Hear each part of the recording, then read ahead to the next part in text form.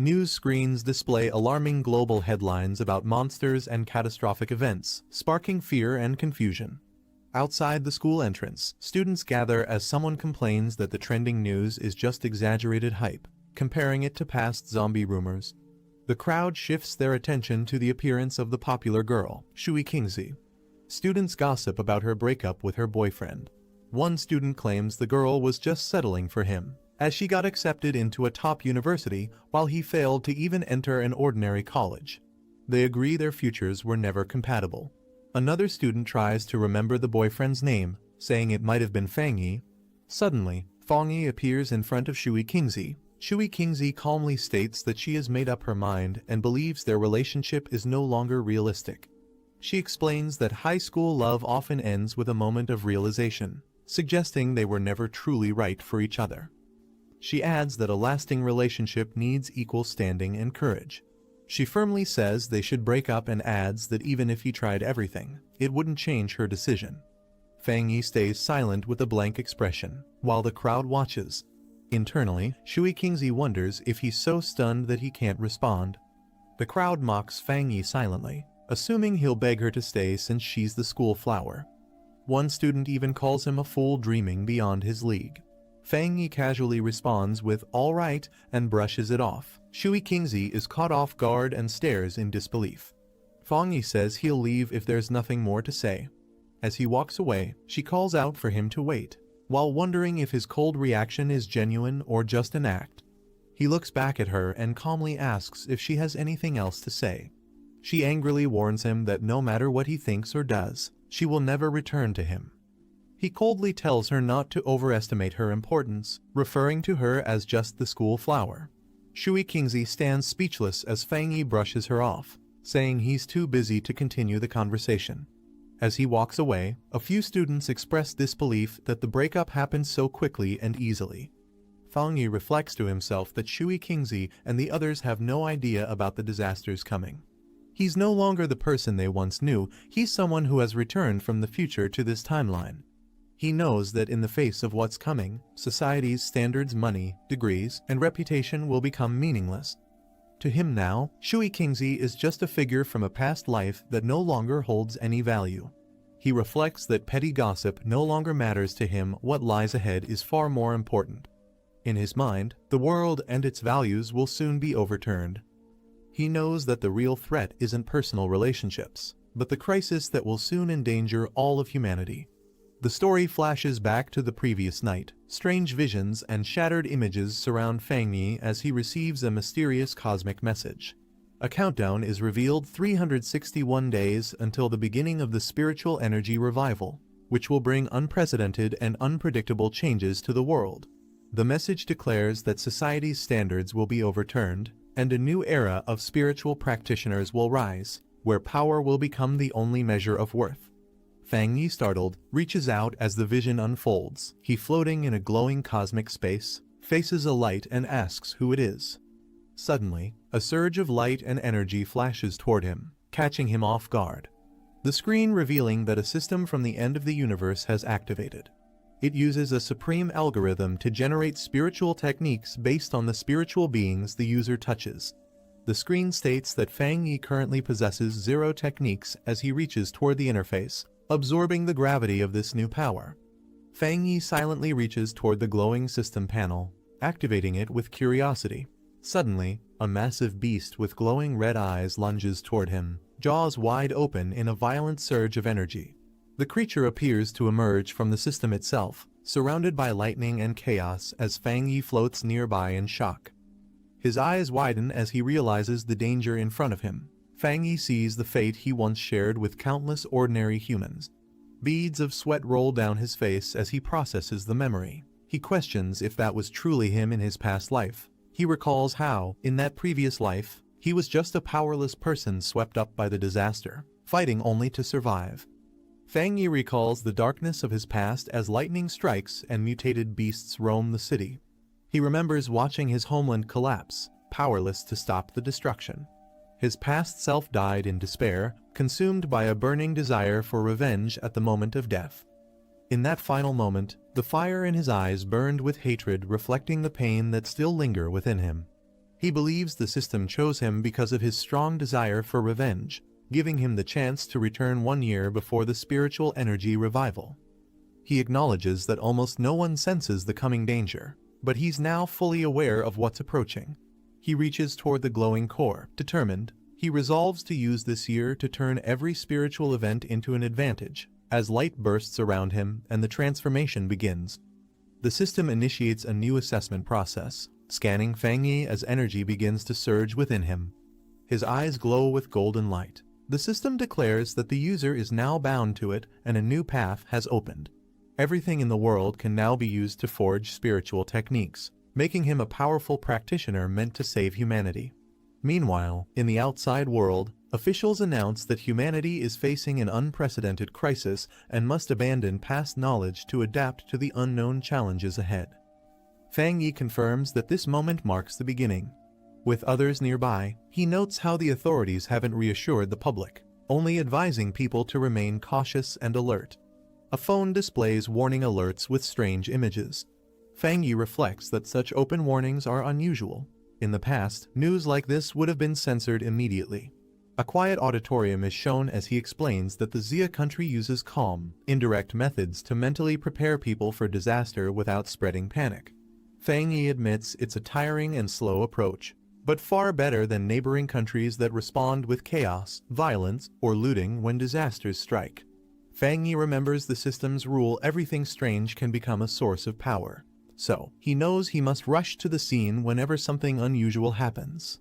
His eyes narrow as he checks his phone. A headline warns of the highest UV levels in a century at Qingcheng University, along with a heat wave alert for new students, disguised as a casual sun protection notice. Some students nearby dismiss it as media hype, joking that the university probably paid to trend, unaware of the deadly seriousness behind the warning. He looks up at the cloudy sky, noticing how different it seems from the weather warning reports just nearby.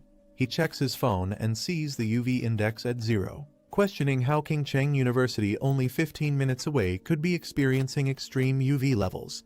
He reads a school announcement stating that registration will proceed as normal despite the intense heat, while online comments joke about the warning being fake or photoshopped.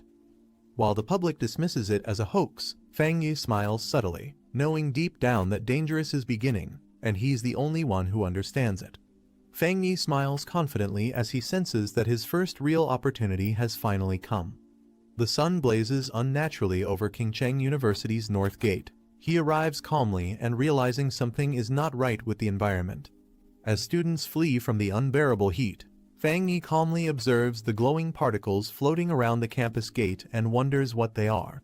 He crouches down and reaches toward one of the flickering lights. As his finger touches the glowing orb, it pulses brightly with a surge of energy.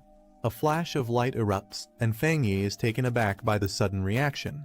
The system detects a severe solar-type energy disturbance and immediately initiates the solar attribute data template. He screams in pain as the overwhelming energy surges through his body. A massive burst of radiant light explodes outward, illuminating the entire area with intense solar energy.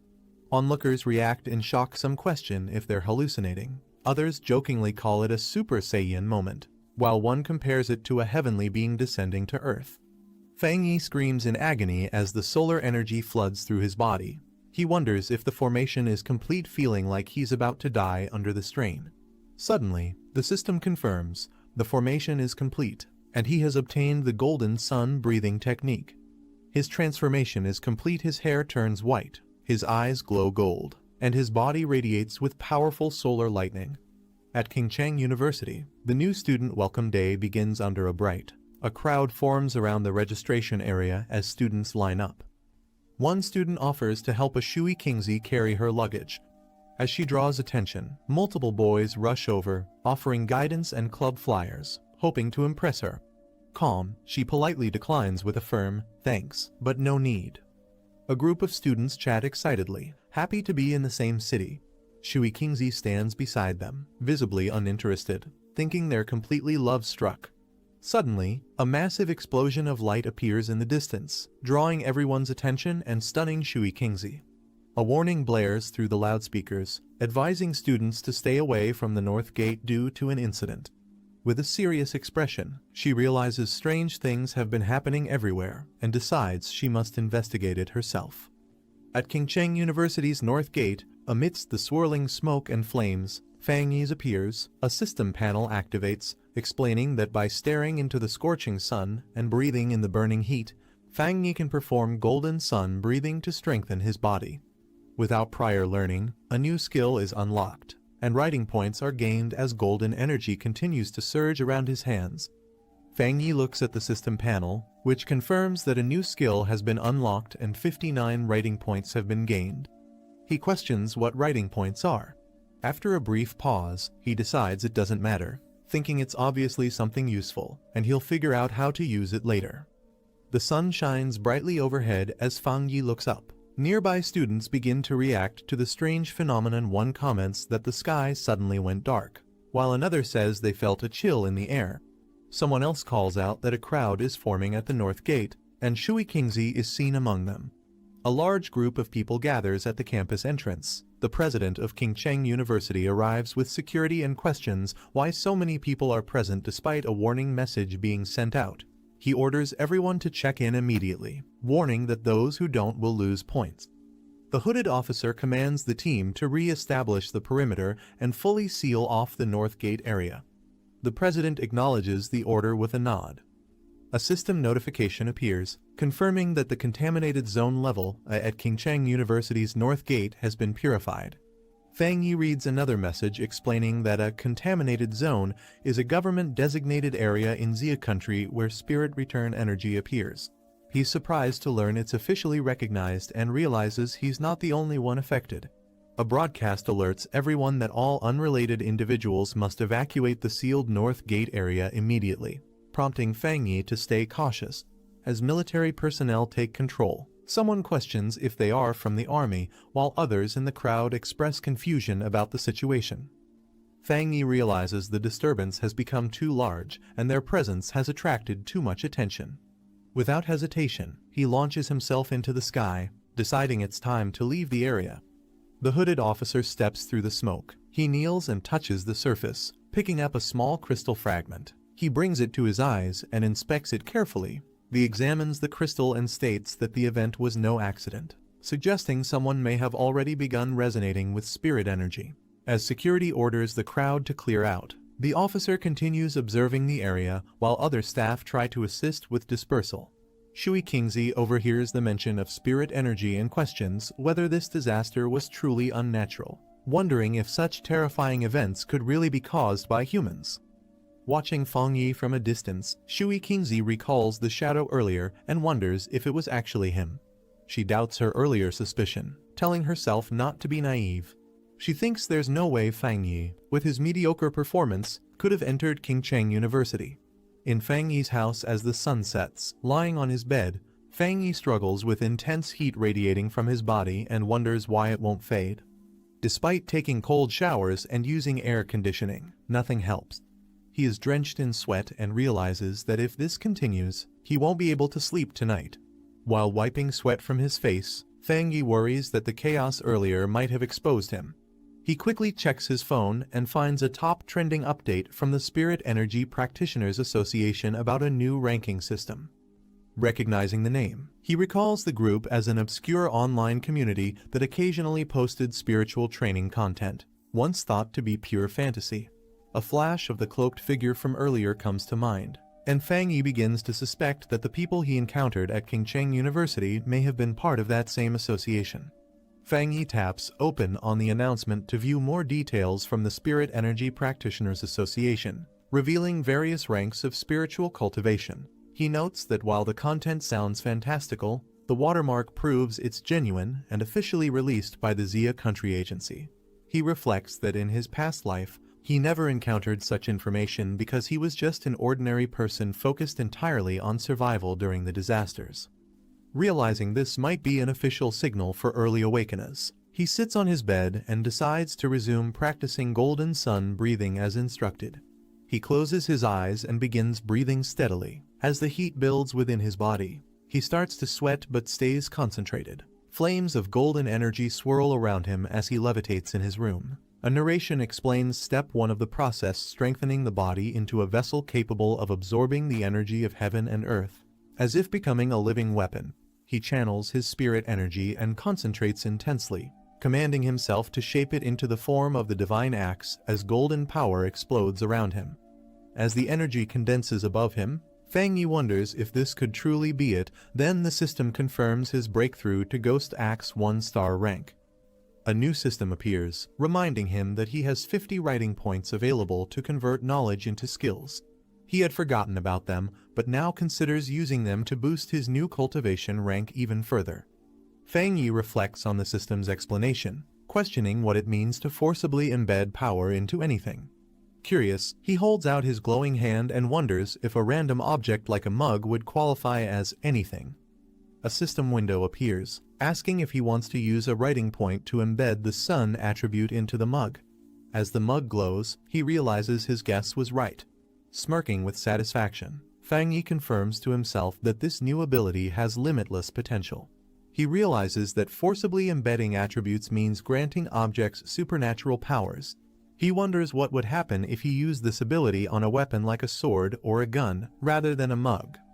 He looks at a sword in his possession, understanding that a weapon crafted specifically for him with supernatural powers will be crucial in the future. Fang Yi stares at the sword in its case, planning to experiment with the system and test its effects before committing to forging a true weapon. Determined, he resolves to fully prepare for the coming threat of mutated beasts. Under the moonlit night, a large mutated beast approaches the building from the forest. The mutated beast crouches in the darkness, watching intently. Inside the room, the sound of coughing echoes repeatedly and moonlight spills through the window onto the bed. Fang Yi lies in bed, sweating and coughing as he shifts slightly and murmurs. Suddenly, he slowly opens his eyes. He sits at the edge of his bed with his feet touching the floor. He walks into the living room and stops, noticing something while moonlight floods the space. He focuses on a sound, thinking that ever since he entered Ghost Axe, his sense of hearing has become sharper than normal, making it easy to hear noises from nearby houses. Still lying on the couch, he continues hearing repeated coughing sounds and realizes something isn't right. Fang Yi peeks out his apartment door and hears coughing echoing from the corridor. He spots a beast with glowing red eyes and black feathers in the hallway and identifies the sound source. It's there. Recognizing it, he realizes the creature is a mutated rabbit beast affected by the mutation. He recalls that even with distant memories from his previous life, seeing this beast again still sends chills through him. Meanwhile, a helicopter with a spotlight approaches the city. A girl with long hair stands on a rooftop under the moonlight, stating that the rabbit who consumed the dark spirit fruit is still on the loose and that its speed is shockingly fast. She instructs to stay updated on any new developments while continuing to eat the lollipop. She leaps across rooftops, swiftly moving through the city. While midair, she suddenly senses something and turns her attention toward it. With force, she kicks off the building and accelerates toward the source. The girl reports that she has detected the beast's dark energy again, and that it fled 20 kilometers away to a residential area. She urges for immediate pursuit to protect the residents. She pushes off a building wall with force. While flipping through the sky, she warns others to be cautious.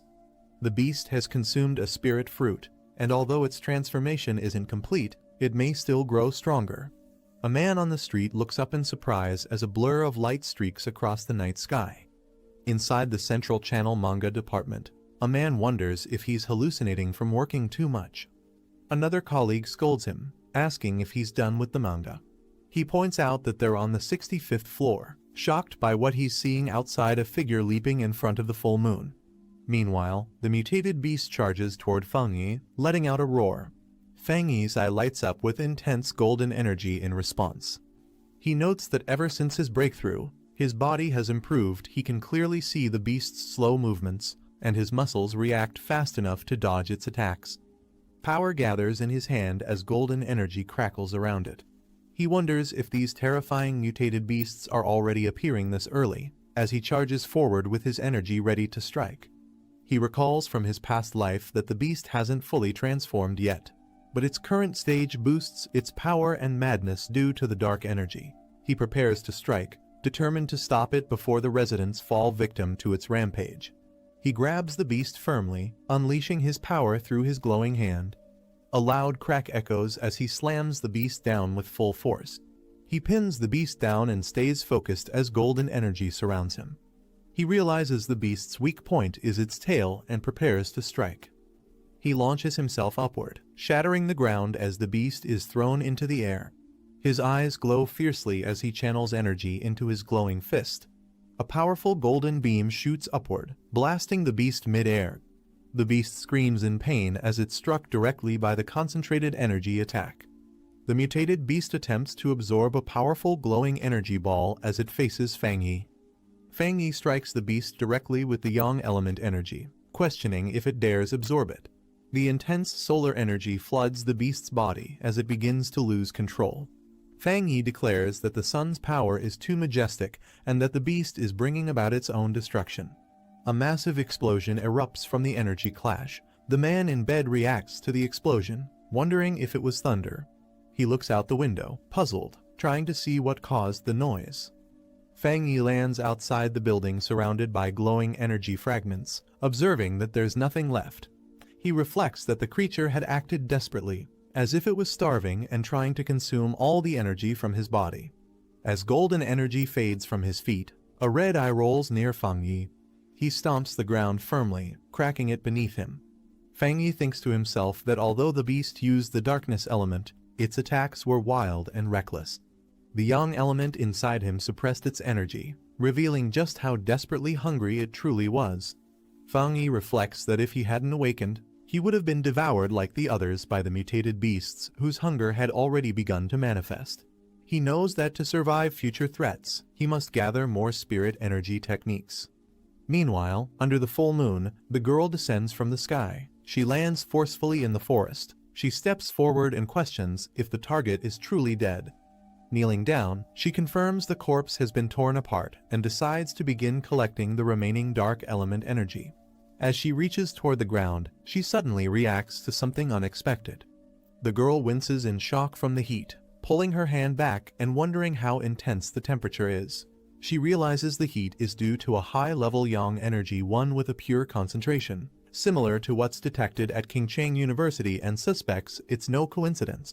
Raising her hand to her earpiece, she contacts HQ, confirming the rabbit is dead and explains she wasn't the one who killed it. A new pioneer did, someone possessing a high-grade elemental affinity.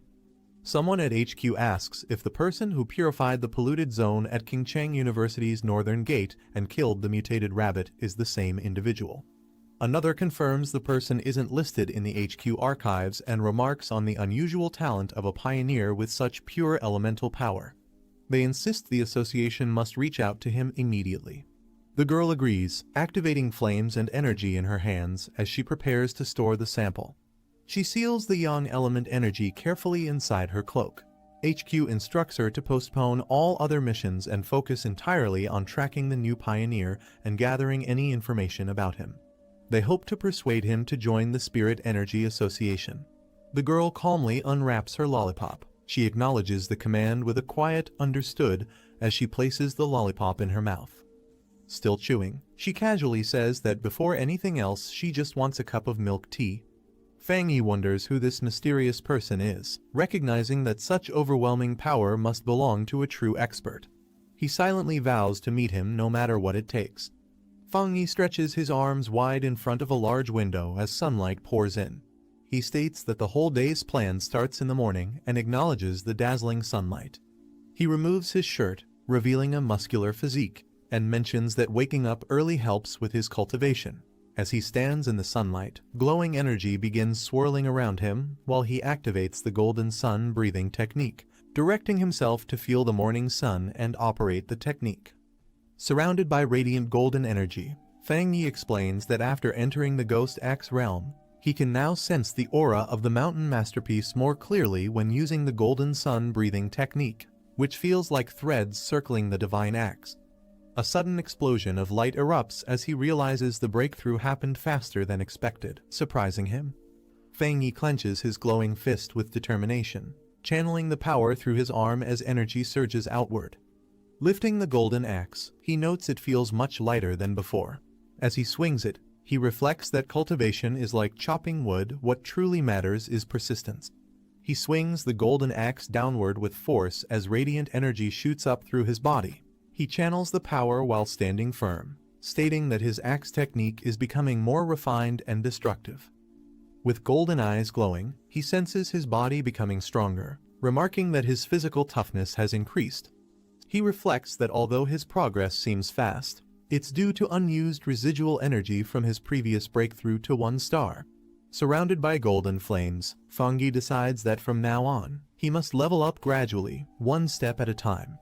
As he glances at a package labeled authentic goods, he notes that the anomalies caused by his cultivation are too flashy and thinks he needs to find a quieter place. At the association office, an older man hears something and reacts with curiosity.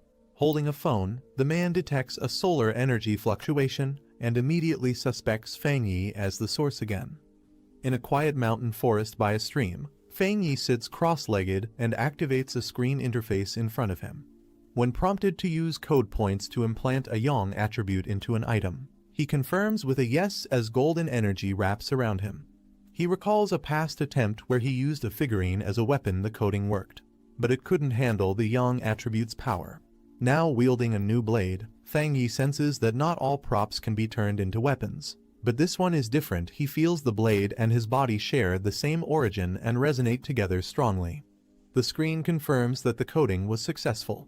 Surrounded by golden energy, Fang Yi praises the weapon and prepares to test its power with a strong swing. Shocked by the overwhelming force, he exclaims in surprise as a massive burst of light explodes from the weapon. Holding the glowing blade with a confident stance, Fang Yi unleashes a fiery arc of energy in a wide slash. Fang Yi unleashes a massive slash that nearly causes a wildfire, relieved that the situation didn't get worse. Seeing the smoke and destruction, he realizes it was too loud and he's probably already been noticed. He prepares to leave quickly. Meanwhile, the girl rushes toward the scene, frustrated and yelling repeatedly in anger. She complains that she only went to redeem a coupon and buy milk tea, but missed something important, blaming her bad luck on retrograde Mercury. The girl looks surprised and shouts in shock upon realizing something about a hot spring.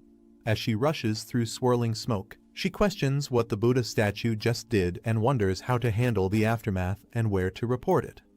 With teary eyes, she worries about getting scolded by the cleanup department again and complains that ever since they appeared, nothing good has happened. Suddenly, she's caught off guard as something hits her from behind. The girl is shocked and yells in disbelief, realizing that last night the aura was still 1-star ghost axe, but now it has advanced to 2-star and even carries the presence of a spirit weapon. A visual explanation describes spirit weapons as powerful tools infused with attributes, far beyond ordinary weapons. She notes that spirit weapons are extremely rare, with the association only possessing 2. She's confused how someone else could have one, especially since current tech is still incomplete and restricted from public use. After a pause, she nervously laughs it off, saying it must be a mistake on her part. Sitting by the stream, she prepares to cool it down and clean up the aftermath. Walking through the forest, Fang Yi reflects that his weapon has the yang attribute now, but the system never said it was limited to just one.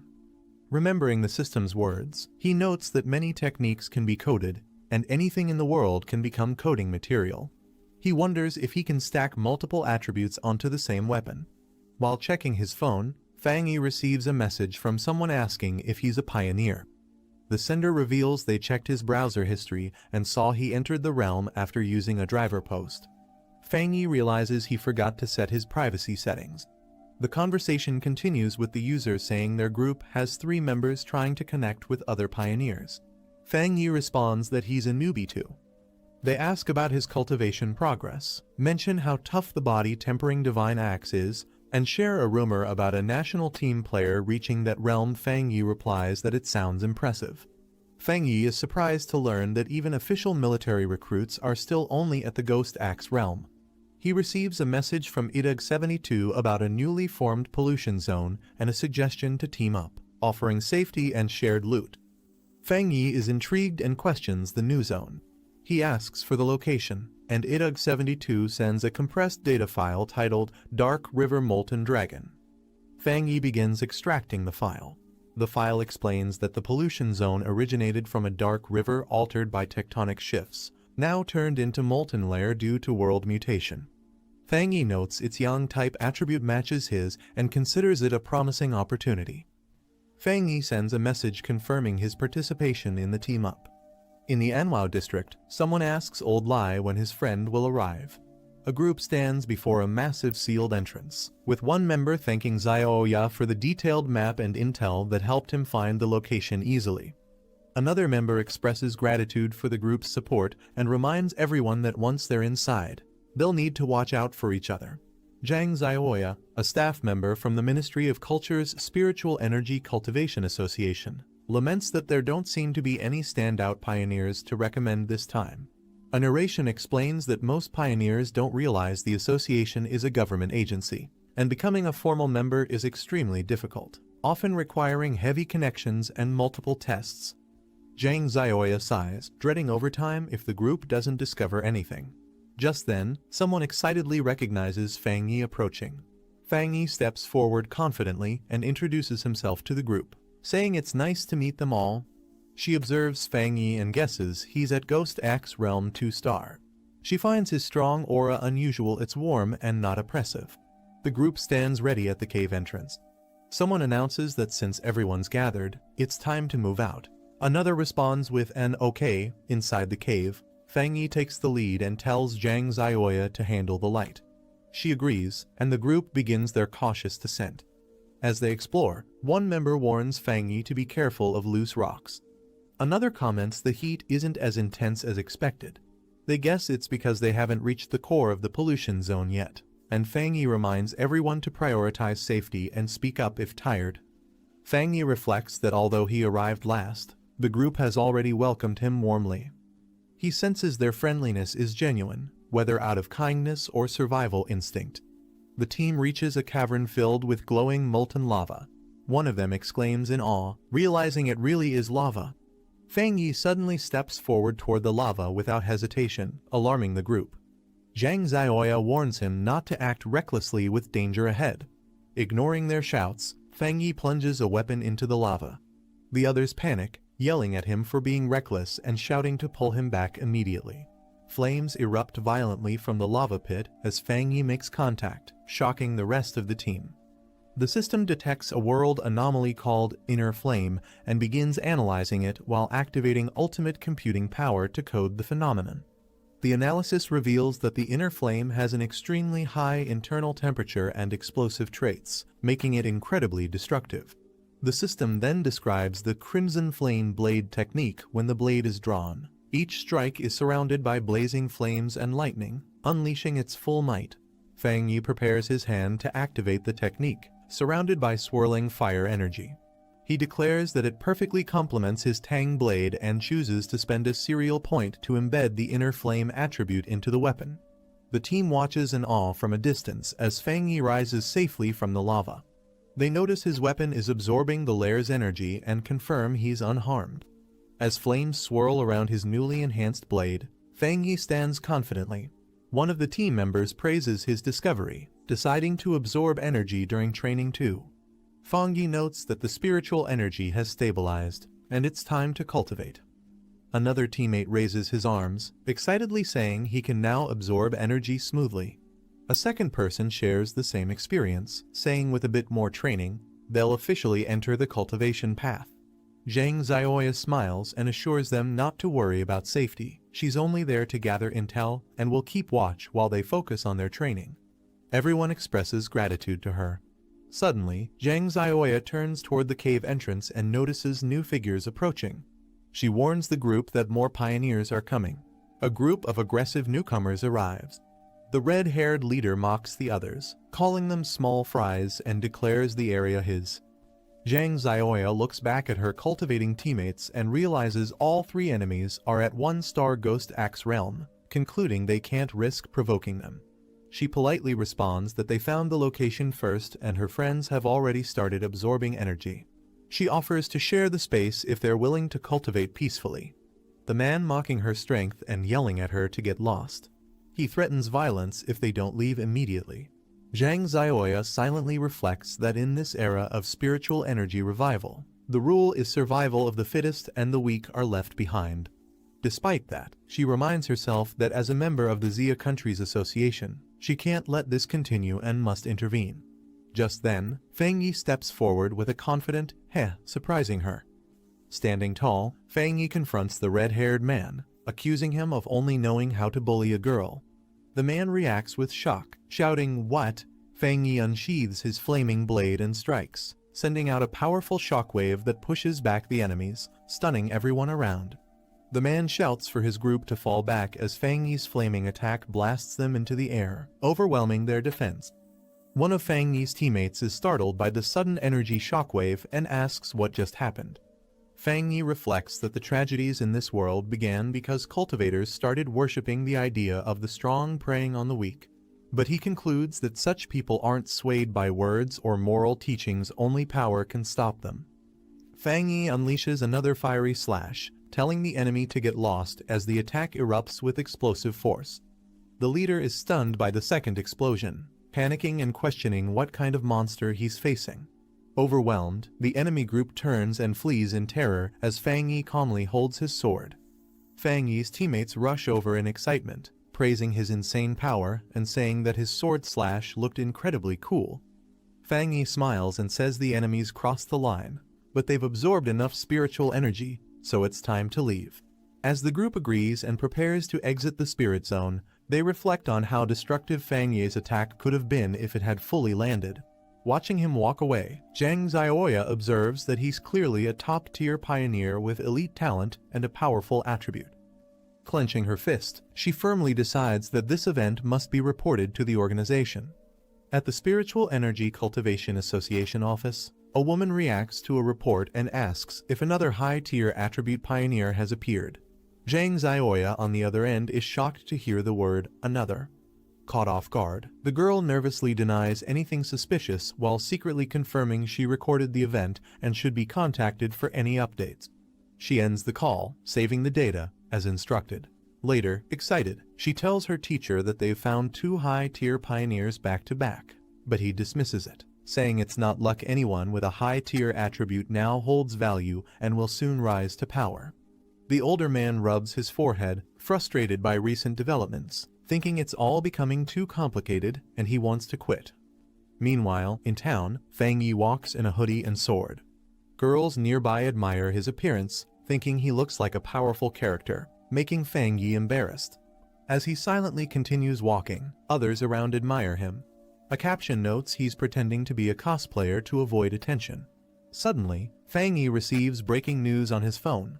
The events from cultivation novels are starting to come true. Golden light in the east, a purple aura, and even a dragon sighting. Fang Yi realizes the anomaly was caused by his inner flame's power, which he underestimated at 2 degrees Celsius. He rules out Old Lai or Zhang Xiaoya leaking his traits. He thinks absorbing yang-type energy might let him break through if he uses the golden sun breathing technique again. Deciding not to delay, he heads toward the back mountain to continue cultivating. 5 minutes later, at the back mountain, Bai King stretches and celebrates completing her task. She's startled by a sudden powerful energy surge glowing in the distance and quickly senses it's coming from the mountain. The overwhelming aura spirals upward, signaling someone is breaking through to the 3-star Ghost Axe realm. Shocked by the scale of the energy, Bai King realizes this breakthrough is beyond monstrous and questions who could be behind it. Bai King slams her foot down, deciding she must immediately investigate the source of the massive energy surge. As she rushes forward with determination, she wonders if the one behind it could be that guy, though it seems too unlikely. Fang Yi raises his hands as spiritual energy begins forming above him, spinning rapidly in a spiral while lightning crackles in the background. He sits cross-legged, surrounded by intense golden flames, eyes glowing. His body is enveloped in a complex aura, and he maintains a focused hand seal.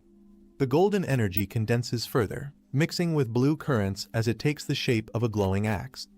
Bai King watches from above, realizing that Fang Yi is trying to control a divine axe. She notes the difficulty of manipulating spiritual power so precisely and wonders if he secretly trained for several years without anyone knowing. Bai King recalls how she previously failed while breaking through, vomiting blood and collapsing under pressure. She stares at Fang Yi from her bed and questions if he's truly a monster born from thunder. She observes how the divine axe is filled with spiritual energy, and how Fang Yi controls it precisely. She notes that every movement of the aura looks like it could strike with immense force, and recognizes that someone like him isn't just a genius, he's a being summoned by the heavens. Meanwhile, how most cultivators would rush to finish after forming a core, but Fang Yi maintains sharp focus and sword-like intent. He compares Fang Yi's calm to that of a high-ranking cultivator. Bai King chases the divine axe's aura as it begins to move again. She yells that the divine axe has shifted toward the east. Fang Yi's eyes glow intensely with golden light. He rises into the air, fully wrapped in golden lightning as energy erupts around him. He successfully breaks through to the second star of the Ghost Axe realm. Bai King braces herself amid the crashing energy blasts, breathing heavily while standing within the storm of golden lightning. She is flung back by a massive energy surge as Fang Yi's divine axe unleashes a shockwave, engulfing the area in golden force. Catching her breath, Bai King wonders why she still can't get close even though only 30 seconds have passed.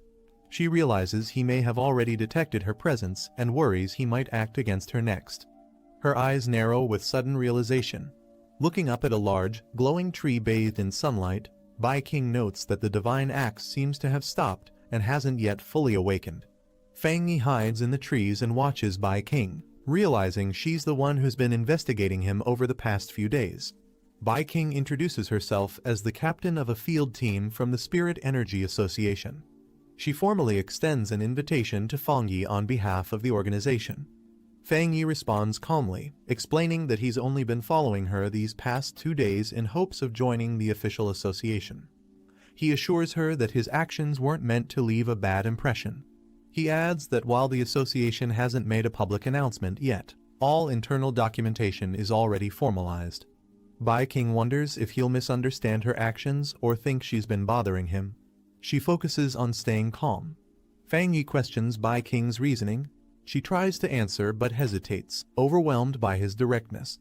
She debates whether to be honest, unsure if revealing the truth would make things worse. He explains that he wanted to locate the Spirit Energy Association early to integrate with their system and correct misunderstandings about rogue cultivators, giving both sides more clarity. He acknowledges that despite their differences, they all must face the same threats ahead.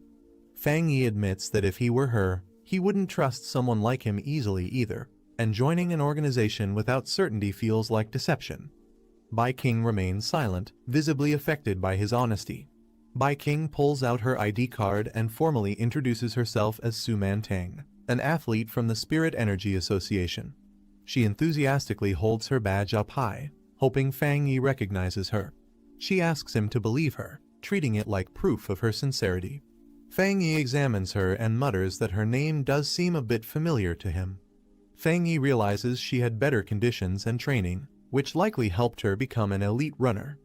He acknowledges it explains her speed, but something still bothers him. Fang Yi looks serious, remembering that in his previous life, Su Mantang failed to fulfill her mission and humanity was ultimately wiped out. He recalls the destruction of the world and thinks that now that he's been reborn and granted a system, he must one day join their cause, but the time isn't right yet. Su Mantang smiles and says she really does recognize him, hoping it builds trust. Fang Yi quickly leaps away, telling her he'll consider the offer, leaving behind a trail of wind. Fang Yi reappears behind Su Mantang and tells her to temporarily keep his identity and actions a secret from others. Based on her conduct, he concludes that the Spirit Energy Association likely trusts her more than other scouts. He internally decides to make use of her abilities, believing she can serve his goals well.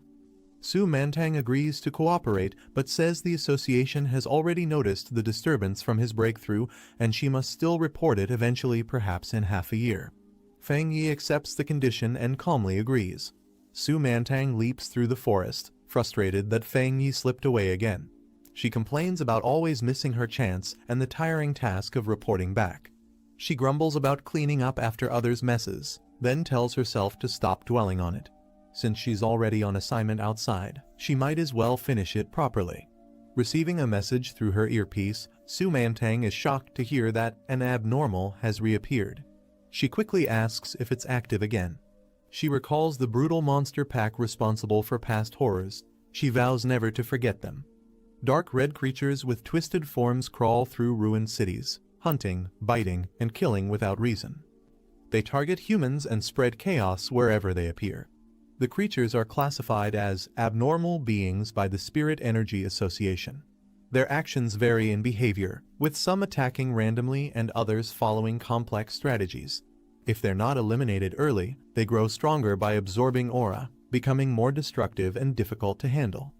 Lightning strikes violently in the middle of a heavy rainstorm, illuminating tall city buildings. Fang Yi steps into a puddle as rain pours heavily. Emergency warnings flash on electronic screens, announcing that the area has entered a dangerous state and civilians should evacuate immediately. Passers-by comment on how frequent these anomalies have become. Fang Yi looks up. He notes the intense lightning pressure in the atmosphere and realizes that the center of the storm is still moving. Fang Yi climbs a flight of stairs in the rain. He stops before a distant mountain struck by purple lightning and mutters that the signal is coming from there. Without hesitation, he leaps forward into the storm. He lands with speed, sprinting up the slope toward the mountain. He receives a system alert confirming the area ahead is contaminated. Target location, Jade Peak. Another display identifies Jade Peak as a 545-meter mountain and a notable landmark in the city. Fang Yi approaches through the misty, skeletal forest littered with bones. The system reports that the contamination level is currently unknown. Fang Yi continues forward without hesitation. Suddenly, Fang Yi's eyes sharpen as he senses something unusual nearby. A massive bolt of bright blue lightning strikes down in front of him. The meeting begins with a report showing a mountain struck by lightning. They explain that the spiritual energy levels are rising, and the danger level of Yuhuang Peak is increasing rapidly. A man in a suit says this is a serious situation. The original cleanup team was reassigned, so the emergency meeting was called. He then asks King Yin to continue the briefing. Bai King, in front of the council, explains that currently the peak is inaccessible due to explosive lightning-type spiritual energy. They had only rated it as an A-level pollution zone so far. Bai King adds that in 1 hour, it will reach a level that demands a new emergency classification. However, based on past data, no one in their district, including herself, has the ability to approach it safely. The officials review death rate estimates and conclude that even Ghost Axe Tier 3 elites have a 100% fatality rate if deployed into the contaminated zone. Another officer proposes immediate lockdown around Yuhuang Peak's base with 24-hour patrols to stop anyone from entering. A second officer agrees, stating the mountain must be sealed completely from the root of the danger. They finalize the decision. No one is allowed near the spirit turbulence until energy levels drop. The zone will remain locked for safety. Suddenly, lightning crashes into the mountain. Amid the rain and flashing light, Fang Yi appears in a hooded cloak, muttering to himself that he will reclaim his memory.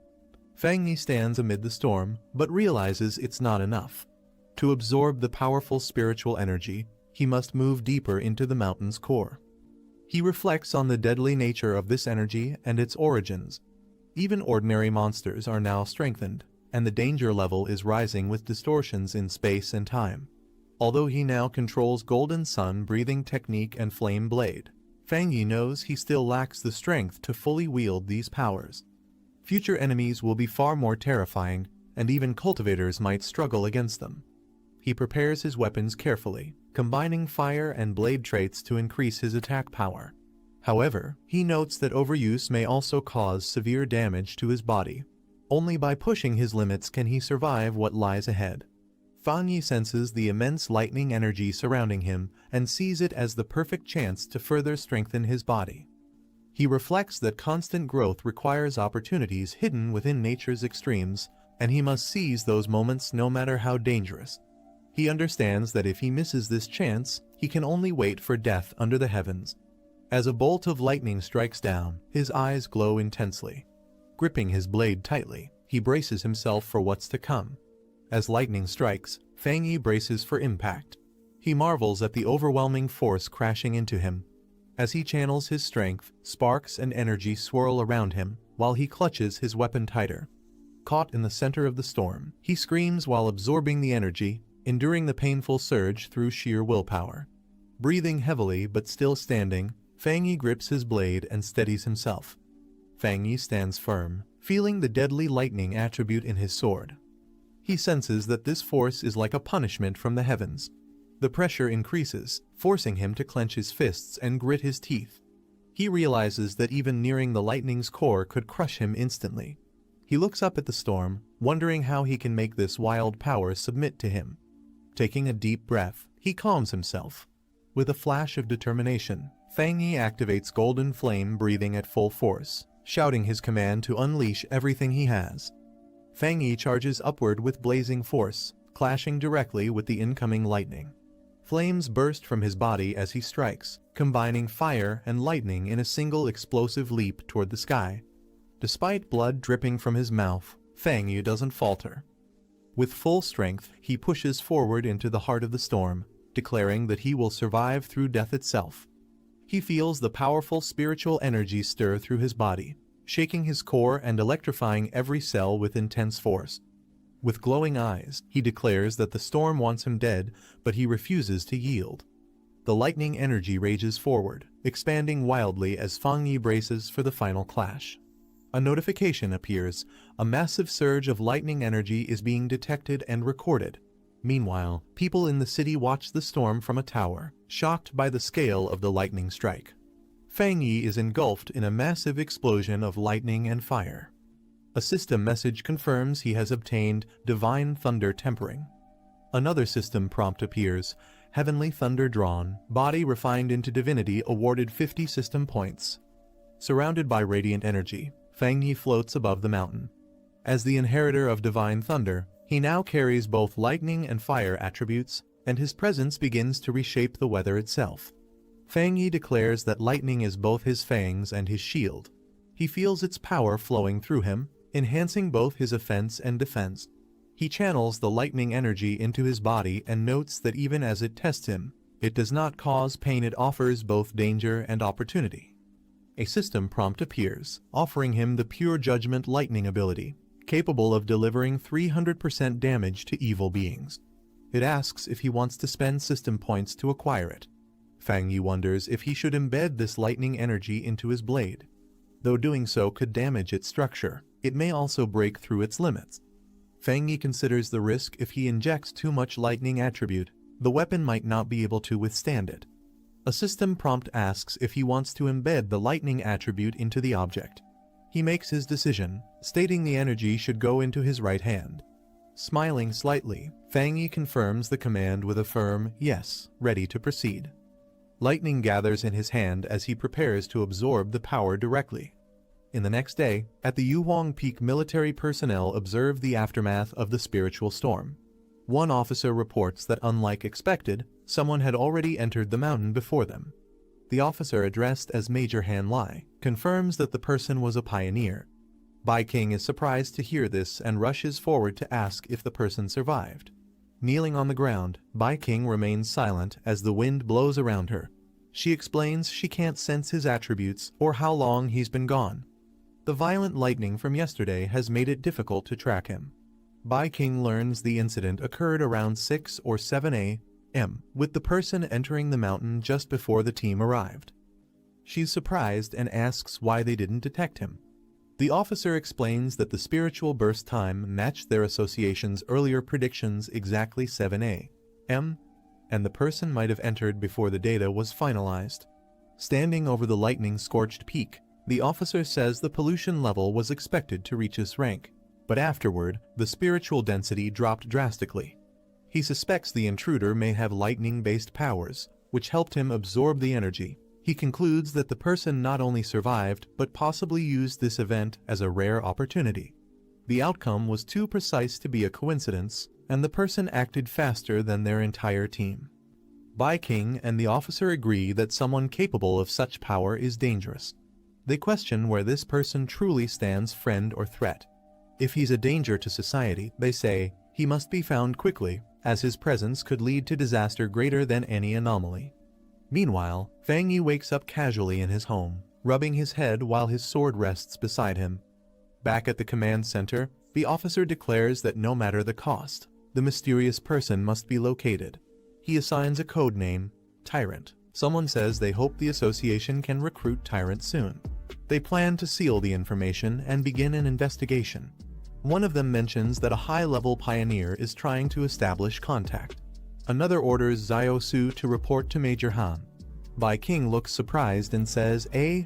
The commander explains that the pioneer is the one who purified the anomaly at the A-rank pollution zone near Qingshan University. Bai King silently panics, thinking she can't let anything slip. She says she has tried to make contact recently, but the person's whereabouts are strange. She recalls finding a mutated rabbit beast's corpse and suspects the person has a Yang Flame attribute. She plans to get close to investigate how he purified the north gate of Qingcheng University.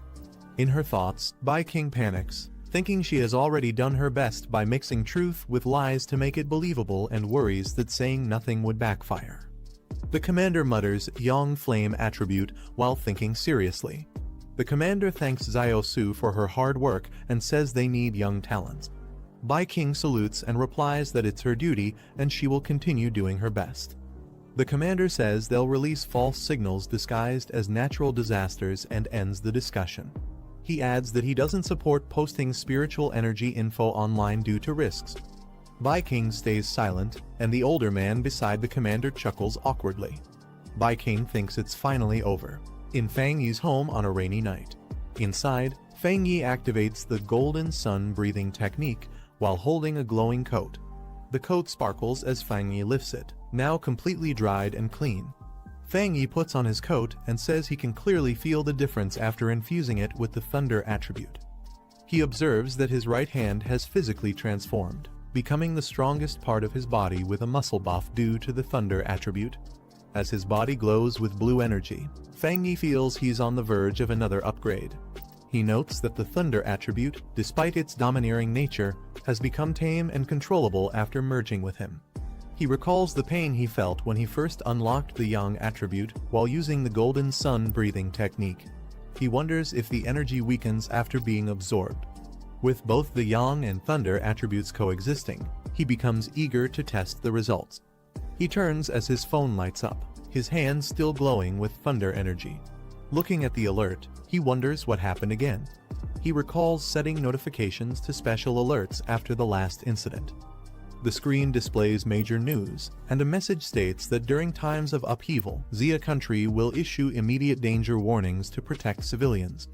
Fang Yi reflects that while these warnings are for safety, the opportunities within them are extremely tempting for pioneers like him, even if it means risking death and annihilation. He feels compelled to act.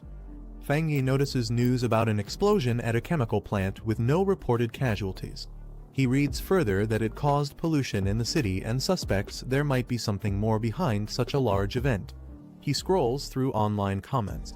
Some describe a cold, evil aura near the site, others dismiss it, while a few mention it felt eerie, oppressive, and apocalyptic.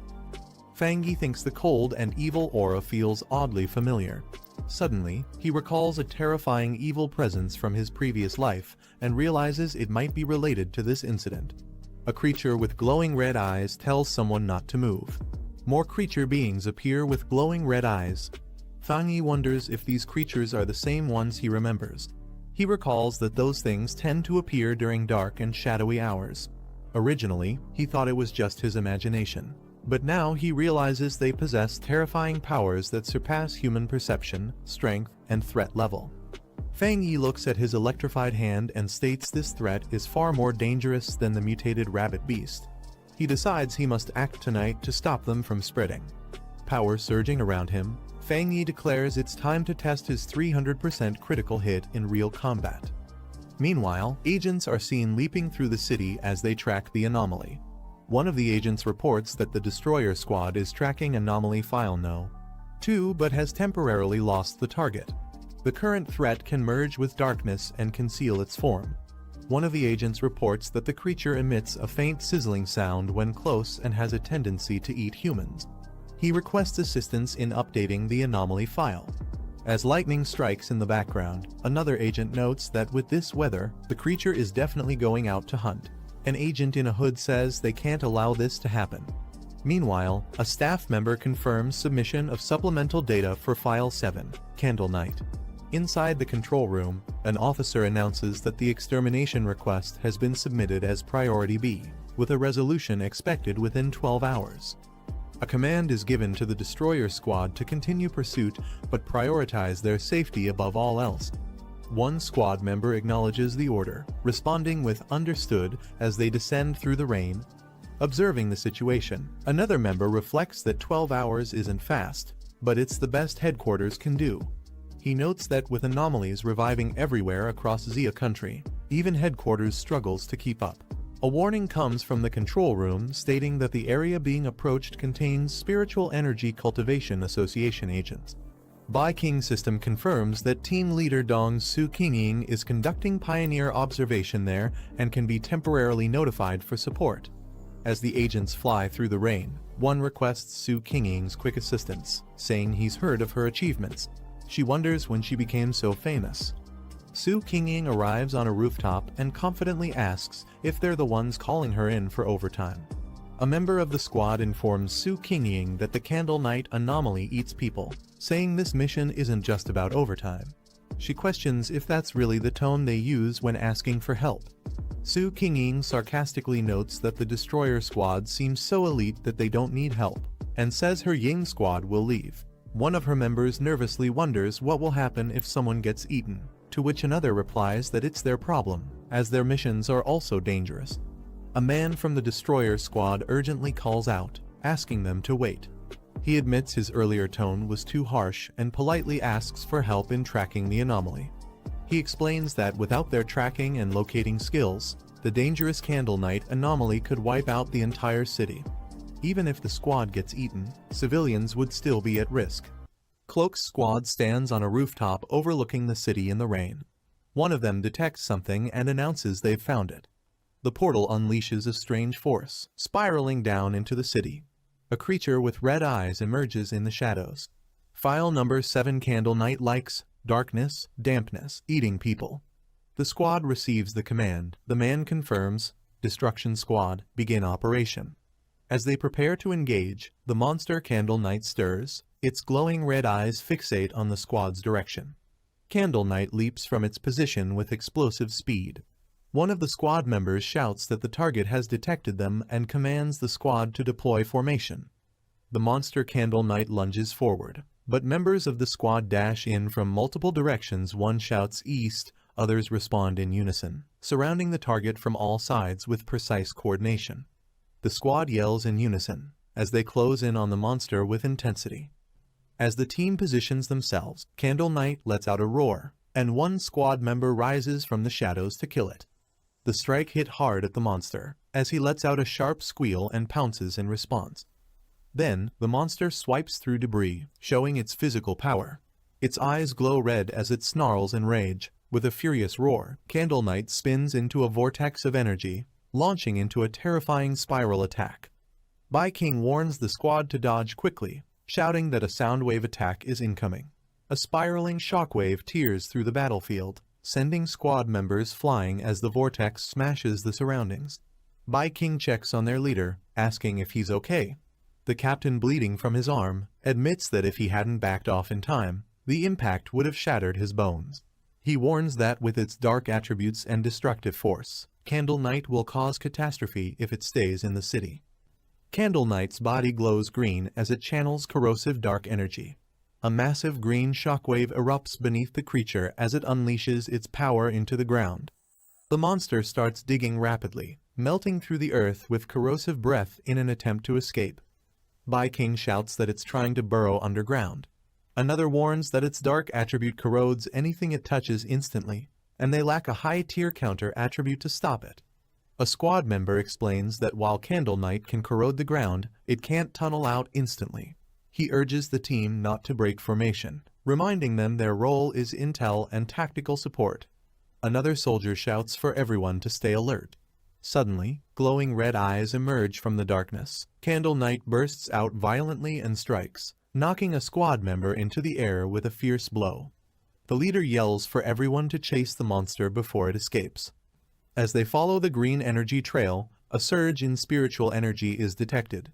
Reaching a rooftop, one member notices the spike and commands the others to wait outside, while they follow the target in. Inside an abandoned factory, the lead scout prepares to scan for spiritual energy readings before proceeding.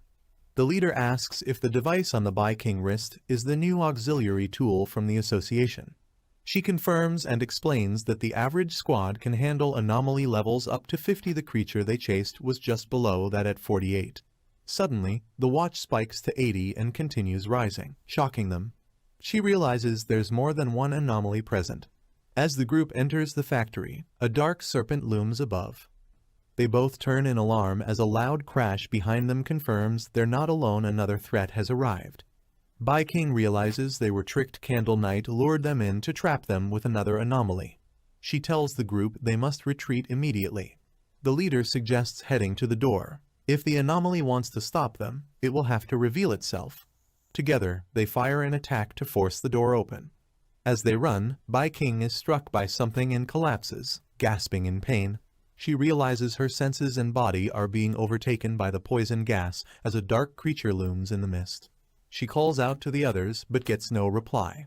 Alone in the mist-filled factory, she suspects they're nearby but unable to respond. Holding her communicator, she pieces it together. Candle Knight lured them in, but the poisonous place belongs to another anomaly, likely a giant serpent.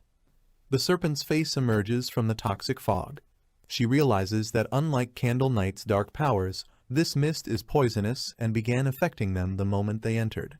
The gas not only paralyzes senses but drains spiritual energy rapidly. She knows if she tries to attack now, her energy will run out. She's already close to collapse. Lying on the ground, she questions what kind of anomaly could possess such intelligence and overwhelming power. It feels like they're being toyed with. Her body collapses completely. A faint light breaks through the ceiling above, but she's too weak to move. As her eye barely opens, struggling to stay conscious as she senses something approaching. Fang Yi crashes down from above, descending with confidence. He lands firmly on the ground, cracking the floor beneath him with sheer impact. Standing tall, he faces the looming serpent and confirms it's a dark attribute anomaly, unfazed and fully in control. The black serpent lunges with jaws wide open, aiming to devour the intruder. He dodges swiftly, but a second creature, Candle Knight, crashes into him from above. He's forced back, growling in frustration as both enemies close in. Realizing the truth mid-battle, he confirms there are two anomalies working together. He smirks, realizing one anomaly lures while the other harvests. He mocks Candle Knight, biting him, saying it must enjoy it too much. Power surges through him as he activates thunder energy. He slashes through the serpent, burning its body with a blazing attack enhanced by thunder. With lightning crackling, he turns to the next enemy and challenges it to handle fire next. The black serpent opens its mouth wide, revealing sharp fangs as green liquid drips from its eye. Fang Yi swings his glowing golden weapon in a fast motion toward the black serpent. He tells the serpent to focus on the blade. The black serpent coils its massive body, facing the glowing attack ahead. Fang Yi strikes down the black serpent's head with his glowing blade. He lands and faces the black serpent as it looms forward. Fang Yi notices something unusual, then sees the black serpent's mouth glowing green. Observing the serpent's attack, Fang Yi notes that it had a follow-up move as expected. The black serpent's head is struck by a surge of blue lightning, causing it to react in shock. The serpent roars as the lightning spreads violently through its body. Fang Yi notes that sensing the attack in advance was fortunate, as the serpent's dark aura is more dangerous than Candle Knight's. He explains that while wielding the Tang sword and using the power of infernal flame, he controlled and retracted the force, then used the sword to channel thunderbolt power into the serpent's body. He explains that while Candle Knight is fierce, its power is weak and can only harm a few humans, but the black serpent is different. He notices purple marks on his arm and identifies them as snake scales. Fang Yi realizes the black serpent is a cunning mutated species with improved intelligence, capable of deadly sneak attacks. He notes its poison has a built-in paralyzing effect that kills silently without leaving a trace. He looks at the mark closely, revealing a cut on his skin. Fang Yi feels a sharp pain, but notes it must be due to the circulating golden sun breathing technique in his body. He explains that the yang flame attribute can dissolve poison, while the golden sun breathing technique protects, heals, and purifies, giving him a clear pain response to warn of incoming poison attacks. Fang Yi thinks that for others without his defenses, the poison could be incurable, and observes that the serpent likely relies on ambush tactics to grow to its size, being around 3-star ghost axe rank. He adds that with Candle Knight as its partner, it becomes the perfect trap for elite pioneers, and it has likely devoured many people who never reached the association. The black serpent burns away, leaving only its skeleton as Fang Yi notes that no matter how dangerous it was, its end is ash and dust. He reflects that while the infernal flame was strong, the thunder attribute's triple critical hit was the highlight, making his combat ability decent among pioneers. Fang Yi stands silently in front of the blazing flames. He walks away, leaving the fire burning behind him. Fang Yi senses that someone is still present near the flames. He approaches as coughing is heard through the smoke. Bai King appears, staying silent. Fang Yi recognizes her as someone from the association, recalling her name starts with Su, while another person tells her there's no need to pretend. Fang Yi tells Bai King that her act of playing dead needs improvement. She realizes it really was him earlier and claims she woke up from the smell, not pretending. Fang Yi points out that she's strong, as she still had enough energy to shield herself when her teammates had passed out, and she wouldn't have noticed the smell of blood or burnt flesh otherwise. She awkwardly thanks him for the compliment. She admits she kept a bit of spiritual energy to protect herself, but wonders how he managed to defeat both Candle Knight and the giant serpent. Fang Yi tells Bai King she doesn't need to keep covering her eyes, only to promise to be honest and not reveal his identity. He notes it's getting late and, since she and her teammates are safe, he'll leave first. She thinks he's more friendly than before. She calls out for him to wait. Fang Yi declines, saying too many words spoil things, and leaves the scene to her. Fang Yi leaps away from the scene. He's relieved the white-haired girl didn't see him trying to absorb the dark attribute earlier, finding the discomfort and eerie coldness disgusting.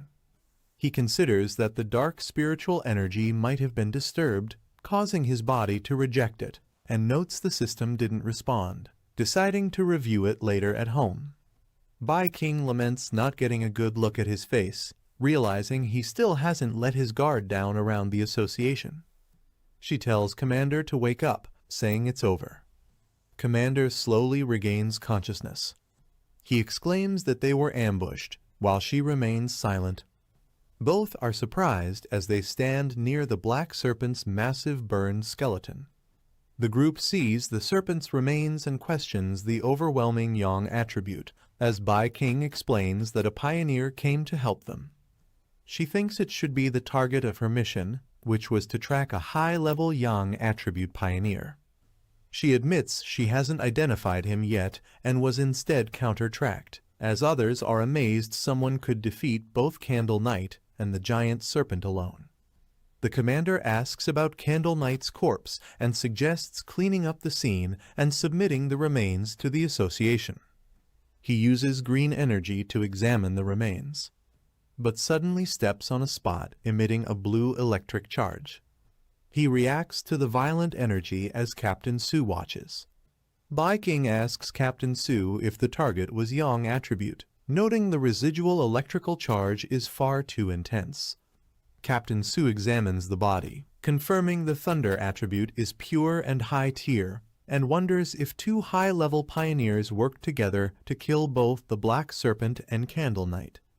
Captain Su realizes only one person appeared and thinks no one would believe a single person carried two extreme high-level attributes. She notes that just having one of them would make someone a top-tier genius. She calls it a dual high-tier attribute pioneer, something nearly unheard of, identifying one as the young Flame Walker. She identifies the other as the Thunder Tyrant. Fang Yi stands surrounded by lightning, holding a fiery weapon, while someone questions what kind of person he is. He thinks about how it was a good decision to have his team stationed outside the factory, knowing they would report to the association if he stayed inside too long. Bai King is hugged by two people who express relief that she is alive and say they thought they had lost her forever, wondering what they would have done if she had died. An association member examines a digital screen, with their task now focused on scanning residual spiritual energy, analyzing traces. Association reconnaissance personnel scan the ground for traces and report the outcome to the association. A member explains to both captains that based on trace comparisons, whether from combat habits or kill patterns, all evidence points to a single person responsible for killing both anomalies. Captain Su states there is a 99% probability it's the same individual. One man remarks that it really is a dual high-tier attribute pioneer, admitting he thought they had made a mistake. Captain Su agrees, noting either of the anomalies alone could have wiped them out, and another adds that this powerhouse defeated them in a single strike. Even though they are all in the Ghost Axe realm, the power gap is enormous. Bai King says her surveillance target has appeared, the data has been updated, and she needs to report to the higher-ups. She reports that both Tyrant and the North Gate of Qingcheng University were her assigned targets. A man on the phone responds that he understands the situation and tells Xiao Su to pause her mission for now. She hears that since the target saved her, eliminated the anomalies, and secured the area, it means he doesn't resent the association and isn't their enemy. However, for her safety and to make a good impression on him, she should avoid contacting him for now, even though Old Han disagrees with this view. She says she has one theory about something that happened before, when Tyrant was about to advance at the back mountain. The man on the phone asks what it is. Bai King explains that she once sensed an incredibly strong aura in the area where he was active and suspected he might have a spiritual weapon, though she thought it was unlikely. But now that it's confirmed he is a dual high-tier attribute pioneer, she believes otherwise. The man asks in surprise if he has a spiritual weapon. The man says it's unlikely for someone, no matter how gifted, to possess a spiritual weapon without outside help or resources. He adds that the reconnaissance team found no traces of a third spiritual energy attribute usually linked to a spiritual weapon. Bai King explains that when she came into contact, the spiritual weapon aura she sensed was of the yang attribute. The man understands, saying that if the weapon's attribute comes directly from his own yang energy, then if he is a spirit creation realm cultivator, it is theoretically possible for him to create it on his own. Bai King reacts with surprise, noting that spirit creation realm cultivators are extremely rare worldwide, with barely more than 2 known. She adds that if this person possesses a third attribute, it would completely shift the balance and shake the entire pioneer community.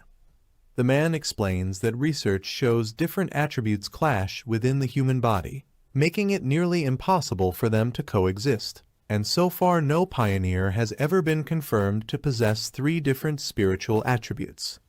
He says that if the person truly has a spiritual weapon, the absence of a detected third attribute might actually be good. He hopes such a powerful pioneer never becomes humanity's enemy.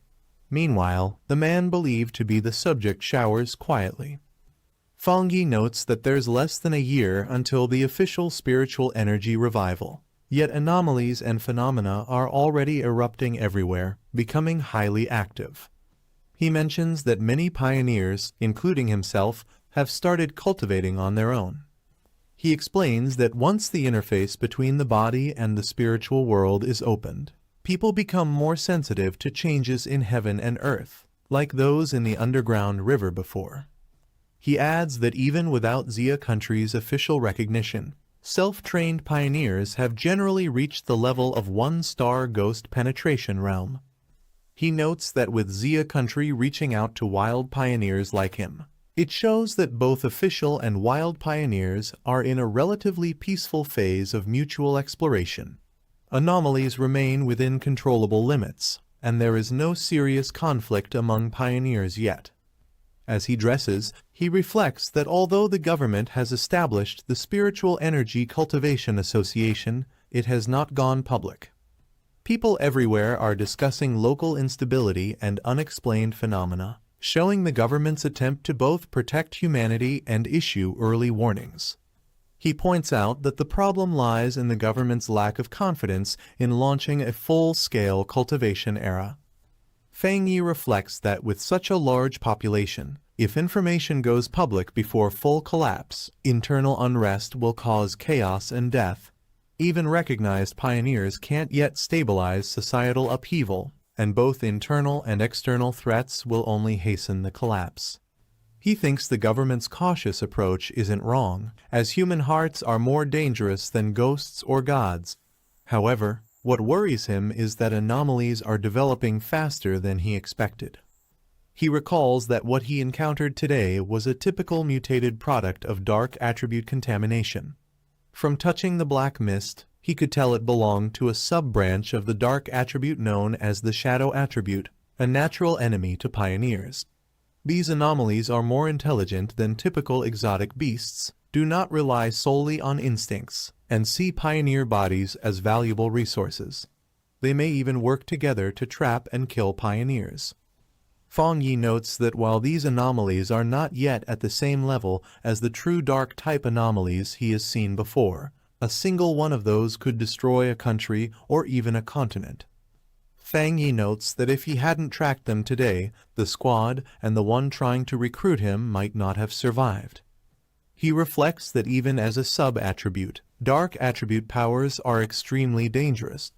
If it's labeled temporarily unabsorbable, it means he might eventually be able to absorb it once conditions are met, possibly turning the tide.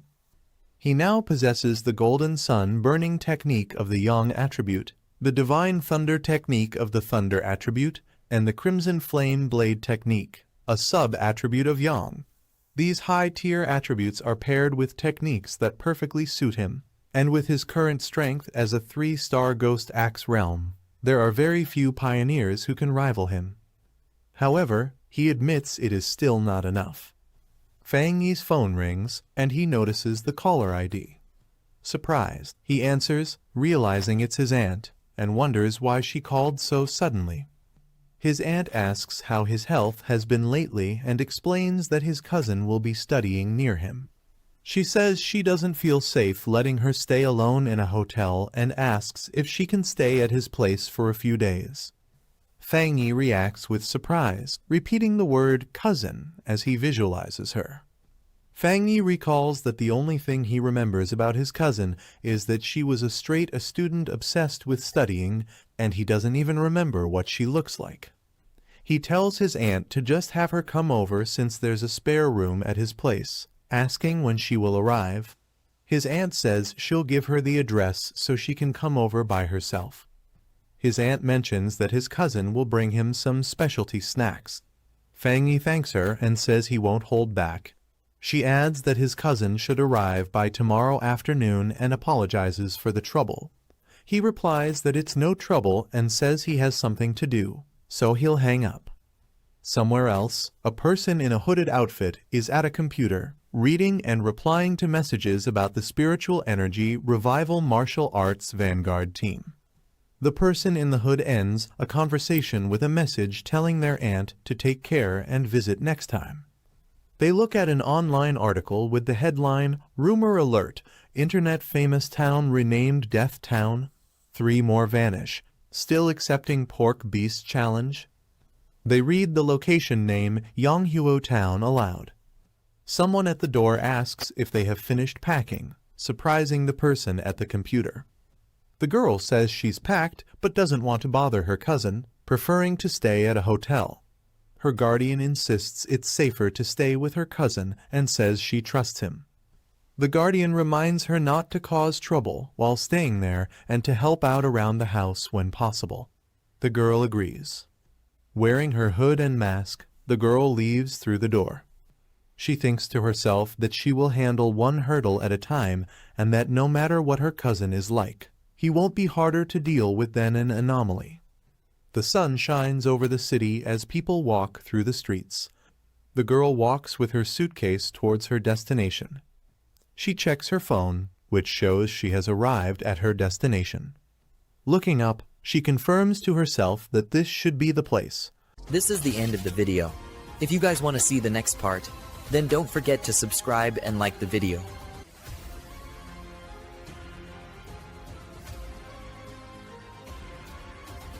He entered the house, surprised to see someone waiting for him. The girl called out hesitantly, asking if he was her cousin. He stared at her, realizing he couldn't recognize her face, and asked if she was Lin Yiji. She quietly confirmed, keeping her composure. Later, the two sat together in the living room. He told her that if she ever needed anything, she could simply call him. She politely thanked him, addressing him as cousin, while the silence between them lingered. He handed her a spare key, mentioning that her room was just across the hall. She politely thanked him and apologized for troubling him during these few days. As he left, she thought to herself that her cousin seemed easy to get along with and wouldn't pry into her matters. However, he quietly observed her, sensing something unusual.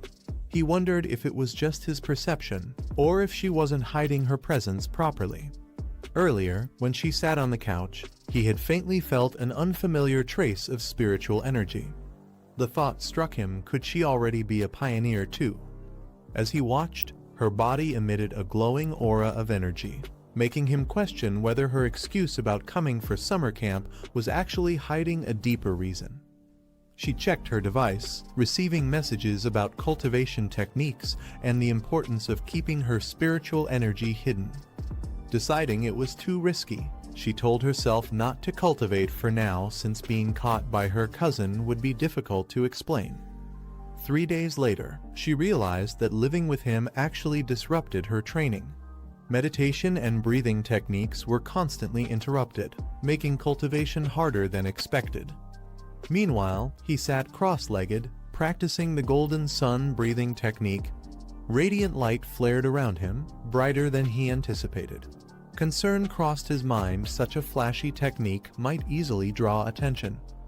She called him for dinner, serving tomato beef stew, cold cucumber salad, and corn rib soup. He noted how polite and considerate she was, even insisting on handling the chores herself. Despite her flawless etiquette and diligent behavior, he couldn't shake off his suspicions. While eating, he observed quietly, deciding not to interfere. Allowing her to continue this way, he thought, was also a method of making her lower her guard. He quietly thought to himself that only by observing her longer could he uncover the truth about her identity. She continued eating calmly until her phone suddenly lit up, breaking the silence. Startled, she glanced at it, but before she could react further, he leaned in, his sharp gaze fixed on her. With suspicion in his voice, he asked if it was a friend calling her, leaving her momentarily stunned. He excused himself from the table, telling her to continue and that he would return to his room. Once he left, she quietly answered her call, her expression turning serious. On the other end, someone mentioned another major world shift happening the next day. She asked for the time and confirmed she would be there by 3 p.m., arranging to meet at the entrance of Yonghuo town. Outside, he listened in, realizing the location was just an hour's drive away, a trendy suburban area, and clearly tied to her hidden agenda. As he watched from a distance, he confirmed his suspicion his cousin was also a pioneer. She sat in meditation, spiritual energy swirling around her, yet with her current strength, she couldn't sense his presence. He noted her talent was impressive, already reaching the 2-star Ghost Axe realm while still in high school, and perhaps capable of advancing even further. He wondered if her unusual personality was tied to such extraordinary talent. Finally, he realized the truth. The summer camp had been nothing more than a cover. The real reason she came was because of the upcoming world shift, something she must have already known about and used as an excuse to be there. He reflected that every world shift was both a danger and an opportunity, a chance to gain new techniques and strengthen his power. This time, he wondered what kind of attribute would emerge in Yonghuo Town. Determined, he decided it didn't matter what it was, whatever appeared would belong to him. With resolve, he launched forward at full speed, heading straight for the town. Meanwhile, his cousin continued her meditation, but something felt off. A faint sense of strangeness lingered in her heart, as though she had overlooked something important. That night, she wondered if it was only her imagination or if someone had truly been watching her. The next day, the scene shifted to Yonghuo Town, a bustling place beneath the mountains. As she walked through the entrance, she was greeted by a cheerful friend calling out her name. Her friend teased her about staying at her cousin's house, asking if he was attractive. She brushed it off, her calm expression showing little reaction, even as the teasing continued. When her friend pressed further about her cousin's looks, she simply replied that he was a nice guy, but looked plain and average, definitely not the flashy influencer type. Her friend sighed in disappointment, while another woman chuckled at the exchange. The red-haired woman reminded them that Yi herself once claimed to be just an ordinary person among the masses, though her presence suggested otherwise. Soon after, as the group gathered together, one of them spoke up, saying that since everyone had arrived, it was time to get to the main point. The group gathered in town, noting that one member hadn't shown up again. With only 6 of them present, they decided to move forward, commenting that her mysterious behavior was nothing new. Watching from a distance, he observed them carefully from a balcony. Dressed in a new outfit, he thought to himself that his cousin's team seemed rather low-key compared to what he had expected. He assessed the group carefully, noting that even the weakest among them had already reached the 2-star Ghost Axe realm, while the man who spoke earlier was at 3-star. From their words, it seemed there was also another powerful member who rarely appeared. Sitting calmly with his drink, he shifted his gaze toward the mountain above Yonghuo Town. His sharp eyes caught sight of a phenomenon, an enormous vine descending from the sky, signaling the beginning of the world shift. The massive vine stretched from the heavens down into the earth, towering over the mountains of Yonghuo Town. Its sudden appearance defied all previously known information about world shifts, making it difficult to comprehend. Observers were left stunned, acknowledging it was indeed a world shift, though uncertain whether it would lead to total collapse. The red-haired woman stared in disbelief, whispering that she wouldn't have believed it if she hadn't seen it with her own eyes. Everyone present felt the overwhelming presence of the vine, realizing they were witnessing something extraordinary and far beyond their expectations. As they approached the massive vine, one of the girls hesitated, urging the group not to go any further. Yi questioned her, asking why, and the girl admitted that after seeing it up close, her whole body felt cold, as if something was terribly wrong. Another mentioned the rumors circulating on the internal forums. A red-haired woman listened closely as the girl explained that she knew someone from a team who had tried to make contact with the vine during its last appearance. Those people weren't weak, they were far stronger than her, real pioneers, and not low-level by any means. The implication left the group uneasy, the danger of the vine suddenly feeling much more real.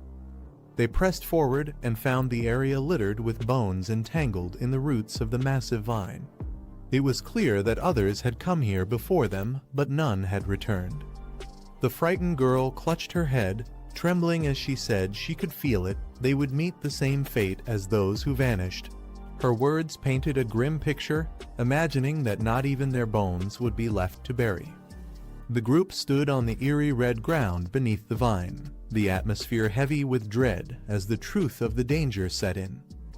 He thought he could take on the pioneer's gamble and either succeed or die trying, but the sight of the anomaly filled him with instinctive fear. His intuition warned that this was no ordinary threat, it was a powerful, high-level mutation unlike anything seen before. Overwhelmed, he admitted he wasn't ready to lose everything here and wanted to retreat. The others remained silent at first, then agreed. They too had felt the same unease. One explained the reason the vine carried a desolate aura, as if all life within it had perished with time. That was why it made them feel so deeply unsettled.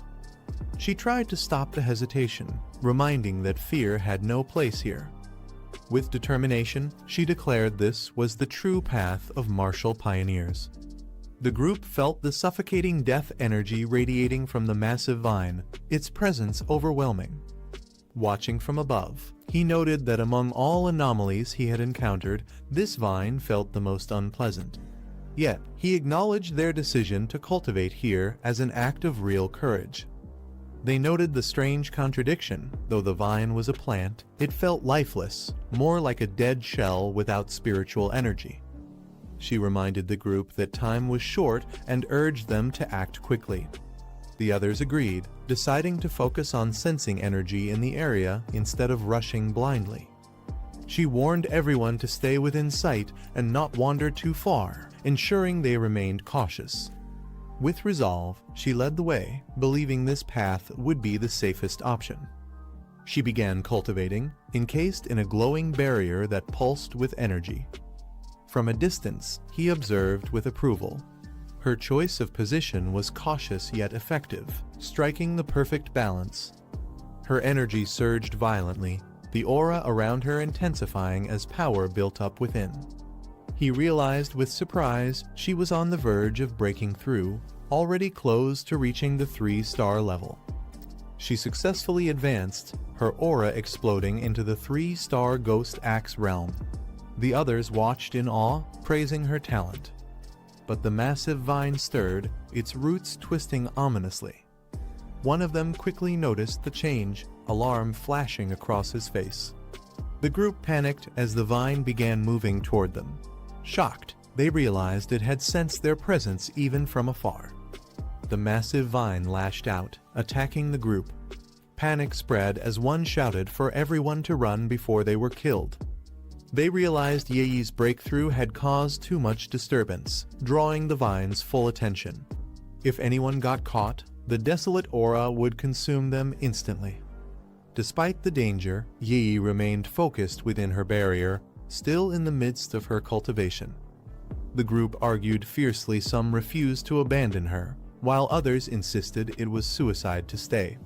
The tension rose as fear clashed with loyalty. One tried to reason with her, saying life and death were fate. If they stayed, they'd all perish, and since they were only acquaintances, it wasn't worth the risk. Frustration flared as tempers clashed. But she stood firm, refusing to abandon her teammate no matter what. From a distance, he watched silently, realizing her cousin had no idea of the danger closing in. Yi struggled within the tightening vines, their overwhelming power threatening to crush her barrier. He clenched his weapon, recalling his promise to his aunt he had sworn to protect her no matter what. Meanwhile, the others fought desperately, slashing at the spreading vines in a bid to hold them back. But one was ensnared, her body wrapped tightly as she cried out in pain, unable to break free. The vine struck fiercely at Yi's barrier, threatening to shatter it as she remained deep in cultivation. Just then, he leapt forward, his blade glowing with blazing golden energy. The others cried out in shock, fearing for Yi's safety.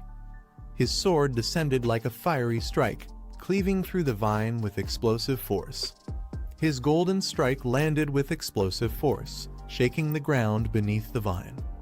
The monstrous roots recoiled from the impact, retreating under the blazing energy. The others watched in disbelief, realizing the attack had forced it back. The golden aura continued to tear through the vine, burning away its strength. He descended with power radiating from his body, standing tall as the overwhelming force pushed the threat aside. They shielded their eyes from the blinding light, stunned by the overwhelming power that had just forced the vine back. One wondered if this was the appearance of another pioneer. They realized the blazing force was the purest Yang attribute, a rare high-tier power capable of suppressing the desolate vine. He compared it to his own talent, frustrated. Though he had reached the 3-star Ghost Axe realm in record time, only a handful in the country could display such overwhelming strength. Gritting his teeth, he admitted that Lin Yi's talent was close to his, yet not by much. Even so, the gap between them and this mysterious power was undeniable. He gripped his weapon tightly, realizing the vast difference between them. If such powerful pioneers existed, then what did that make the rest of them? From below, they stared at his radiant figure, admitting that his power had crushed not just one of them, but all of them. They questioned what kind of existence he truly was, his presence towering like something beyond human. Meanwhile, another marveled at the vine's terrifying technique, calling it a perpetual engine that could endlessly absorb life energy from its surroundings. The system extracted the vine's ability desolation attribute, a power that could instantly corrode and drain all surrounding life force. He opened his glowing green eyes, realizing why the vine had only thrived in such harsh terrain. If it had grown elsewhere, it would have drained the life from everything for dozens of miles around.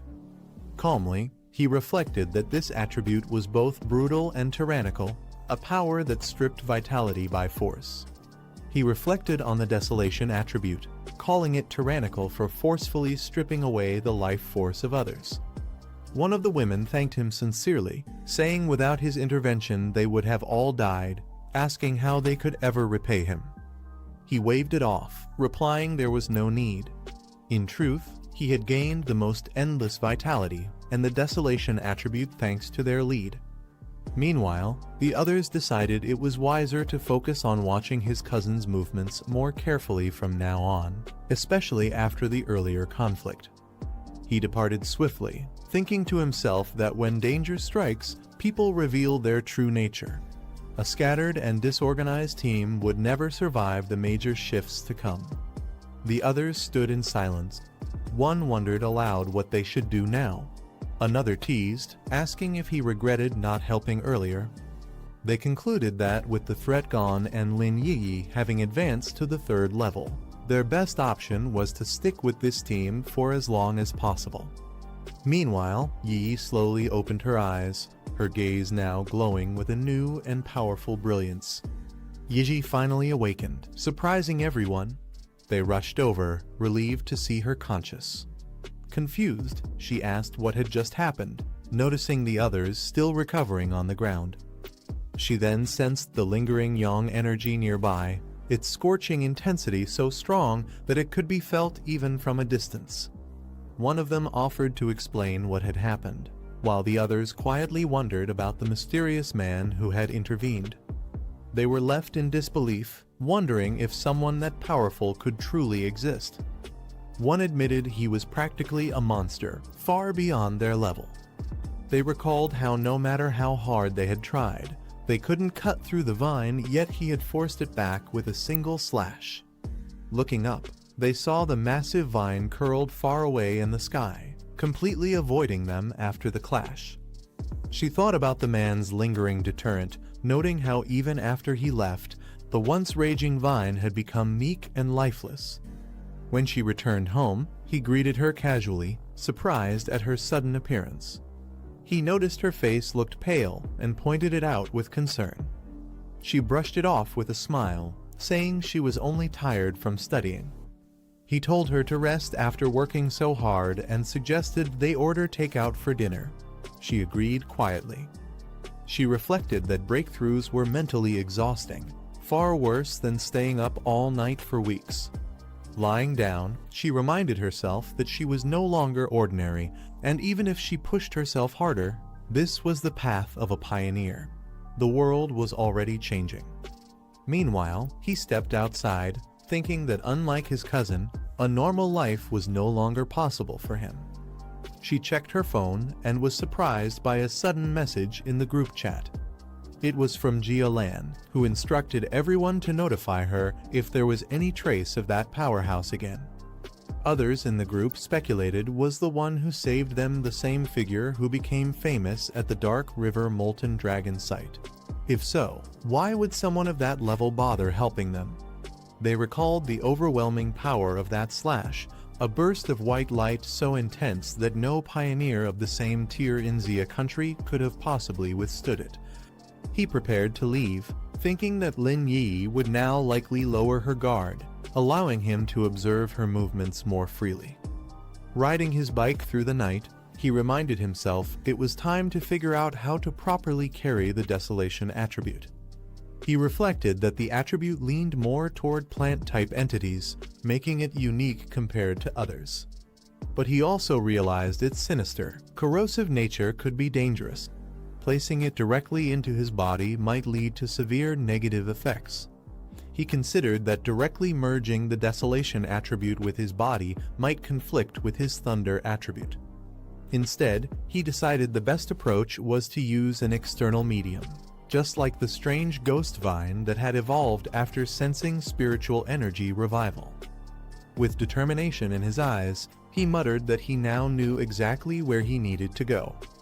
Under the moonlit sky, he rode his bike through the quiet mountain road, heading toward his next destination. He arrived at City Forest Park, parking his bike under the shade of a large tree. Walking into the field of flowers, he decided he needed to find a plant that resonated best with his spiritual energy, one that could become the lucky one. Closing his eyes, he calmed his mind, preparing to connect deeply with the surrounding energy. Soon, green spiritual light swirled around him, lifting his body as the plants began responding to his call. The plants around him began glowing faintly, seemingly responding to his spiritual energy. He noted the reaction was intense, yet still not sufficient for what he needed. Surrounded by swirling green light, he muttered that something stronger was required to succeed. Suddenly, he paused, sensing something unusual, his eyes lifting under the moonlight with sharp focus. In the glowing field, a single flower began to shine brighter than the rest, catching his attention. He wondered if this was the one. He slowly reached out his hand toward the flower, testing its resonance. As his finger touched the petals, the flower emitted a radiant green light, responding strongly to his energy. With a soft exhale, the flower fully bloomed under his touch, its glow intensifying as it accepted the bond. He examined the glowing wildflower, noting its unusual reaction to spiritual energy. It felt almost alive, clinging to his touch like a loyal pet. The flower's glow pulsed softly in his hand, fully resonating with his spiritual energy. He acknowledged its strong response and declared it the perfect vessel for embedding the desolation attribute, asking if it was ready. With a surge of green energy, he initiated the process, spiritual power swirling violently around the flower. As the system prompt appeared, asking if he wanted to embed the desolation attribute into the flower, his eyes glowed with determination.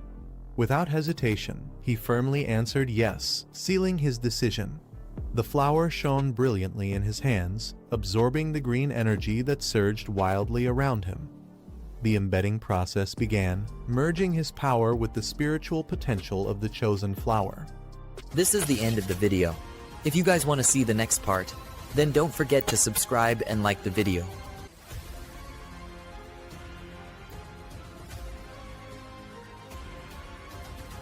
A powerful green light strikes down from the sky, shaking the ground.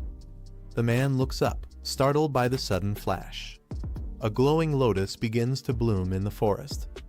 The flower fully opens, radiating a strange, luminous energy. Green energy surges from the flower, wrapping around the man as he observes its power. He senses the overwhelming force, comparing it to the hand of a demon. In just seconds, the energy spreads across the forest, draining everything in its path. The glowing lotus begins to shrink, its light slowly fading. He decides to stop, worried the spiritual energy association might notice, and uproots the glowing flower. Walking away, he recalls seeing many surveillance cameras and realizes the area is being closely monitored. The flower continues to absorb energy even without its roots, leaving him surprised. He notes that its power hasn't weakened and finds it remarkable that such an ordinary-looking wildflower could hold this much strength.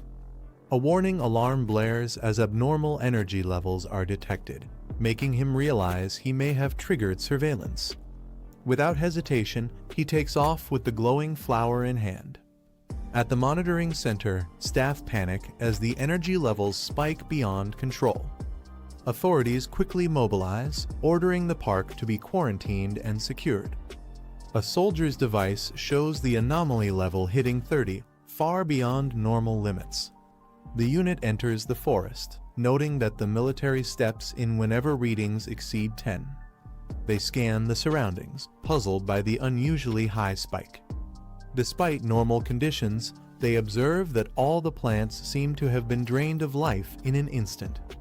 Soldiers speculate about the source of the spiritual energy and head deeper into the forest. A commander yells for them to stop, warning them not to go closer. He explains that the power they sensed belongs to the desolation attribute, shocking the troops. He then asks if they know about the mysterious vine hanging from the sky. Soldiers realize the vine has already been classified as an O-rank mutation. Their leader explains that its deadly power comes from the desolation attribute, which drains all surrounding life. One soldier trembles at the thought of what could have happened if he had entered. The commander warns that plants with the desolation attribute create death zones, devouring the vitality of anyone who steps in. They recall data of another desolation plant that turned a forest into a deadly forbidden zone. The commander explains that desolation is the strongest plant attribute, and now a new one has appeared. An officer steps forward, stating he's already aware of the situation. The soldiers recognize him immediately, calling out to Major Hen. Soldiers order all research staff to put on protective suits and join them in the contaminated zone. Researchers quickly gear up, preparing to enter the area. The team advances cautiously through the dead forest. Despite no source being found, they notice the desolation aura has already dropped to 25, spreading unnaturally fast. The team decides to continue their investigation, moving deeper into the zone.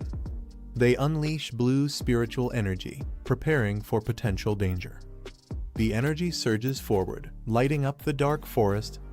It condenses into a powerful sphere, pulsing with intensity. At home, he places the glowing flower into a pot, joking about raising one for the first time. He notes that the desolation attribute makes it valuable in combat, while its plain appearance keeps it inconspicuous. He reflects that true battles depend not just on strength, but on hidden trump cards. Suddenly, his phone rings. Old Wang from next door is calling. He's surprised to see Old Wang calling, realizing it's his childhood friend who joined the army 3 years ago. A memory shows them walking together as desk mates through school before Wang left to become a soldier. Answering the call, he's greeted warmly by his old friend, who's excited to see him back. Wang suggests they meet up for a drink at their usual spot. Old Wang excitedly tells him over the phone that he has a huge secret to share. Later, Wang places his phone on the table, meeting with higher authorities. He reports that he has completed the task as instructed, but raises one concern. Wang asks if the person they're targeting turns out to be innocent. Could his safety be guaranteed? The commanding officer coldly orders him to focus only on completing the mission. She adds that if the target isn't the person they're searching for, he may at least give a final warning as a friend before cutting ties completely. The two of them raise their glasses and cheer together. The man thinks that looking at Fengyi now, his life in the military must have been tough. He also notices that Fengyi seems much more mature compared to before. The man says these past 3 years have left a deep impression on him, and life in the military was harsh. He then asks how Fengyi has been. Fengyi replies that he managed to pass the college entrance exam, which wasn't bad. Fengyi takes a sip, smiling faintly. He recalls that in his previous life, he never had the chance to meet this person again. In chaotic times like these, it's better not to mention certain things. He might have died in an unknown time and place during a mission. This time, could the future of his old comrade be changed? The man asks if Fengyi has recently encountered anything strange, for example, things like in movies, zombies, or monsters. Fengyi thinks to himself that this man, well, in the military, it's rare to know about the revival of spiritual energy. But still, is he trying to probe something with this question? Feng Yi looks at him and directly asks what exactly he wants to say. The man wipes his face and explains that he isn't here to accuse Feng Yi, but to warn him. He says in the near future, maybe a few months, or at most a year, their country will likely face turmoil again. Feng Yi stays silent, watching him carefully. He explains that ordinary citizens must cooperate with the authorities to keep this matter secret, not allowing any information about spiritual energy revival to spread. It's revealed that the man has already been listed as a key target and is under secret surveillance, mainly because of his close friendship with Wang. The man tells Feng Yi not to be nervous. He reassures him that as long as he doesn't spread anything, it will be fine. Wang is still in the military base in the south, protected by the country's strictest security, so he can feel at ease. The man's phone suddenly rings, catching his attention. He answers quickly, and a voice orders Wang Liang to regroup within 10 minutes with the emergency squad at the target location. He responds with a firm acknowledgement. He apologizes to Feng Yi, explaining that the mission is urgent. He tells him to head back on his own since he cannot send him off. Feng Yi looks at him and asks if the matter is related to the revival of spiritual energy. Then he firmly says to let him go along as well. The man looks surprised and tense at Feng Yi's sudden words. Feng Yi grabs him by the collar and tells him to bring him along, asking if this mission is also connected to their superior's orders.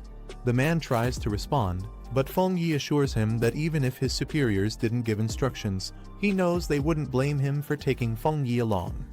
Feng Yi adds that he also wants to know what exactly the government plans to do regarding the revival of spiritual energy and what role the so-called experts actually play. In the large military base under heavy clouds, Feng Yi and the man walk side by side toward the entrance, with a note that this is one of the country's most secretive facilities. Feng Yi and the man arrive at a restricted area filled with soldiers. Someone announces Wang Liang's return. Feng Yi thinks to himself that this level of spiritual energy concentration might have already exceeded normal limits. They pass through the inspection checkpoint, and a soldier confirms their clearance, allowing them to proceed. The heavy doors open with force, revealing a blinding light and intense energy surging from within. Inside, a large group of soldiers surrounds a monstrous creature, restraining it with beams of spiritual energy. Feng Yi and Wang Liang stop at the entrance. The restrained monster suddenly releases a powerful red beam of energy, forcing the soldiers to hold their ground while struggling against its strength. Feng Yi observes the attack and notes that this is a fusion attribute. An officer explains that the monster combines fire and lightning attributes, making it extremely difficult to restrain. She adds that several soldiers have already been injured in the process. She then notices Wang Liang and calls his name. The officer's expression hardens as she questions Wang Liang. She asks why he has brought an unauthorized outsider like Feng Yi into the restricted area without permission. Wang Liang tries to respond but hesitates. The officer gives a sharp order, saying the situation is urgent. She instructs the soldiers to form up immediately and take defensive positions. The soldiers respond with acknowledgement. She glances at Feng Yi, questioning if this is the person Wang Liang brought in. She thinks to herself that he doesn't seem special, only appearing like an ordinary person who has awakened spiritual energy. The officer states that since Feng Yi is Wang Liang's friend, she won't press further, but she reminds him this is a restricted zone. Entering here is dangerous, and he must keep everything he sees a secret. Feng Yi calmly replies that he understands. She raises her weapon and shouts an order to Lai Yu, commanding him to tighten the defense. The restrained monster erupts with violent energy as soldiers leap into action, surrounding it from above. The officer fires her weapon, unleashing a powerful blast directly at the creature. The combined assault from the soldiers and the officer's attack strikes the monster head-on, filling the area with explosions. The monster roars fiercely, its entire body glowing red as it releases an even more terrifying surge of power. The monster's energy suddenly intensifies again, and it lets out a terrifying roar. Someone warns Lai Yu to be careful. Lai Yu engages the beast directly, blocking its fierce attacks with quick counterstrikes. The officer orders everyone to stay alert and keep their distance from the monster. She instructs them to eliminate it before it completes its evolution. The soldiers acknowledge her command. Feng Yi watches from the back and thinks that the squad's coordination and combat efficiency are impressive. He reflects that even the strongest individuals must work together to unleash their full potential. Feng Yi's eyes widen in shock. he urgently shouts to the soldiers that they are not the monster's match. Dark purple energy erupts violently from the beast, spreading across the battlefield and forcing the soldiers to brace themselves. The officer quickly raises her weapon and shouts orders to raise the alert level, declaring a state of emergency in the restricted zone. She commands everyone not to retreat. The soldiers answer her command. The monster grows even more terrifying, its body now fully merged with the power of the black crystal. A warning is given that it has completed its evolution, and the danger level has drastically increased. The monster's eye glows ominously red, terrifying those who face it. A soldier can only stare in shock. The officer shouts Wang Liang's name in alarm. At the same moment, Feng Yi's eyes glow blue as he activates his power. The monster charges forward with violent force, clashing head-on against the defense. The officer yells to everyone that the mutated beast in Area 019 has now completed its evolution into a higher stage, upgraded to Class B. She announces that the battle plan must be updated immediately. Feng Yi watches silently from behind. A soldier coughs up blood violently, collapsing as Feng Yi turns to look at him. Feng Yi rushes to his side and asks if he's alright. The soldier continues to bleed heavily. Struggling to speak, the soldier explains that the monster released a wave of energy that crushed his insides, causing him to collapse. With blood still dripping from his mouth, the soldier forces a smile and tells Feng Yi not to worry. He says the soldiers of the 19th unit are all strong. Feng Yi silently steps forward. The officer shouts to everyone, ordering them to use any means necessary. She declares that no matter the cost, they must not allow the Class B mutated beast to escape the restricted zone, even if it means sacrificing their lives. Feng Yi's body glows with blue energy as he surges forward. The officer turns in shock, demanding to know what he intends to do. This is the end of the video.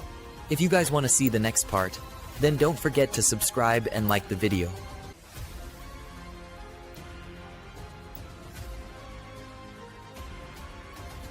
He charges forward, his body wrapped in crackling blue lightning. His glowing eyes lock onto the beast ahead, and he mutters if it thinks madness alone can overwhelm him.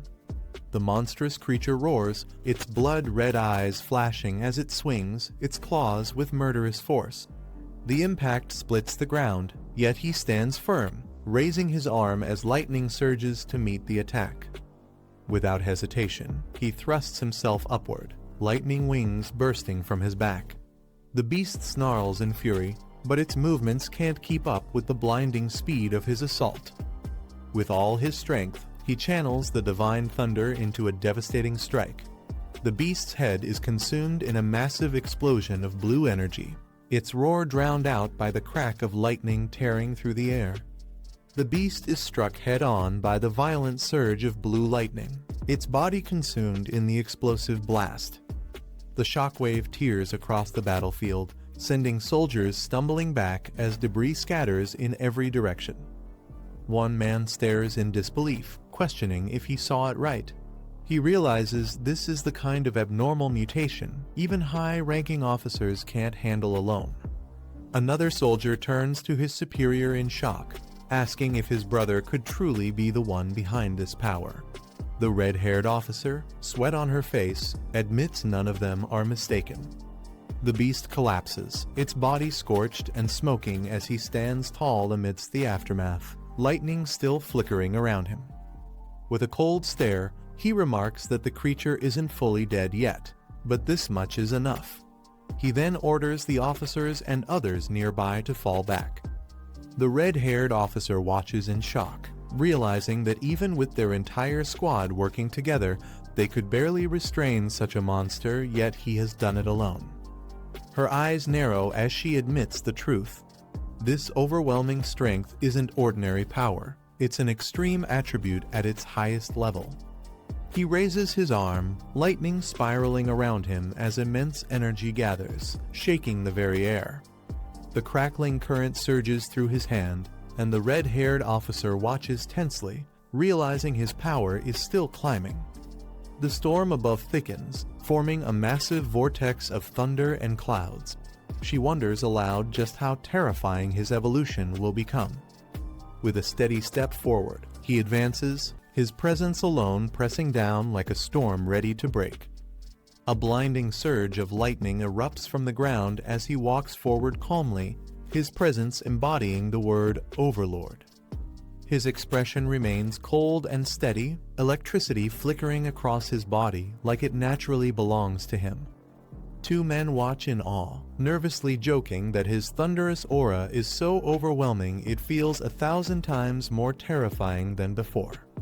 Another soldier rushes over, shouting in relief that he's safe. Laughing, he admits the boy nearly scared him to death.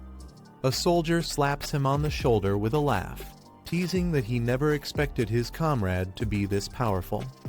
He apologizes for keeping his true strength hidden, joking that military orders kept him from revealing it sooner. His friend laughs in disbelief, saying after not seeing him for 3 years, he's shocked to learn who he really is. Turning away, he exchanges a brief glance with the red-haired officer, the battlefield calm after the storm. The officer steps forward with a serious expression, extending her hand as she sincerely thanks him for his help. He smiles faintly, his crimson eyes glowing with calm confidence after the intense battle. When the officer thanks him, he responds modestly, saying it was simply to protect his friends. The red-haired officer formally introduces herself as the guardian of Base 019 and requests his contact information, promising to report everything truthfully.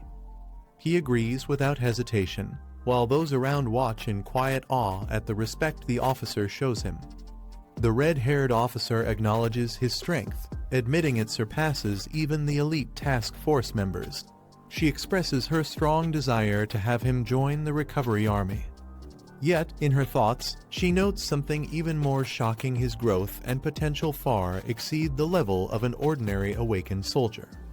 He calmly asks if she's truly willing to invite someone like him into their ranks. He insists there's no need for flattery, since he doesn't see it as anything special. The officer explains that the order to recruit him didn't come from her alone, but from the higher-ups. Whether he accepts or not, they will eventually come for him themselves. He laughs softly, admitting it's not as serious as they think. He explains that he actually admires their determination to risk their lives protecting others, something he hadn't truly witnessed before. The red-haired officer listens in silence, slightly moved by his words. He continues with a calm smile, saying they can rely on him in the future whenever trouble arises, just as past generations once protected humanity. However, he sets one condition: his freedom must never be restricted. The officer is left speechless, her expression tightening as she processes his demand. He announces that time is running short and prepares to take his leave. The officer agrees, saying she and her men will handle the remaining cleanup and escort him back safely. As he walks away, he reflects on the true value of the army, its role in navigating dangerous spirit zones, ensuring safe passage while maintaining the advantage in battle. At the same time, he realizes the army also acts as a shield, drawing a clear line of defense between ordinary humans and the extraordinary threats that roam the world. One soldier whispers that after what they've seen today, describing him as merely not simple no longer fits. In truth, today's display was only the tip of the iceberg of his true power. As he floats above the crowd, his overwhelming aura leaves everyone stunned. They whisper that to reach such a level so quickly, he must possess knowledge and strength beyond ordinary means. A soldier suggests they cannot simply let him slip away, hinting that if the officer won't recruit him, they should hand the task over to him. The red-haired officer immediately silences him with force, ordering him and the others to follow her command without question. Later that night, under the quiet sky, the scene shifts to a building glowing with light, marking the beginning of what comes next. While meditating, he reflects that although his identity has been exposed, the true extent of his power remains hidden. He knows their cautious attitude toward him is far from unnecessary. He concludes that this so-called extraordinary ability is kept highly confidential, with strict restrictions placed on its spread. To the outside world, it barely exists at all. In truth, the authorities are not only monitoring him, but also ensuring he doesn't slip beyond their control. To them, he is both a weapon and a liability that must be contained. He recognizes the balance at play. The army acts as guardians, imposing discipline and defense, while the Spirit Association handles purification and stabilizes cities. Together, they maintain the fragile peace of ordinary life. The city remains under strict watch, with authorities dividing districts between normal citizens and the extraordinary. This delicate system has bought valuable time for ordinary people, sparing them from chaos and bloodshed. Meanwhile, he meditates, golden energy swirling around him as he gathers immense power within his core. Even in a restricted spirit zone, where power should be suppressed, his strength continues to grow rapidly, defying all expectations. His body radiates with blinding golden light as he realizes he's on the verge of breaking through to the next realm. A girl walks through the quiet city streets at night, wondering if her cousin has returned yet. She thinks about asking him to test her training progress, though she isn't sure if he's available. Suddenly, a brilliant golden light erupts in the distance, cutting through the dark skyline and drawing everyone's attention. She stares in shock, her eyes wide as she whispers in disbelief, struggling to understand what she's seeing. Her eyes widen in shock as she realizes what she's witnessing. It looks like the terrifying phenomenon of a demonic breakthrough. Above the city, a radiant golden core bursts open, its violent energy twisting into the sky. She senses that this aura is far beyond anything she imagined. The explosion of light intensifies, forming a colossal golden pillar wrapped in arcs of lightning, as if the heavens themselves are being torn apart. A golden light tears through the sky, forming an enormous hand that descends over the city. The girl looks up, stunned, as the overwhelming force shakes the streets. People around her freeze in disbelief, unable to process what they are witnessing. The giant hand clenches, radiating waves of destructive energy. Its brilliance spreads across the clouds like thunder. The girl realizes this is no ordinary attack, but a spirit weapon, something that shouldn't even exist here. The sheer power feels unstoppable. She stands rooted in place, her gaze locked upward. Shock fills her eyes as she wonders how such a weapon could appear so suddenly. The sight leaves her both fearful and curious, as though an ancient force has awakened right before her. Far away, in a dim control room filled with glowing red screens, alarms ring out sharply. Military officers urgently shout reports, warning that the energy levels have spiked to 99%, a critical danger threshold. The entire system flashes warnings, confirming that this incident is not just unusual, but a major threat to the city. Emergency orders are issued as officers shout for units to head straight to the city center. A girl with white hair looks alarmed as she hears that the anomaly won't stop spreading and could cause even greater destruction if left unchecked. Inside the command center, soldiers gather around a glowing city map projection. The energy surge is highlighted in bright orange, shaking everyone with its intensity. Officials question whether this wave could trigger a large-scale disaster beyond their control. A senior officer yells into his communicator, declaring that aside from protecting the central region, all ground forces must be fully mobilized. The urgency in his voice makes it clear that this threat is far greater than anything they have faced before. Suddenly, gunshots echo from a nearby corridor. One officer quickly reports that enemy infiltrators have broken through, and he calls for immediate reinforcements. His eyes widen as the situation escalates faster than expected. A man smirks, his sharp gaze showing he already knows more than he reveals. His calm demeanor contrasts with the chaos unfolding outside. He places a hand on his chin, reflecting quietly. Aside from the strange energy disturbance, he suspects there is a much deeper issue behind all this. His phone vibrates with a new message. He checks it immediately, recognizing the sender as someone important. The screen displays a long exchange of texts about the ongoing incident. They discuss the dangerous outbreak and confirm it is not a coincidence. After reading the messages carefully, He sits back on the couch in silence, his expression unreadable as he processes the weight of the information. The man reviews information on his tablet, his eyes glowing with a faint red light.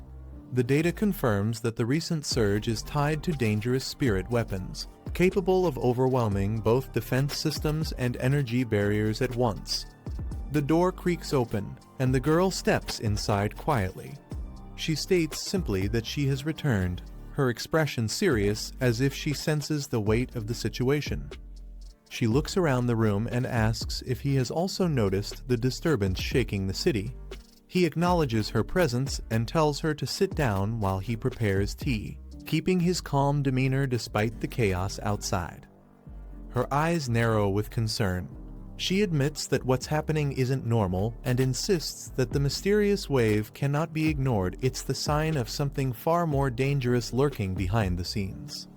The man scrolls through his phone, analyzing the reports.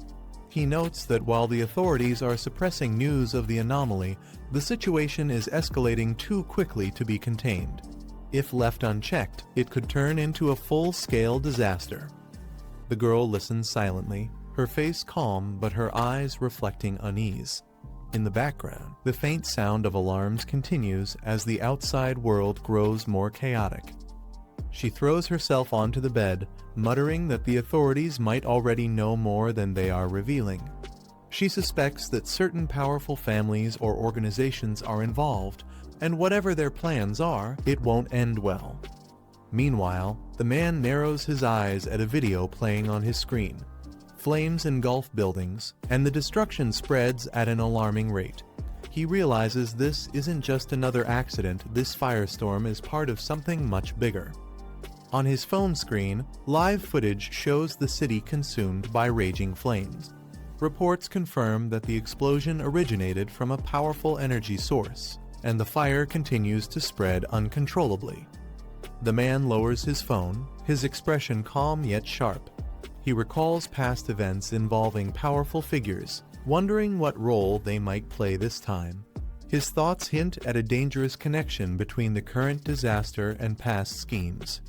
Elsewhere, a large university gate comes into view.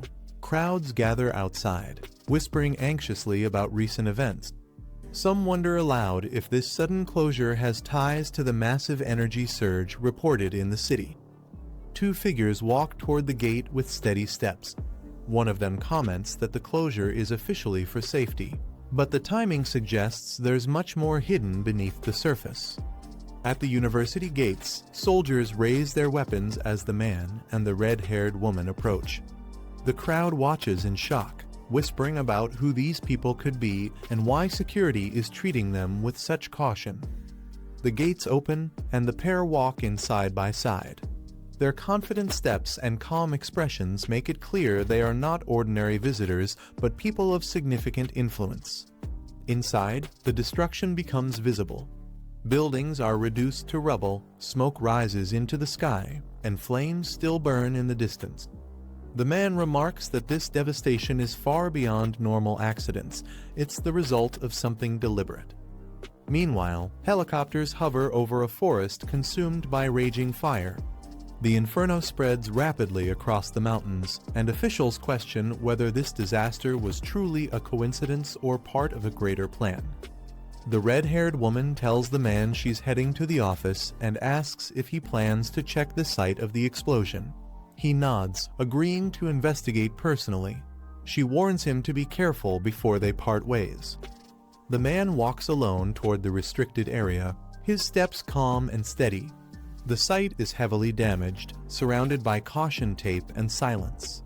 He crouches down near the ruins, noting that the blast's traces point directly to spirit energy. It becomes clear to him that yesterday's massive fire wasn't a natural accident, but a deliberate act. His expression hardens as his red eyes narrow. He realizes that the clues lead to something much larger, and someone he knows may already be connected to this destruction. The man suddenly notices two girls in uniform approaching. Recognizing them, he questions why they are here at such a dangerous site. One of the girls calls out his name in surprise, pointing out that she didn't expect to see him so close to the explosion zone. The other girl, cheerful and lively, teases him. She says she already knew he wasn't just an ordinary student and hints that he's been hiding his true abilities all along. The red-haired woman at her side remains composed, observing the exchange. The man's eyes narrow, glowing faintly red. He mutters the girl's name, realizing she might be connected to something bigger.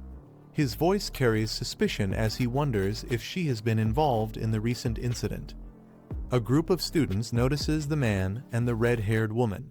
They question whether he belongs to their school, mocking the situation and wondering how an outsider could casually be here after such chaos.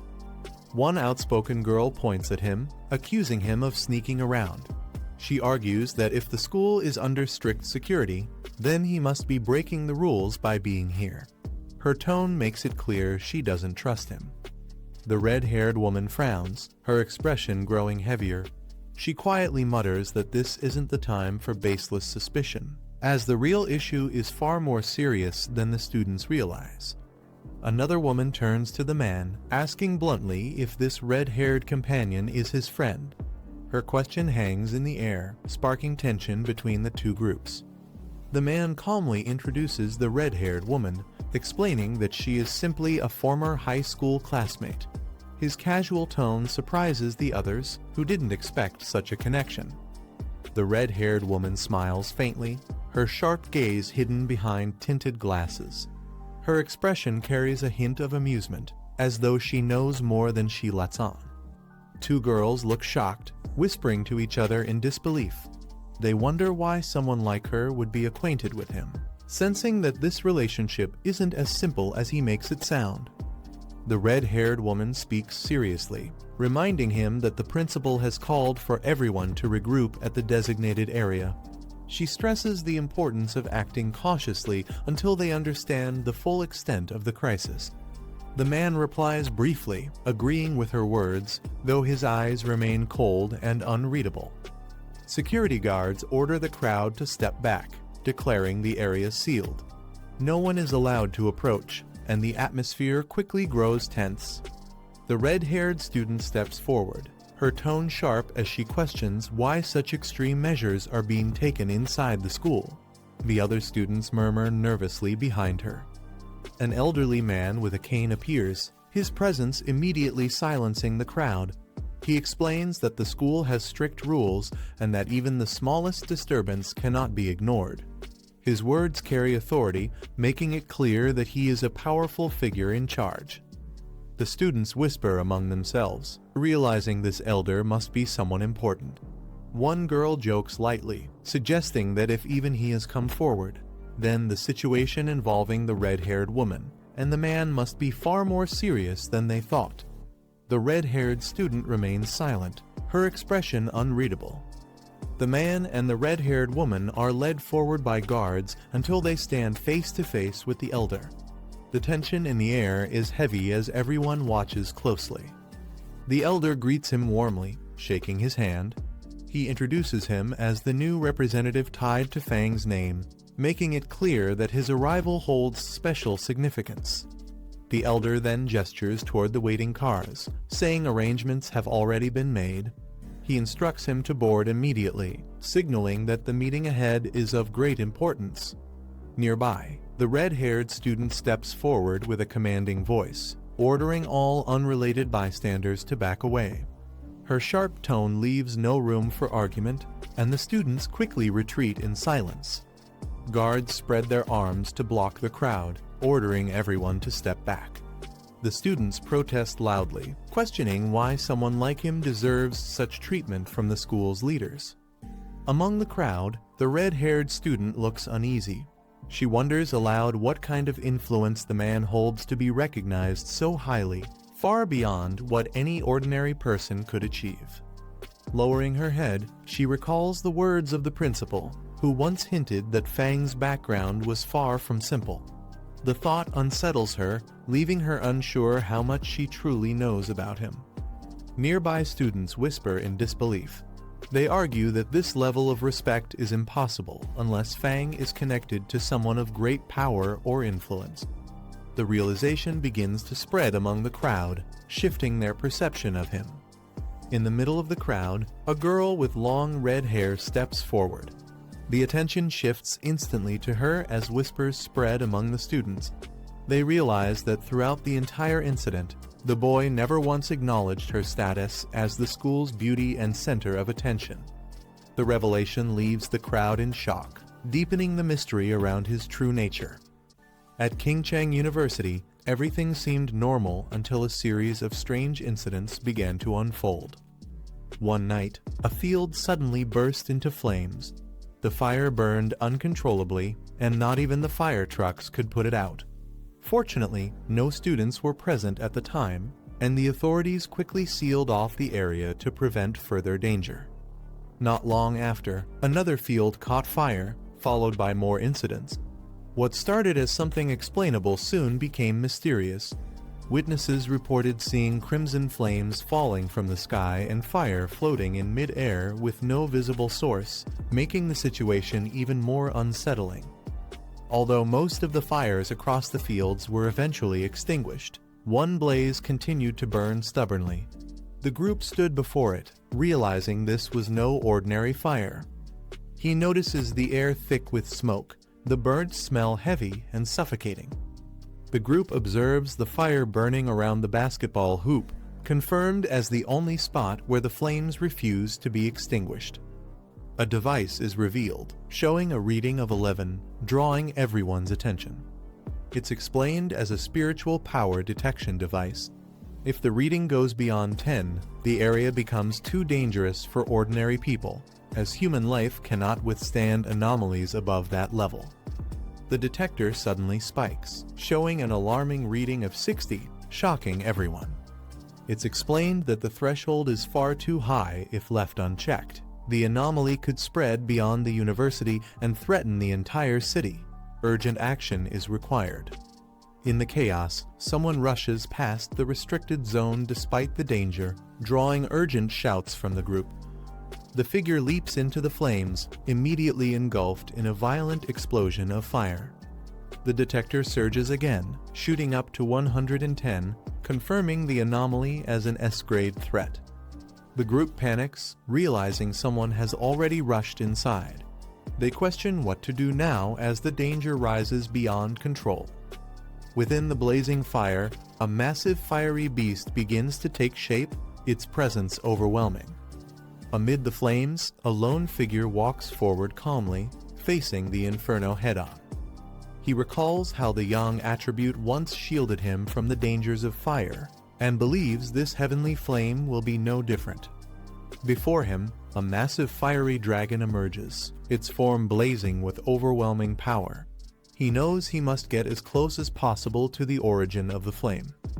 The dragon roars, its maw wide open as it lunges to consume him. Unfazed, he steps forward, golden energy radiating from his body as he prepares to counter the flame's might. He calls upon his power, releasing the golden sun armor as flames swirl around him. The fiery dragon lunges at him with overwhelming force, jaws wide open. He braces himself, his body engulfed in blazing energy as he's pushed back by the intense heat. Despite the unbearable pressure of the heavenly fire, he resolves firmly he must absorb it, no matter the cost. He successfully obtains the Heavenly Fire Attribute Technique 9 Dragons Heavenly Fire Sealing Technique, a power that purges evil, suppresses demons, and seals wicked entities. Fiery dragons coil around him as the technique activates, already unlocked without the need for further training. The flames surge violently, manifesting into a terrifying formation of dragon heads towering before him. Calm and determined, he focuses his will, ready to wield the newfound power against the overwhelming blaze. He activates the 9 Dragons Heavenly Fire Sealing Technique, his eyes glowing red with fierce determination. Dark energy surges through his body as the technique takes form, spreading violently around him. Chains of blazing fire erupt, binding the massive flame in a powerful seal. The onlookers watch in awe, realizing they are witnessing the aura of a true sealing technique. It's noted that his power differs from the original source, yet carries the same overwhelming force. He commands the fiery chains to shrink, pulling the raging flames under control. The burning energy compresses into a smaller form, swirling tightly within the chains. With a final surge, the sealing technique completes, locking the flames into a compact, controlled sphere. The blazing sphere, bound by chains, floats steadily in his hands, proof that the seal has been fully mastered. She explains that the heavenly fire has been temporarily sealed. No one is allowed near it, and the field won't be reopened. Thankfully, the school has other fields to use.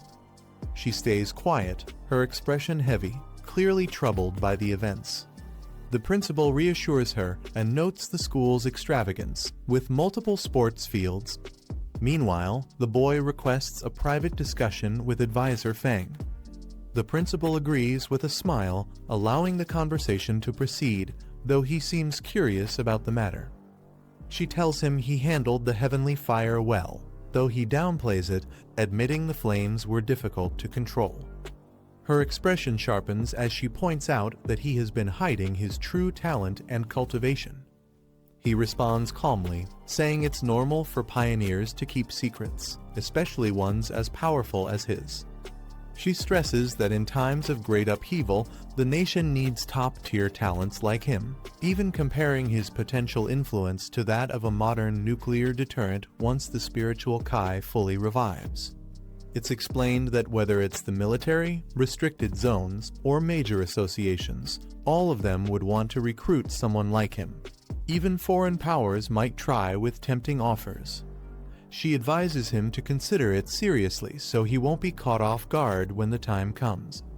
Joining the military, she says, would be a great benefit to their nation. He pauses, then questions why neither she nor Wang Liang have ever tried recruiting him directly into their restricted zone. He wonders if they see him as unworthy. She admits the truth. Their legendary military district is unusually strong. That's why she thought he might be more interested in joining them instead. He reacts with interest upon hearing about a top-level group. She explains that it's the most elite military unit in the nation, so renowned that even other districts are aware of them. Though she hasn't seen them in action lately, word is they've been very busy. He notes that even such an elite force seems to be facing serious challenges. She suggests they end the discussion for now and head to the university cafeteria. A scene reveals the scale of the battles the group faces, fighting powerful monsters in situations that demand pioneers of the highest caliber, possibly even beyond sky rank. He reflects that the revival of spiritual Kai is approaching, yet he still feels unprepared. He examines the heavenly fire attribute collected from the field, recognizing its destructive nature that consumes everything it touches. Suddenly, inspiration strikes. He realizes the perfect way to utilize its power. He fuses it with his Crimson Flame Blade technique, enhancing it with deadly enchantments, confident that perfection can always be pushed further. The story opens on the back mountain, a quiet and expansive range covered in thick greenery. The man pauses for a moment, recognizing the area and sensing something unusual about it. He steps deeper into the forest, his white suit standing out against the misty trees. Holding his sword casually at his side, his expression sharpens as he grows more alert, trying to understand why this place has been marked off. Ahead, he finds a large wooden sign warning travelers not to climb any further. This surprises him, as the mountain shows no abnormal activity. He reasons that only someone with knowledge of his movements like the Spirit Kai Association could have arranged this so quickly. A faint smile spreads across his face as he connects the pieces. Instead of seeing the warning as a barrier, he interprets it as permission. If they want him to treat this mountain as his own ground for experiments, then he's more than willing to accept. His sharp eyes narrow as he suddenly senses something unusual in the forest. He halts, realizing even weak creatures have managed to sneak into the back mountain. The aura he feels now matches the one he encountered earlier at the factory, though slightly weaker. Remaining calm, he continues forward, keeping his focus on the surroundings. From above, a shadow stirs, moving quickly among the trees. A monstrous beast drops from the branches, its red eyes glowing fiercely as it prepares to attack. He observes the blade and realizes it now has the ability to gauge an enemy's strength before attacking. Gripping the weapon tightly, he prepares to test its power. A system prompt appears, offering him the chance to infuse the Tang blade with the heavenly fire attribute. Without hesitation, he accepts. The sword erupts in blazing flames, radiating righteous energy. Golden fire courses through his body as he merges with the weapon's newfound strength. With fiery determination, he combines the heavenly fire with his crimson fire blade technique, eager to see what devastating effect the fusion will unleash against his opponent. With flames blazing around him, he unleashes the empowered blade, aiming it directly at the beast. The creature's eyes widen in shock as it senses the overwhelming power descending upon it. The fiery strike engulfs the monster, twisting into a blazing whirlwind that scorches everything in its path. The beast howls in agony. As the flames settle, he calmly observes the destruction. The power is far stronger than his original crimson fire blade technique, and the energy itself leaves no effect on him personally. He inspects the blazing blade, running his hand across it calmly. Despite its fierce flames, he remarks that it feels cold to the touch. With a confident look, he decides to continue forward, determined to track down the intruder he sensed earlier. Meanwhile, a live stream begins elsewhere. A phone on a tripod records as a cheerful girl insists to her viewers that she isn't a scammer, claiming she has always been lucky since childhood. She smiles brightly at the camera, explaining that even though it's her first day streaming, exciting content seems to come her way naturally. Comments flood her feed, with some doubting her and others challenging her to prove herself. The girl continues her live stream confidently, unaware of the danger closing in around her. Suddenly, a beast lunges forward, striking her down and shattering her equipment in the process. Her phone falls violently to the ground, the screen cracking as the live broadcast continues. Pinned beneath the monster, she screams in pain while the audience watches in shock. Some viewers assume it's staged, dismissing the attack as fake, while others demand to know what just happened. The girl struggles beneath the beast's grip, her face streaked with fear and tears as she weakly pleads for it to stop. The monster roars ferociously, its jaws dripping as it prepares to finish her off. Suddenly, a blazing dragon-shaped flame bursts forth, tearing through the scene with overwhelming power. The fiery dragon crashes down, shocking both the beast and the girl. Viewers watching the stream are stunned, questioning if what they're seeing is real or just high-level special effects. The live stream viewer count skyrockets past 13,000 as the intense battle unfolds. The girl, still shaken but alive, looks up in shock and recognizes someone emerging from the chaos. Her trembling hand grabs the phone tightly, determined to capture what's happening. Through the blazing inferno, she records the moment, shouting that someone is standing within the flames. The audience erupts with excitement as the mysterious figure begins to reveal himself. The livestream captures him cutting through the flames, and viewers erupt with excitement, calling him an immortal deity saving people. Clips of his fiery strikes spread rapidly online, reaching millions of views and taking the #1 trending spot. At a computer lab, a girl excitedly shows her friend the viral video, insisting that deities must have descended and that the heavenly fire is real. Her friend dismisses it with skepticism, claiming it's just staged special effects, but her serious expression suggests she may not fully believe her own words. Excited students point at the video spreading online, insisting that the fiery display was real and proof of something extraordinary. One of the girls, however, refuses to believe, claiming it's all just special effects. Yet deep down, she struggles to dismiss the uncanny resemblance to someone she once knew. Elsewhere, two women discuss the footage, noting how much the mysterious figure looks like the pioneer who once saved them. They wonder if he could be the same person. In another location, two men watch the clip. They recognize the identical blade swing and realize they may have stumbled upon someone far stronger than they imagined. In the city, leaders acknowledge the crisis drawing near, worried about the shortage of pioneers to defend them. At a meeting, officials discuss the situation, mentioning recent military talks with Feng Yi. One officer expresses confidence that he will step in to help. Another officer points out his terrifying growth, reaching the spirit creation realm so quickly and possessing multiple high-level attributes. They argue that with such power, he must be recruited. However, it's revealed that the higher-ups remain hesitant to approach him directly, since all top pioneers before him were trained within the military itself. Officials decide to assess what Feng Yi still lacks, planning to provide him with new weapons and training resources. At the same time, they stress the need to control the live stream and circulating videos. They note that the entire Spirit Kai circle of Xia Nation is already focused on him. One commander smiles, admitting the boy has created anticipation for what he might do next. In a quiet hospital room, a heart monitor beeps steadily as someone lies unconscious on a bed. A student sits beside them, speaking softly. She tells her teacher that with someone this powerful appearing, Xia Nation now has new hope, and perhaps so does their chance of waking up again. The next day, sunlight falls over the city as the chaos from yesterday still lingers in people's minds. The unexpected live stream from the back mountain created a massive stir.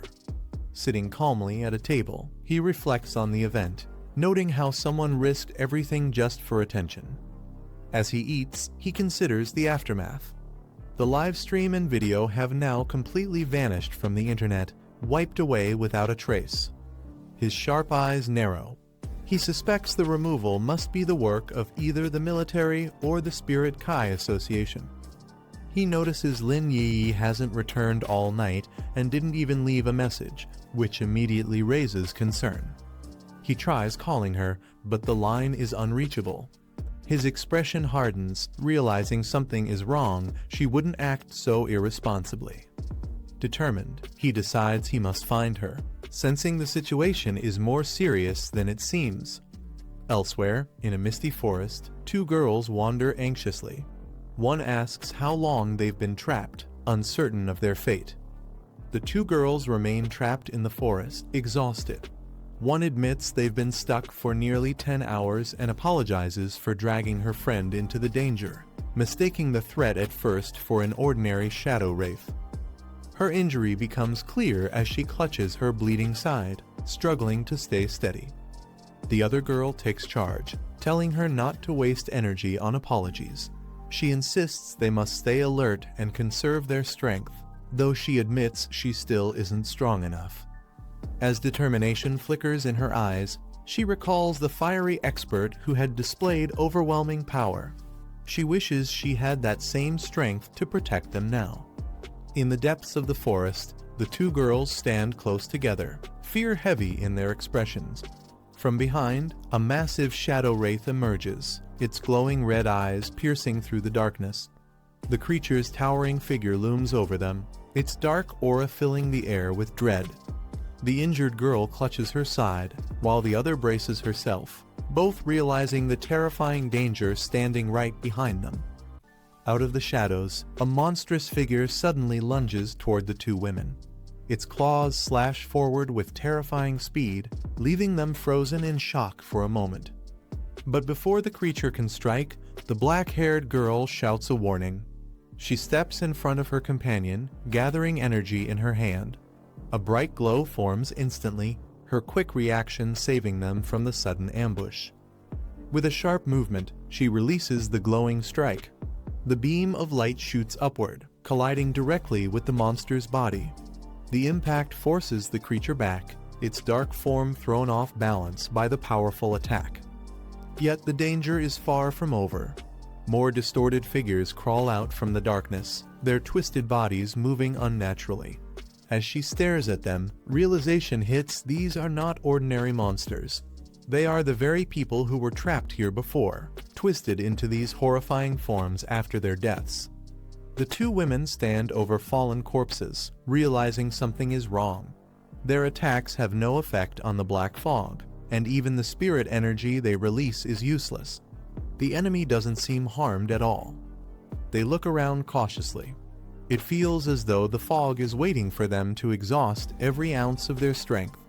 The oppressive force surrounds them like a cage, treating them as prey trapped with no escape. The red-haired woman's eyes narrow, her expression tense. A single bead of sweat runs down her face, showing the weight of the situation pressing in on them.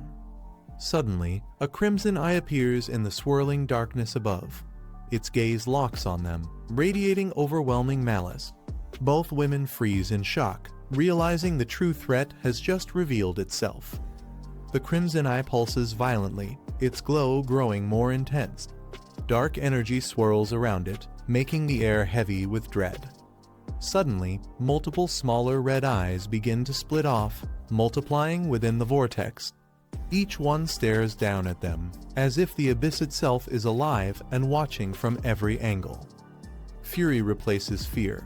The black-haired girl lashes out, unleashing her power while shouting at the monstrous entity. Blazing energy erupts, slamming into the fiery eyes as she demands its destruction. She steadies herself, warning her companion not to falter. The creature is losing patience, and any weakness now could mean the end for them both. Her sharp gaze shows determination, refusing to let despair take over. The girl's eyes widen in silence, reflecting the eerie glow of the crimson light. She braces herself as the darkness presses closer. A piercing flash erupts from above, sending icy shards crashing down. She looks up in shock as the monstrous force reveals its power, freezing everything in its path. Surrounded by countless red eyes staring down at her, she feels completely overwhelmed. Her voice trembles as she wonders if this is truly the end. Meanwhile, her companion is consumed by writhing shadows, her body dragged into the void. Her thoughts echo with regret she shouldn't have acted alone, overestimating their strength. Believing they could finish this mission by themselves has now led to ruin. Her eyes close slowly, a calm acceptance settling in. She reflects that the path of cultivation has always been filled with danger, and perhaps her fate was to vanish one day in some forgotten place. As the abyss pulls her deeper, she wonders about the future. What kind of world will rise after this? What role will those who remain play in shaping it? She realizes she may never again witness the tide of Spirit Kai revival. Tears stream down her face as she braces for the inevitable, her body trembling between despair and unwillingness. But suddenly, a blinding surge of blue light erupts above. It cuts through the suffocating darkness, leaving her stunned as she reaches upward, unsure if it's salvation or another cruel trick. From the explosion of blue light, a figure bursts forth, descending with overwhelming power. His presence tears through the darkness, scattering the suffocating energy. The man steadies himself in midair, his glowing eyes sharp and confident. He mutters that it was a close call, his calm demeanor contrasting the chaos around them. Tears stream down the girl's face as she stares in disbelief. Shocked, she cries out this figure is her cousin. His strike crashes downward like divine judgment, splitting the abyss with crackling energy. The darkness shatters under his force, leaving only the brilliance of his attack behind. The girl looks on in relief, realizing it truly is her cousin who saved her. His overwhelming power radiates through the crackling blue energy. Shocked, the red-haired woman whispers that he's not an ordinary person. But danger lurks close. From the shadows, the anomaly's true body emerges a grotesque, many-eyed creature creeping up behind him. The girl quickly shouts a warning, telling him the main body is right at his rear. Flames surge into his hand as he prepares to counter. He doesn't flinch. Instead, a confident grin spreads across his face. Declaring his intent, he vows to test heavenly fire against the creature's dark attribute, unleashing a blaze that roars with destructive force. The man dives forward, unleashing a devastating blaze that engulfs the anomaly in a torrent of fire. The flames roar with overwhelming intensity. The monstrous entity shrieks as it is swallowed whole by the raging inferno, its body writhing in agony. The two women huddle together amidst the sea of flames, one weakly asking if they might already be dead. Fear grips them as the fire rages all around. The black-haired girl steadies herself, assuring her companion to look closer. Despite the inferno, they are still alive. Shocked, the red-haired woman realizes this fire is not consuming them, but only their enemy. The two women stare in disbelief, realizing they are still alive. Relief washes over them as the man casually assures them the enemy has been dealt with, even joking that he hasn't had breakfast yet. The red-haired woman's eyes widen as recognition strikes her. Excitedly, she recalls that he was the one who saved them back in Yanaming Town during the Death Ghost incident. The man scratches his head, admitting it wasn't that hard to recognize him after all. The black-haired girl reacts in shock, questioning if the powerful fire-wielding expert they saw earlier was really her cousin. The red-haired woman smirks, teasing her for once calling him mediocre. The man scratches his head with a sheepish smile, not bothering to deny their suspicions any longer. The red-haired woman clutches the black-haired girl's shoulders, excitedly recounting his past feats defeating ghost corpses, drawing attention from Sister Su Yan, and even standing out in the wasteland. They piece the truth together. He isn't just a high-level fire user, his thunder attribute was strong enough to obliterate the black fog. Their eyes widen as they wonder if he is the same prodigy who broke through to the spirit creation realm back in their residential zone. Finally, he admits it. Calmly, he confirms their suspicions, but then turns serious, questioning why only the two of them came to face a dark attribute anomaly. Such threats are no ordinary crisis, and yet they fought alone without their team. The red-haired woman explains that one teammate is gravely ill and unable to join missions anymore, while another has been assigned elsewhere. Their uncle also had a harder mission, so the group rarely fights together as a whole. The black-haired girl admits her miscalculation, saying she underestimated the anomaly, believing her current strength would be enough. The man listens quietly, recalling how his cousin used to complain about her teammates, but now defends them in front of outsiders. He recognizes her loyalty, noting she has always been clever, and he had sensed this side of her before. Turning serious, he tells them since they already know who he truly is, and because he trusts them both, he has a proposal to make. With a steady gaze, the man extends his hand and proposes that they form a team. But he warns them not to reveal this secret to anyone else. The red-haired woman lights up with excitement, eagerly agreeing and promising to keep quiet. She can't help but think how lucky she is to benefit from this arrangement. The black-haired girl looks at him softly, realizing he must have known from the beginning that she was a pioneer. Silently, he had been protecting her all along. For her, having such a reliable relative by her side on this dangerous path feels like an unexpected blessing.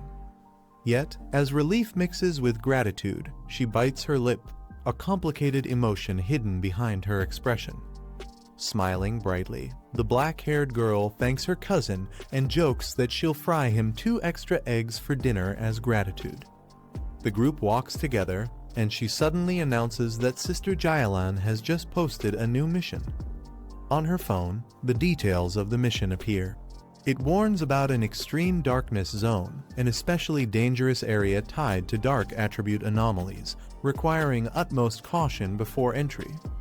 The cousin's eyes narrow as he asks if they understand what the extreme darkness zone really is. She explains it's a restricted border area of Xia Nation, where the dark attribute is so concentrated and strong that most pioneers avoid it entirely. A message appears, someone signing up for the mission and asking Sister Jailan for details about the gathering. The cousin suggests they should try it, asking if Jailan would reveal more about the mission. But the girls explain that she's always been mysterious and rarely says more than a few words. He frowns, thinking it through. For Jailan to arrange something this dangerous, she must hold an unusual status. Perhaps she's a rogue fighter with high-level skills, or someone tied to the military or the Spirit Kai Association. Again, the same message repeats Fong Heju, asking what exactly they are gathering, for though the answer remains hidden in mystery. A new message from Sister Jailan appears. The mission's target is revealed, to collect something called Withered Bloom. She warns that this task is far more dangerous than before, as the extreme darkness zone's energy is far stronger than anything they've faced. She urges everyone to team up before proceeding. The two girls stare at the message in surprise. They whisper that Jailan has never been this detailed before, leaving them unsettled. Elsewhere, Jailan walks through a corridor surrounded by armed escorts. Her expression remains calm as she remarks that the rest will depend on someone else. Meanwhile, the cousin studies the message carefully, raising an eyebrow. He smirks, saying the words, "strong and reliable pioneers" sound almost too direct. It's as if Jailan is calling them out personally, challenging them to accept the mission. The cousin smirks, his eyes sharp with confidence. He tells his companion that Jailan's message feels like a direct challenge, as if she's personally calling him out. Far away, dark mist coils above a desolate land, the air heavy with corruption. The ominous atmosphere radiates dread, marking it as no ordinary place. He stares into the distance, a dangerous gleam in his eyes. Instead of fear, excitement stirs within him. The so-called extreme darkness zone is exactly the kind of place he wants to explore, and he's eager to take the trip. The group walks through the corridor, their footsteps echoing. One of the assistants nervously mentions concerns about the team. The woman leading them holds a bouquet calmly and answers that if the man is truly a pioneer worthy of trust, he will definitely come. The assistant hesitates, voicing her worry that if he doesn't appear, the entire batch of pioneers will be affected. But the woman cuts her off firmly, saying that if he fails to show, it only proves his strength is still lacking. She then turns toward the window, her expression sharp, a faint smile forming. She asks if they really believe that collecting the elusive flower is easy. For weak pioneers, this dangerous task is nothing but a path leading straight to death. The assistants exchange uneasy glances, unsure how to respond. The woman continues, explaining that forcing someone into a life or death mission just to maintain appearances goes against the true purpose. Her words leave the others silent, realizing the weight behind her reasoning. A dark ground is littered with blood and debris, where pale flowers bloom. The narration explains that gathering these flowers is the only path to rebuilding national strength. Only by collecting them can more pioneers be nurtured. The scene shifts to ordinary people on a subway, representing the future pillars of the nation. The flowers are essential for ensuring the survival and growth of these new generations. The view changes to a hospital ward bathed in light.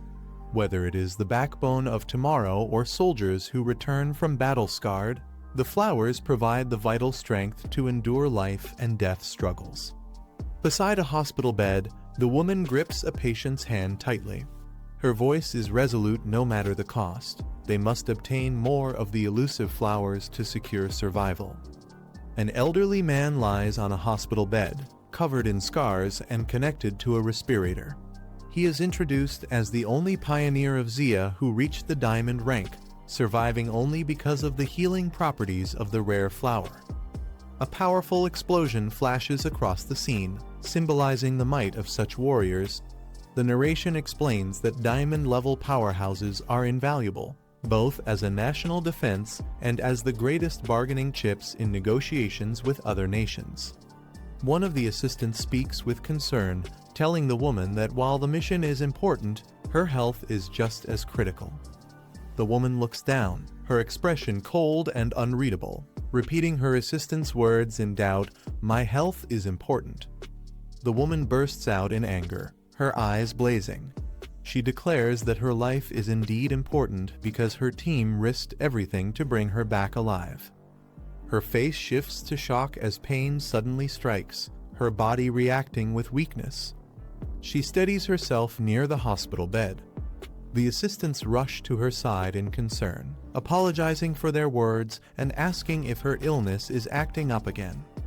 Holding her head, she brushes it off with a faint smile, saying it's fine and not yet time for medicine. Memories of her old comrades flash in her mind, and she murmurs that it's all in the past now. On a battlefield littered with bodies, a soldier weakly calls for the execution squad to retreat immediately. Another wounded soldier urges the young woman to survive, saying their mission to collect the rare flower is now in her hands. For the sake of their teacher, their homeland, and everyone depending on them, they entrust the future to her. The young woman cries out in refusal, shouting that she will not leave and calling out to her captain. With tears and determination, she gathers the strength left behind by her fallen comrades. Lightning energy wraps around her as she vows to return alive, carrying their will with her. The woman explains coldly that the energy given to her is meaningless if the flower is tainted with blood or not harvested intact. Only a complete specimen holds true value. Time passes. Nearly 2 hours later, a new group makes its way across a barren landscape. One of them sighs, asking how many more kilometers they must walk.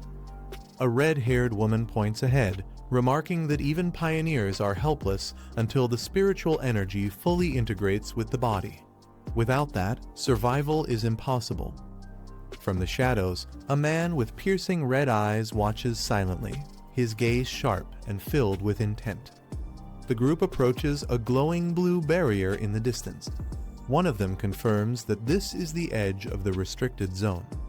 The black-haired man narrows his eyes, noting that even with layers of defense, the corrupted aura seeps through, leaving an unsettling feeling.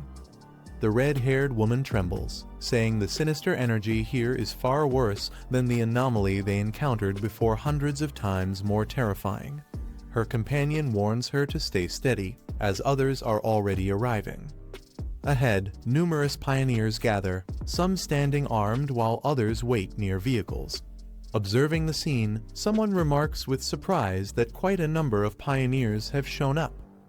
Two women discuss the threat of black attribute anomalies. They note that these creatures kill indiscriminately and show no mercy toward humans. A terrifying shadowy monster looms over a city rooftop, its red eyes glowing as lightning flashes in the sky. The narration explains that such black attribute anomalies have already appeared multiple times within the city. The black-haired man calmly agrees. The woman beside him recalls facing two of these terrifying anomalies head-on before.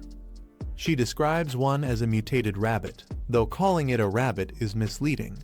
With its twisted form and razor fangs, it resembles more of a nightmarish rodent than anything else. A monstrous creature lunges forward, its twisted body tearing into its prey with savage force. The black-haired man explains that another anomaly emerged from abandoned factories, a massive snake. Unlike the rabbit, its intelligence surpassed expectations, able to cooperate in hunting down pioneers and wiping out entire squads. He adds that the situation has grown dire. The city's outer defenses, built to contain such threats, are now showing cracks as more anomalies appear. From above, shadowy beasts soar over a burning city. Flames engulf buildings while monstrous wings blot out the sky, marking the chaos that humanity can no longer easily control. The black-haired man leads his companions forward, stating firmly that they must head to the front lines. At the barrier's entrance, several figures gather, preparing for the mission. The atmosphere is tense as more pioneers arrive. Among them, a silver-haired girl with twin braids appears. Her calm gaze lingers as she notices the newcomers. Her eyes widen slightly in surprise. She recognizes the man approaching and mutters in disbelief, questioning why he is here and even more, why he has brought along two young girls. The silver-haired girl suddenly covers her mouth in shock as her companion calls out to her in confusion, asking what's wrong. Nervously sweating, she mutters to herself, praying that he won't notice her presence. But when the black-haired man glances her way, she forces a smile and awkwardly addresses him as Captain Sue. The group exchanges puzzled looks. One of them whispers in surprise, wondering if this eccentric girl could really be the assistant of the envoy. Flustered, the silver-haired girl waves her hands defensively, insisting that it's all just a huge misunderstanding.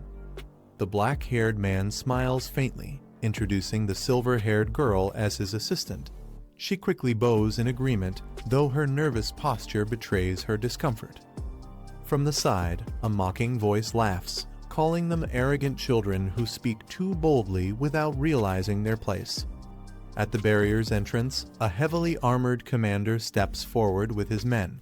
He ridicules the pioneers, saying most are inexperienced and wouldn't last without the protection of stronger forces. The red-haired woman clenches her fists in anger, but is held back by her companion. She warns that their arrogance could lead to trouble, especially without knowing the true status of the people they're facing. The red-haired woman steps forward confidently, staring down the armored commander. Her tone is sharp, warning him not to underestimate them. The commander smirks, dismissing her words. He mocks her, saying that in the darkness of the restricted zone, it won't be long before people like her regret such arrogance. His expression shifts, eyes narrowing as he mutters under his breath, clearly annoyed by the confrontation. Suddenly, the roar of an engine cuts through the tension. A vehicle approaches the gathering, drawing everyone's attention as the situation grows heavier. The rumbling of an engine stops, and the vehicle door swings open. From inside, a tall woman in a white coat steps out, instantly drawing everyone's attention. Gasps ripple through the crowd as someone recognizes her identity. Shock spreads, this is none other than Sisterlan. She strides forward with confidence, her long coat flowing behind her. Witnesses confirm in awe that it truly is her, leaving the atmosphere heavy with respect. Whispers spread among the pioneers, marveling at her presence and wondering what her true identity might be. With such authority, she is clearly the one responsible for opening the path ahead. With a determined look, the woman stands before the massive glowing barrier, her eyes reflecting the surge of energy. She steps forward confidently, the blue light of the gate swirling like a storm, illuminating her figure. Raising her hand, she reveals a glowing key-shaped artifact, channeling her power into it. The artifact activates with a blinding flash. Energy cascades down like waterfalls of lightning, and the barrier begins to split open under her command. As the artifact's power reaches its peak, the barrier trembles violently, releasing a surge of blinding red and blue energy. The gate erupts with a thunderous roar, tearing open with overwhelming force. The sky itself seems to split under the pressure. The woman stands firm at the center of it all, her figure illuminated by the chaotic storm of light and energy. With the final burst, the great gate opens completely, marking the beginning of their dangerous mission beyond. The dark portal finally stabilizes, and the group is given permission to enter. The woman in charge stands before the ominous gate, reminding them of one crucial rule: the withered bloom they seek must be whole and free of any human blood. Her cold tone makes it clear there will be no excuses if they fail. The recruits gather nervously, some glancing at the swirling entrance with unease. One man mutters bitterly that they're being sent in to risk their lives without proper pay or protection. To him, it feels less like a mission and more like a death order, and the lack of compensation only fuels his frustration. Another man quickly silences him, warning that complaints are useless. If they die inside, the officials won't acknowledge it as their fault. Instead, they'll simply be reported as missing, leaving no trace of accountability. The grim reality hangs heavy in the air as the group slowly moves toward the gate. Nearby, two men exchange hushed words. One points out that if death truly awaited them, their families would mysteriously receive huge sums of money. To him, that payout is nothing more than an admission that the officials are sacrificing them on purpose. The armored man beside him stays silent, his stern expression confirming the bitter truth that everyone already suspects. As the group approaches the portal, the silver-haired girl quietly analyzes their surroundings. She points out a middle-aged man whose cultivation is equal to a spirit-forging realm, 1 star. Around him, several others remain silent, their strength difficult to gauge as they may be concealing their true aura. Beyond them, most participants are solid cultivators, ranging from 2-star to 3-star stages, making the teams fairly balanced in power. The black-haired man observes the gathering carefully. He realizes the mission's difficulty must be far greater than expected, given how many elite pioneer squads have been summoned. His attention lingers on one particular man whose aura feels strangely muted, leaving him unsure if the man's strength is truly as low as it appears. Meanwhile, the officials finish their head count. They confirm that the expedition into the extreme dark zone includes 2 2-star teams, 3 3-star teams, and 5 1-star teams. The anomalies inside are reported to vary from B class up to the dangerous S class. With preparations complete, the order is given to begin, and the monitoring teams are instructed to track everything closely. The scene shifts inside the portal, revealing a desolate wasteland. The land is barren, shrouded in heavy fog, with dead trees jutting from the cracked ground. The ominous silence sets the tone for the dangerous mission awaiting those who dared to enter. The team carefully steps deeper into the wasteland, surrounded by streams of ominous dark energy. The atmosphere is suffocating, and every sound seems amplified in the eerie silence.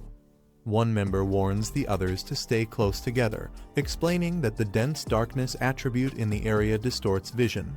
If they scatter, they'll quickly lose their sense of direction. Behind them, a girl suddenly collapses, gagging and clutching her stomach as the overwhelming stench makes her retch uncontrollably. The silver-haired girl kneels beside her, speaking in a calm voice. She explains that the nauseating odor comes from rotting corpses mixed with brain fluid, and reassures her that feeling sick is completely normal. Many others are experiencing the same reaction. She gestures toward the distance, where even cultivators at higher levels are visibly struggling, some doubling over and vomiting from the unbearable stench. The grim sight makes it clear that no one is immune to the horrors of the extreme dark zone. The silver-haired girl explains that the darkness attribute naturally restrains pioneers, acting like a form of pollution. Inside the extreme dark zone, the anomalies are especially active, making the environment even more dangerous.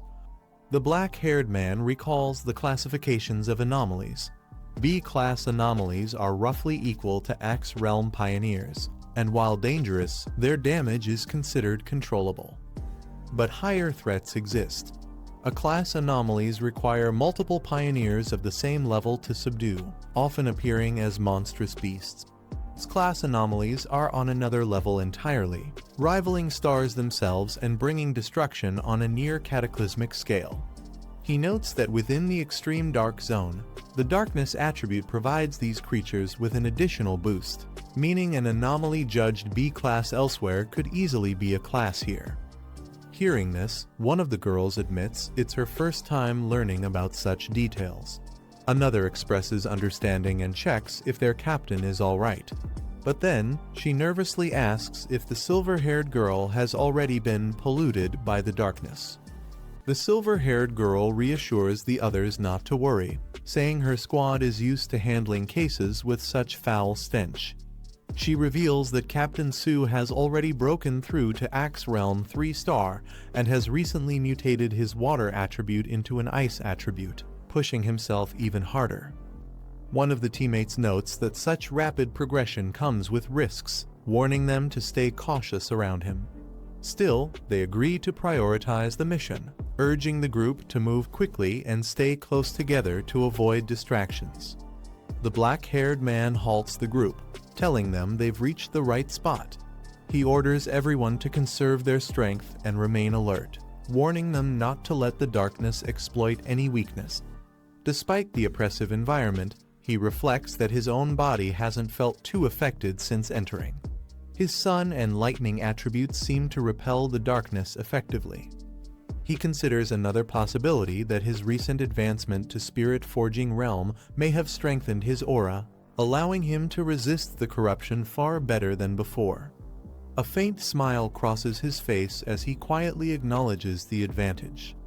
Elsewhere in the extreme dark zone, fierce battles erupt as teams clash with monstrous anomalies. A man slashes through a beast with ease, mocking that the so-called dangers of this place are nothing more than this. Rallying his comrades, another fighter shouts that they must seize the withered bloom and show the younger pioneers what true strength looks like. Together, they charge forward with confidence, blades gleaming in the darkness. Back with the main group, tension rises when one of the girls, Yi, coughs violently from the overwhelming atmosphere. Her companion immediately calls out her name in concern, steadying her as she struggles to breathe. The black-haired man glances back at them with a faint smile. Observing her fragile state, he quietly remarks that she's still just a child, hinting at her lack of readiness for the dangers ahead. The girl looks up in surprise as a gentle warmth spreads across her body. Her cousin places a hand near her, and the dark nausea that had been plaguing her fades almost instantly. A look of relief washes over her face as she realizes the corrosion and sickness have vanished, replaced by a comforting warmth like sunlight in winter. The others marvel at the effect, calling it the true power of the spirit-forging realm. She studies the energy carefully, noting how rare and advanced the attribute feels. Since breaking into Axe Realm 3-star, her senses for attributes have deepened, allowing her to recognize its uniqueness. She compares it with her own wood and grass attribute, which excels at absorbing aura, and even mentions how Captain Su's water mutating into ice was also a rare occurrence. The black-haired man corrects her softly, explaining that it isn't fire, but rather the sun attribute. With calm honesty, he admits it was his fault for not clarifying earlier. He is the very one who had displayed this power before during the fire incident at Kinhang University's Northern Gate and Stadium. The black-haired man explains that the anomalies they faced were unique, as sun and heavenly fire attributes differ slightly. His calm admission surprises the others, who realize he now possesses multiple rare high-tier attributes. He adds that he also has a desolation attribute, but prefers to keep some of his cards hidden. For now, it's best not to reveal everything, leaving the group stunned at how many rare powers he actually controls.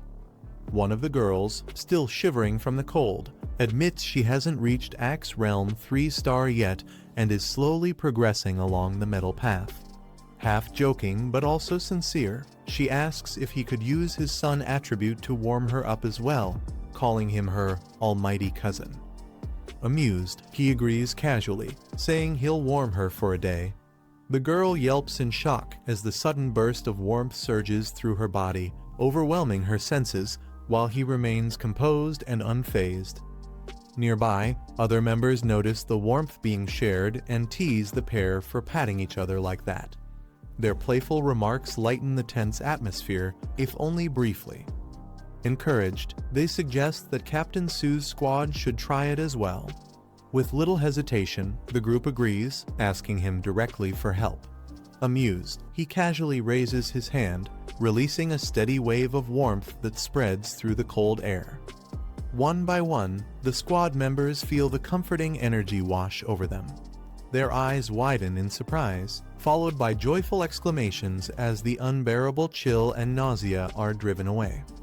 But just as the mood lifts, the ground trembles. A massive claw slams down nearby, signaling the arrival of a powerful creature lurking in the darkness.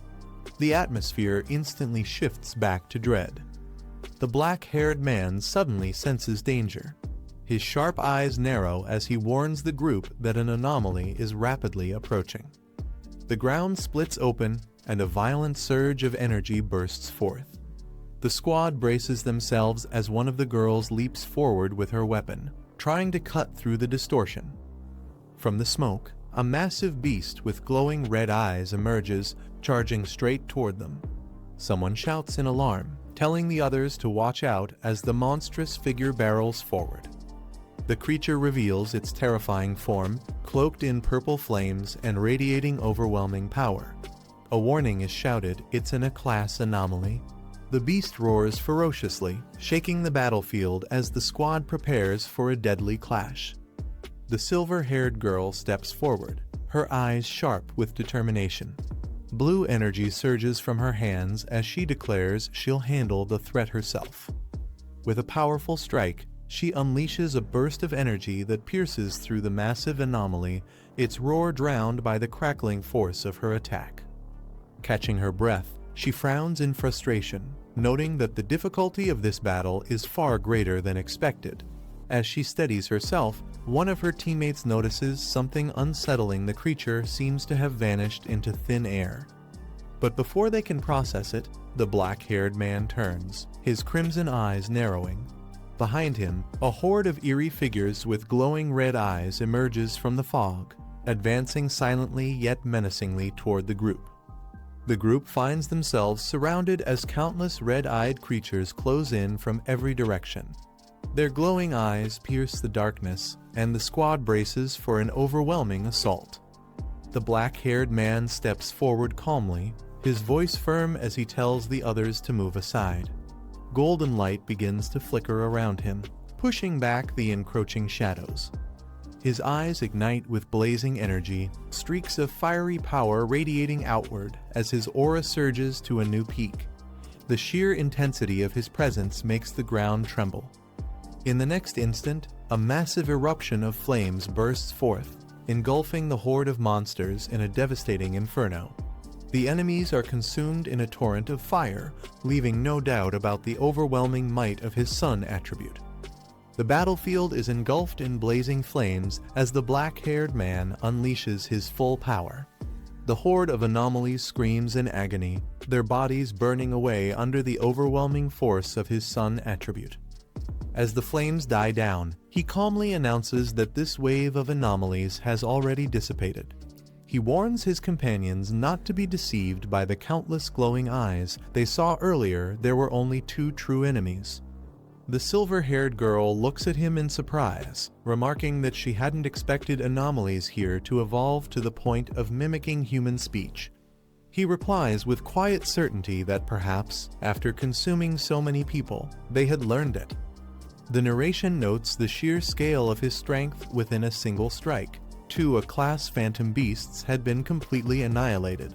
The purple flames in his hand flicker ominously against the backdrop of the burning wasteland, a clear reminder of the unmatched power he now commands. A masked woman watches the battlefield, acknowledging the strength of the anomalies. Even for her, she admits it would take several rounds of combat to bring them down. Meanwhile, the group regathers. The silver-haired girl warns that anomalies might disguise themselves and infiltrate their ranks, urging everyone to stay alert. The others nod cautiously, realizing the danger of lowering their guard in this place. Nearby, one of the girls struggles to recover from the overwhelming aura. She clutches her chest, thinking to herself that the suffocating pressure from these anomalies is far more terrifying than zombies. Even breathing near them feels like it could burn her alive. As she tries to steady herself, the black-haired man orders her to get up. Before she can respond, a sudden sound echoes through the cavern, drawing his sharp gaze toward the source of the disturbance. As the group pauses, the black-haired man's expression sharpens.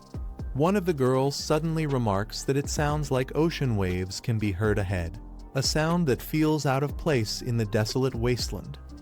The uneasy calm breaks in an instant. A strange noise erupts, catching everyone off guard. The squad tenses as they realize something is rapidly approaching from the shadows. Footsteps echo across the ground, heavy and deliberate, sending chills through the group as the sound grows louder with each step. Elsewhere, another squad is locked in battle. Panic overtakes them as one of the fighters yells for the others to stop fighting and run. Whatever they're facing, he shouts, is far too sinister to handle head-on. The black-haired man's sharp senses catch something unusual. One of the girls suddenly stiffens and points out that the sound of waves can be heard ahead.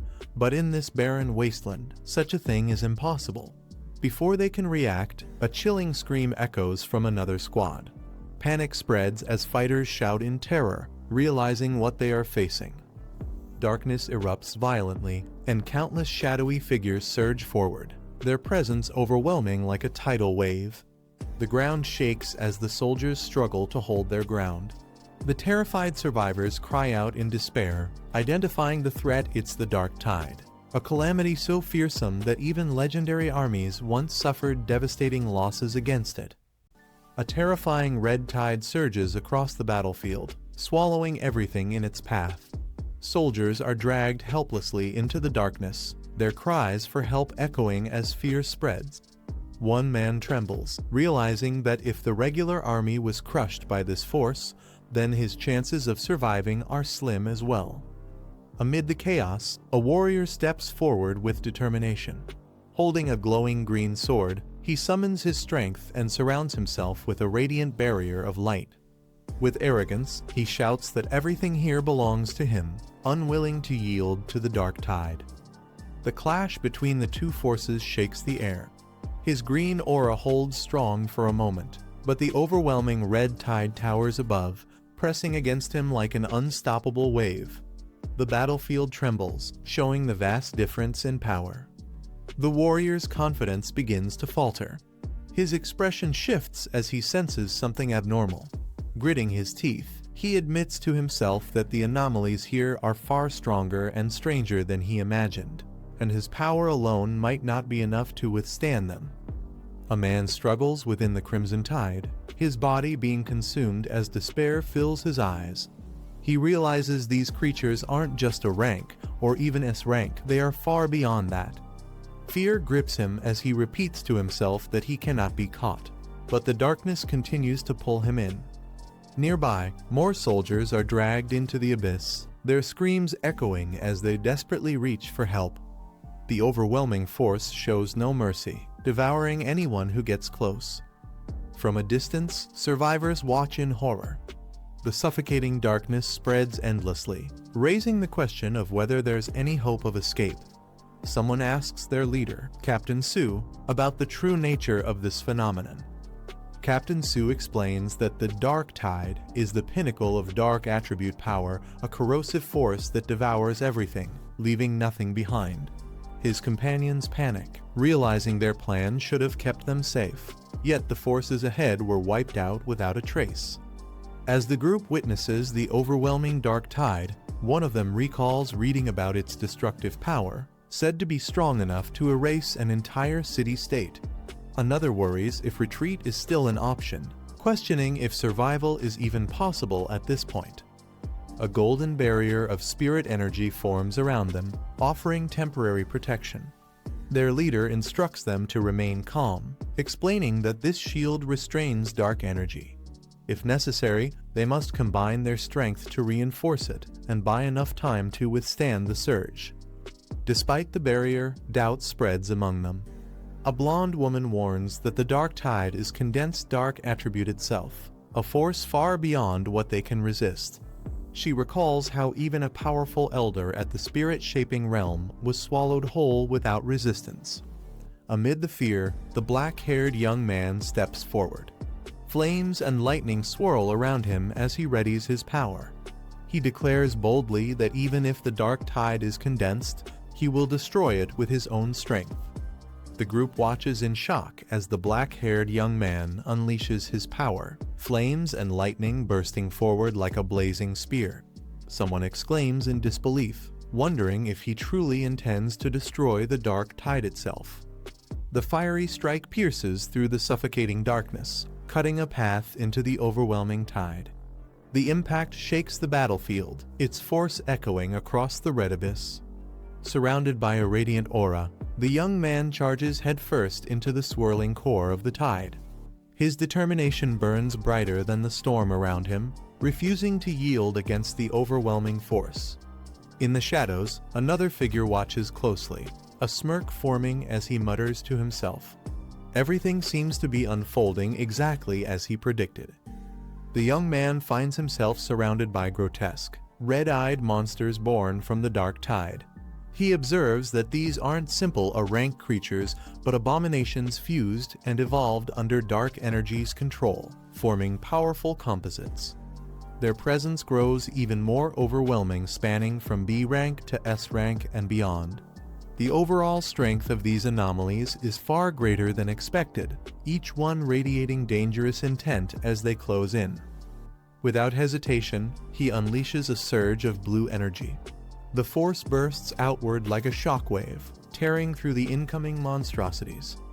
His sword cuts through the swarm, striking directly at the towering creatures. The light from his attack pierces their dark forms, momentarily holding back the tide of horrors pressing down on him. A monstrous anomaly with glowing red eyes lunges toward the black-haired young man, its presence radiating killing intent. Without hesitation, he counters with a blazing strike of fire, slicing through the creature in an instant. Normally, such a powerful attack would only injure an A-rank anomaly, but within the Dark Tide, even these terrifying beasts can be destroyed outright. He steadies himself, eyes sharp, observing the battlefield as if waiting for something more. His gaze locks onto a figure cloaked in flames of corruption. Recognition flashes across his face. It's someone from earlier, now twisted by the Dark Tide. He coldly asks if that person is still alive inside, testing whether any humanity remains. The corrupted man writhes in agony, his body nearly overtaken by the dark energy. Yet traces of spirit energy still flicker within him, showing that he hasn't been fully consumed. The young fighter notes that while this man's foundation in the spirit-shaping realm isn't as firm, he is still a genuine cultivator, meaning there's a sliver of hope left. With determination, the young man raises his hand, summoning overwhelming power. Lightning surges around him as he prepares to unleash a decisive technique. He roars his attack Divine Thunder, 100 refinements, as a colossal bolt of energy tears downward, shaking the entire battlefield with its force. The attack lands with devastating impact, blasting through the corruption. The once twisted man crashes to the ground, heavily injured but no longer fully consumed by darkness.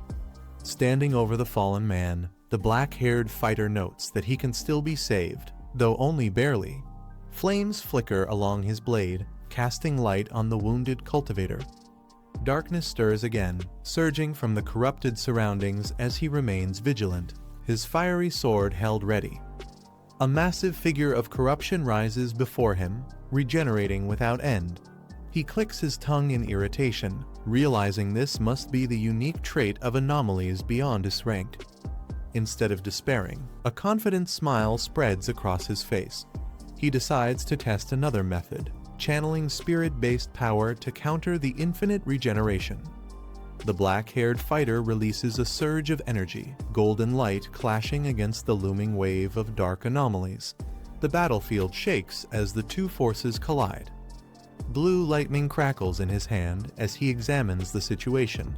Even at the spirit-shaping realm, he realizes he cannot extract dark energy directly.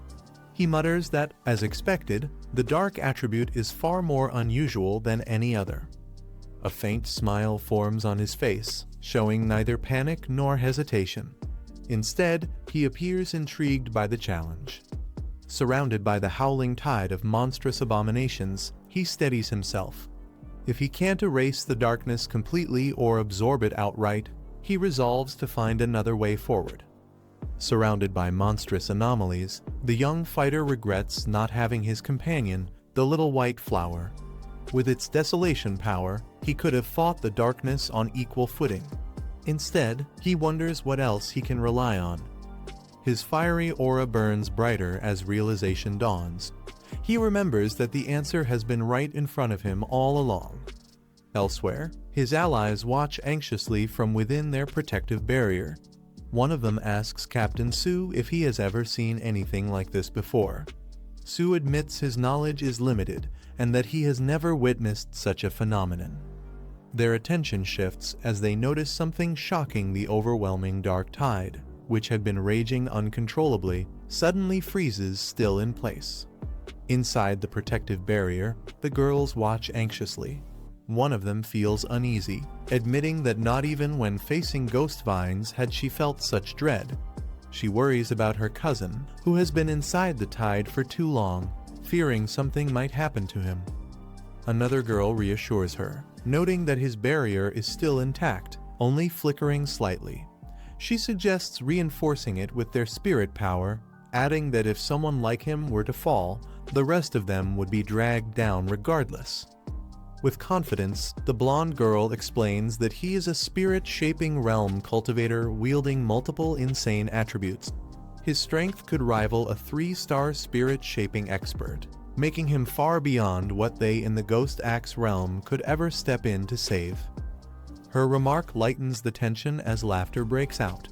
One girl jokes about Captain Sue's humor, while another adds that her teammates often say the same, asking if she's feeling better now. A blazing torrent of fire erupts across the battlefield, illuminating the darkness as the ground trembles under its power. The black-haired fighter unleashes one of his ultimate techniques, 9-Dragon Heavenly Flame Seal.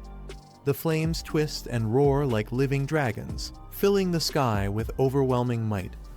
Engulfed in golden fire and blue lightning, he rises above the chaos, commanding the dragons with a single word, "Rise." His aura surges, defying the dark tide's crushing force.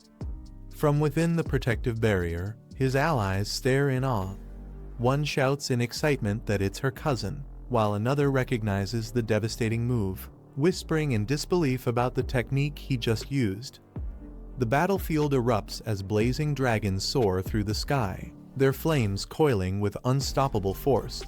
The sheer might of the 9-Dragon Heavenly Flame Seal leaves everyone stunned, with one ally whispering in awe that it's far too powerful. From a distance, a woman observes closely, recognizing the true nature of the technique. She mutters in disbelief, realizing it's a heavenly flame capable of sealing power itself. Her eyes widen as the flames compress into a glowing sphere. Shocked, she questions if he truly managed to seal the dark tide, something thought to be impossible. Meanwhile, the black-haired fighter lands with determination, his body crackling with lightning. He channels even more energy, preparing for what comes next as the battle is far from over. The young fighter raises his arms as flames and lightning merge together, forming a massive sphere of fiery energy. Its sheer size radiates destructive power, shaking the ground beneath him. With a thunderous roar, he declares the technique 9-Dragon Edict, channeling every ounce of strength into the blazing sphere. The energy surges skyward, coiling into a fiery dragon before crashing down with overwhelming force. The explosion rips through the battlefield, leaving shockwaves in its wake. Steadying himself, he directs the massive torrent of fire forward, unleashing the full might of his technique. The storm of flames and lightning engulfs everything in its path, pressing toward the dark tide with unstoppable momentum. The massive sphere of fire and lightning spins violently, its energy spiraling outward as if ready to consume everything in its path. The 9-Dragon Edict grows denser, radiating unstoppable force. With a thunderous impact, the blazing sphere compresses into a brilliant core of destruction.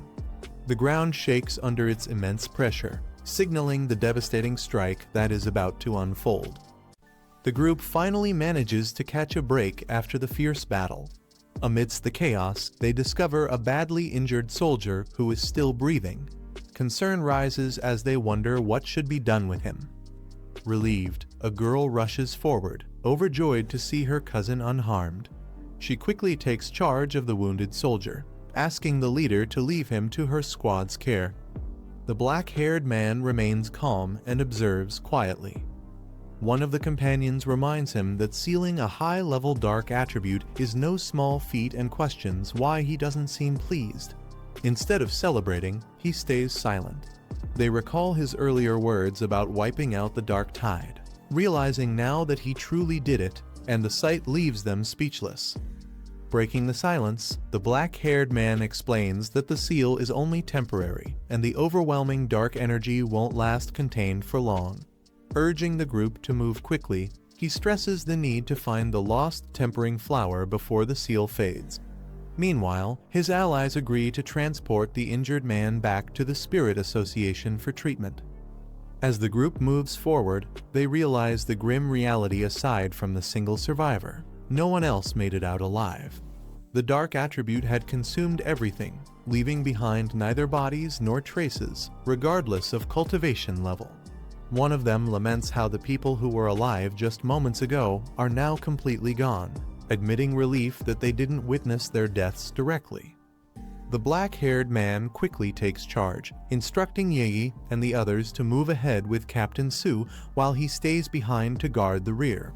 The group complies and continues onward, carrying the injured survivor. Now standing alone at the edge of the black pool, he faces the lingering danger. The system registers a surge of dark attribute energy once again, signaling the threat isn't over. He raises his hand, releasing his power as dark energy bursts into the air. The detection process completes, confirming the overwhelming fluctuation of the dark attribute.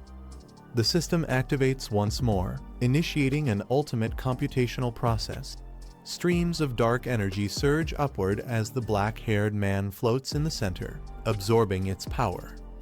With his eyes closed, he remains calm as the swirling darkness engulfs him. The process continues to intensify, binding itself to his very core. Moments later, the system confirms the result compilation successful. His eyes snap open, glowing with a fierce violet light, radiating immense power. A new notification appears, revealing that he has acquired a dark attribute technique called Boundless Dark Realm. This ability creates a sealed misty space where spiritual energy is eroded, drastically weakening opponents.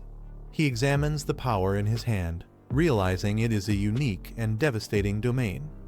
The black-haired man reflects on his new ability, realizing that if he uses the Boundless Dark Realm in battle, its corrosive effect can drain opponents' spiritual power and cut off their energy.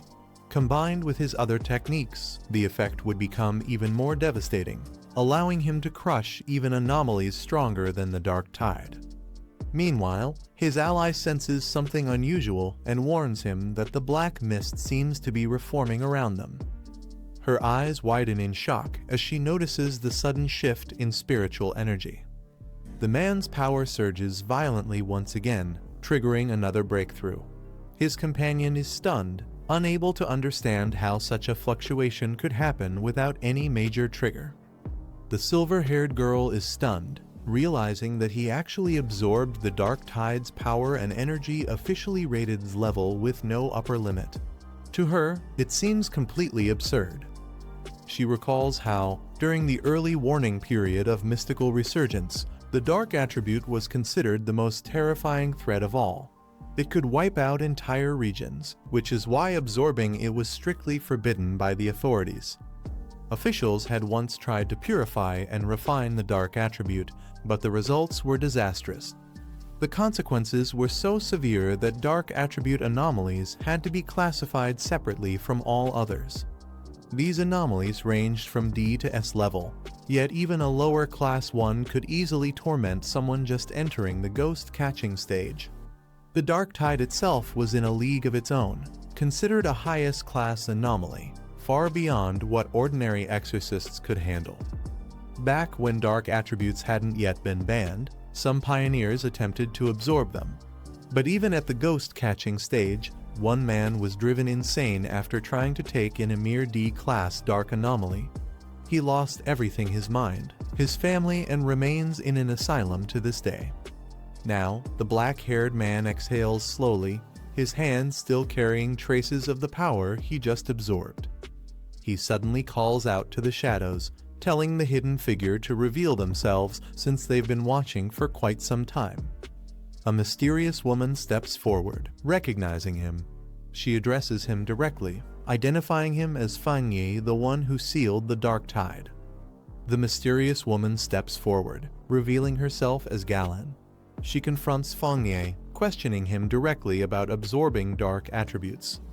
Without hesitation, Fang Yi calmly admits it, leaving his allies shocked that he acknowledged it so openly.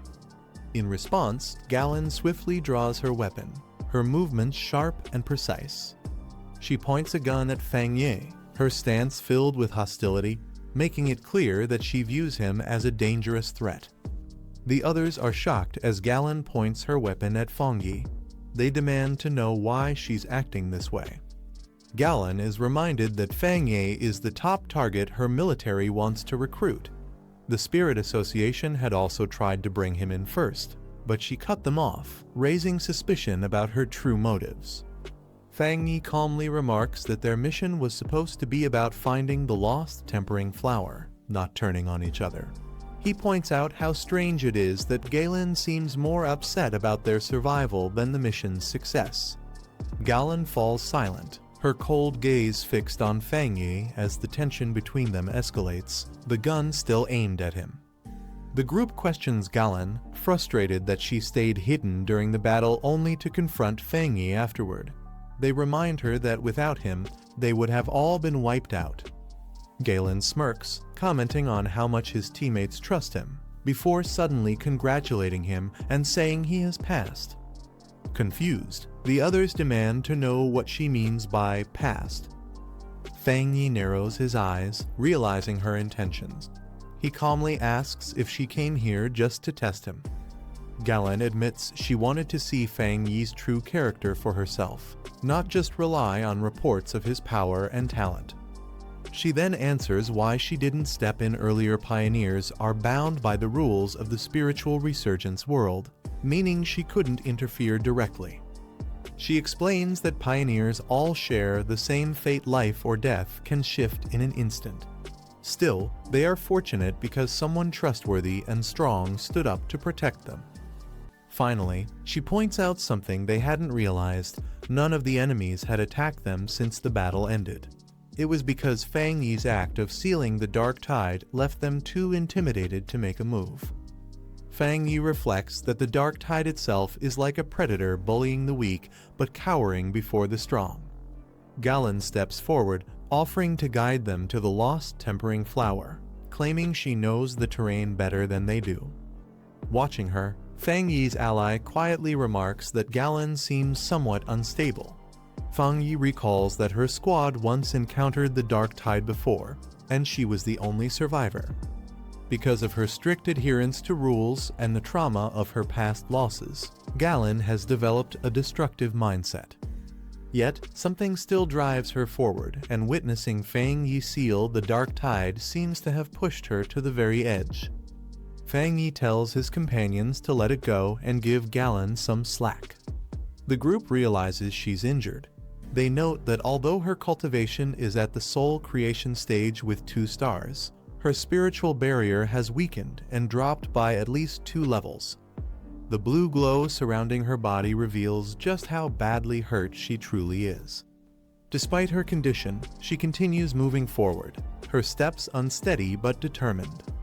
Galen quietly thanks them but insists her injury doesn't matter. The narration shifts to describe the ominous surroundings, an extreme dark zone known as the Abyss Graveyard. The group continues onward together, carrying the wounded while pressing deeper into the dangerous area. Fang Yi suddenly reacts, his sharp eyes catching something unusual ahead, his expression turning tense. Fang Yi halts at the grim sight of bones scattered across the ground, realizing the danger of the place they've entered. Galen confirms they've arrived at the mass graveyard, the heart of the dark zone. Amidst the eerie landscape, they spot their objective, the radiant lost tempering flower glowing in the distance. The group remains silent, tension hanging in the air as they prepare for what comes next. The group approaches the lost tempering flower, but shadowy figures rise from the ground, surrounding it ominously. Galen stares at the flower, muttering that she has finally found it again, her expression filled with obsession. Fang Yi immediately senses something is wrong. A burst of fiery energy erupts as one of his companions shouts at Galen to snap out of it, trying to pull her back to her senses. A blazing fireball descends rapidly, aimed directly at Galen. She raises her hand in shock, realizing the sudden threat closing in on her.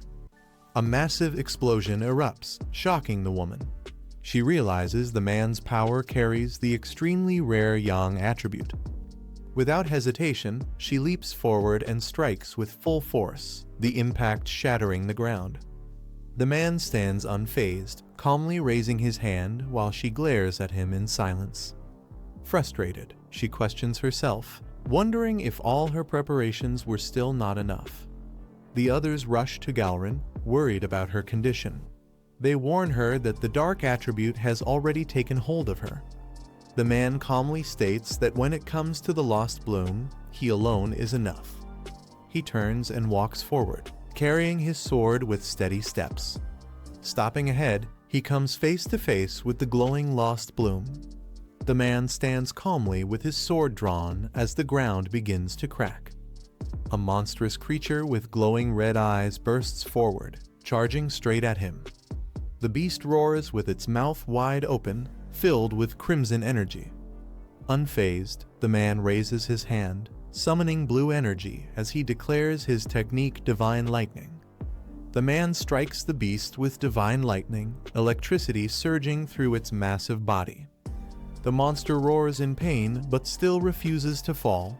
He realizes just how many anomalies these dungeons continue to produce.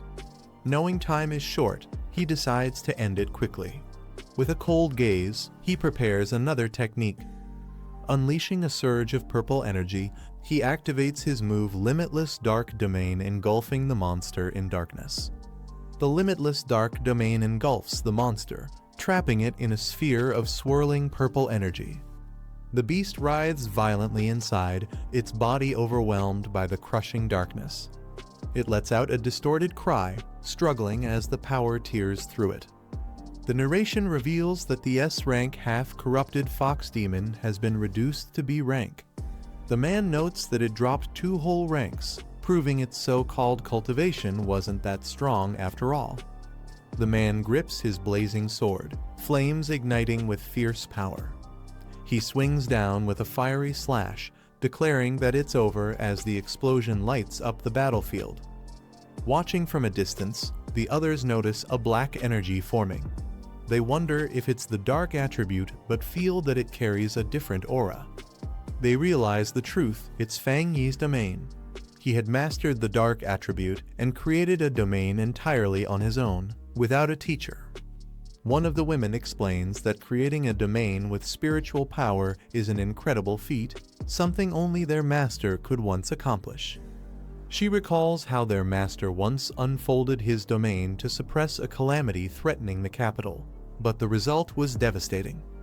As Fang Yi's domain shifts, the others watch in awe, shocked at how quickly it is moving. With a calm smile, Fang Yi waves his hand and remarks that this should be the last of the trouble within the mass grave. The man approaches the glowing flower, its soft light standing out in the desolate land. He carefully reaches down and lifts the flower with both hands. Looking at it closely, he confirms that this must be the one he was searching for. From a distance, the woman watches in silence, her expression tense as she takes in the sight. The group confirms the mission is complete after obtaining the lost bloom, though they note how small it is. They warn that the dark tide could erupt at any moment, so they must withdraw immediately. Meanwhile, others point out they also have an unexpected tag along with them. Holding the flower, the leader thanks Fang Yi, saying the mission would have been impossible without him. She also expresses gratitude to everyone as they prepare to leave. As the group walks away, Galrin quietly tells Fang Yi that she is truly grateful. Galrin explains that Elder Wu from the King Kong realm is in critical condition, and the lost bloom is the only medicine that can save him. She tells Fang Yi that he has saved his life. Fang Yi stays silent, his sharp eyes reflecting the weight of her words. The group finally reaches daylight, relieved to have made it out alive. Outside, others cheer when they hear the lost bloom was successfully retrieved, praising the team for accomplishing the impossible. The group emerges from the dungeon to find a massive crowd waiting. People murmur in excitement, asking who actually found the lost bloom. A girl reacts in surprise as she spots something unusual. They notice a vehicle from the Star God War Zone, the elite fighting force of the Xia Nation, arriving on the scene. The narration explains that the Star God War Zone is ranked number 1 among the 10 great war zones. With abundant resources and powerful cultivation grounds, they became the nation's most celebrated elite force. the lost bloom is carefully placed into a secure container for transport. A military officer accepts it with a calm expression. Soldiers stand in formation, saluting Fang Yi with respect. The officer assures Gaoren that the lost bloom will be delivered to the hospital immediately. She nods, saying she will head over shortly. A large vehicle from the Star God War Zone departs as Fang Yi questions Gaoren about her affiliation. She admits that his strength and performance have likely already spread through their war zone. Fang Yi is told that his power alone could easily overwhelm even their most elite squad. Gaoren offers him cultivation resources and doubled bounty rewards if he joins, but Fang Yi politely declines, saying he has his own way of cultivating. Gaoren warns Fang Yi about the rising danger of dark attribute anomalies, explaining that their numbers are rapidly increasing and becoming harder to control. She adds that their influence spreads like a tumor and could cause catastrophe at any moment, which is why the association strictly guards forbidden zones. She clarifies she isn't trying to pressure him, but believes someone as capable as him has the right to understand the situation. Fang Yi responds with a calm smile, assuring her that if he encounters another anomaly, he won't stand by idly, even if strangers are involved. Gaoren looks at Fang Yi with a gentle smile, expressing her gratitude. She tells him it has been a pleasure meeting him and offers him a token. With the token in hand, she explains that it grants him access to freely enter any forbidden zone for cultivation. She adds one more invitation, asking Fang Yi if he would like to go and meet Elder Wu. The woman smiles and says the person she mentioned is her honored teacher. She suggests they meet someday, though she's unsure if he'd agree. Then, she admits she personally wants to be his friend. He quietly slides his hand into his pocket, thinking for a moment before making up his mind.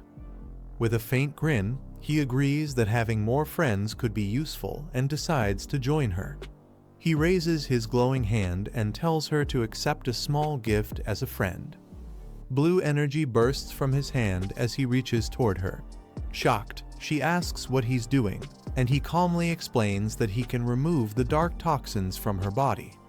The light surrounds them as she stands frozen in surprise. Electric currents surge around her as she realizes that lightning energy can actually heal. She feels a gentle tingling through her body. The cold pain she once had is replaced by warmth. Her body begins to glow as the corrupted wounds start to mend. She feels her damaged organs and energy channels restoring to their original state, while the lightning cleanses her meridians and blood vessels. Her expression softens as she senses all toxins leaving her system. The rare lightning attribute purifies her completely, making her feel renewed almost as if she's been reborn. As the light fades, he calmly asks how she feels. She takes a deep breath, saying the dark energy inside her is gone. No, it's not just gone, it feels as though it's been shattered completely. Medical staff treat a badly injured man as a girl watches from the side, surprised that even a first-level spirit creation realm could be hurt so severely. She wonders if he can still be saved. Nearby, the woman approaches the group and asks why they haven't left yet. The silver-haired girl notices her and jokingly points out that she looks much healthier than before. The woman smiles faintly and explains that the rare lightning attribute has completely removed the dark energy from her body, leaving her fully recovered. Hearing that, the silver-haired girl realizes this is the power of the tyrant's lightning strong enough to destroy enemies and heal others. She turns to the man with a smirk, asking why he's staring at her. The silver-haired girl waves toward the medics, calling them over urgently to assist. She then turns to the black-haired man with a bright smile and asks if they can work together. Curious, he asks what she means, and she explains that by combining his spiritual power with medical tools, they could help more people affected by dark energy. Excited, she suddenly bows forward, begging him to demonstrate his lightning power once more.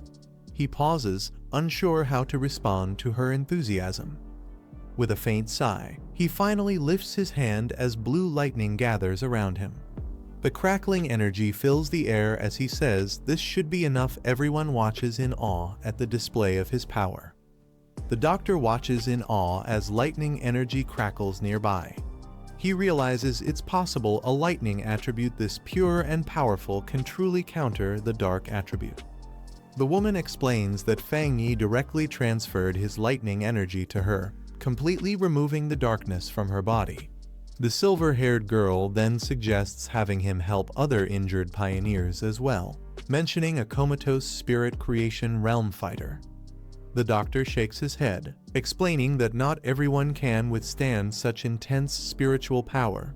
He adds that to heal someone that's severely wounded, the lightning energy required would be 10 times greater. The scene shifts to a man lying unconscious in a medical pod. The doctor says it would be a miracle if he even survives. Full recovery is nearly impossible. The medics lead Fang Yi to their equipment as he asks how to transfer his spiritual power, comparing it to a blood transfusion. They tell him to follow them and demonstrate the process. He places his hand into the device and channels his spiritual power into it, calmly agreeing to their instructions. Nearby, others watch as one girl remarks that she didn't expect Galrin to be such a high-ranking officer in the Star God War Zone. She's impressed that the organization would personally extend an offer to him.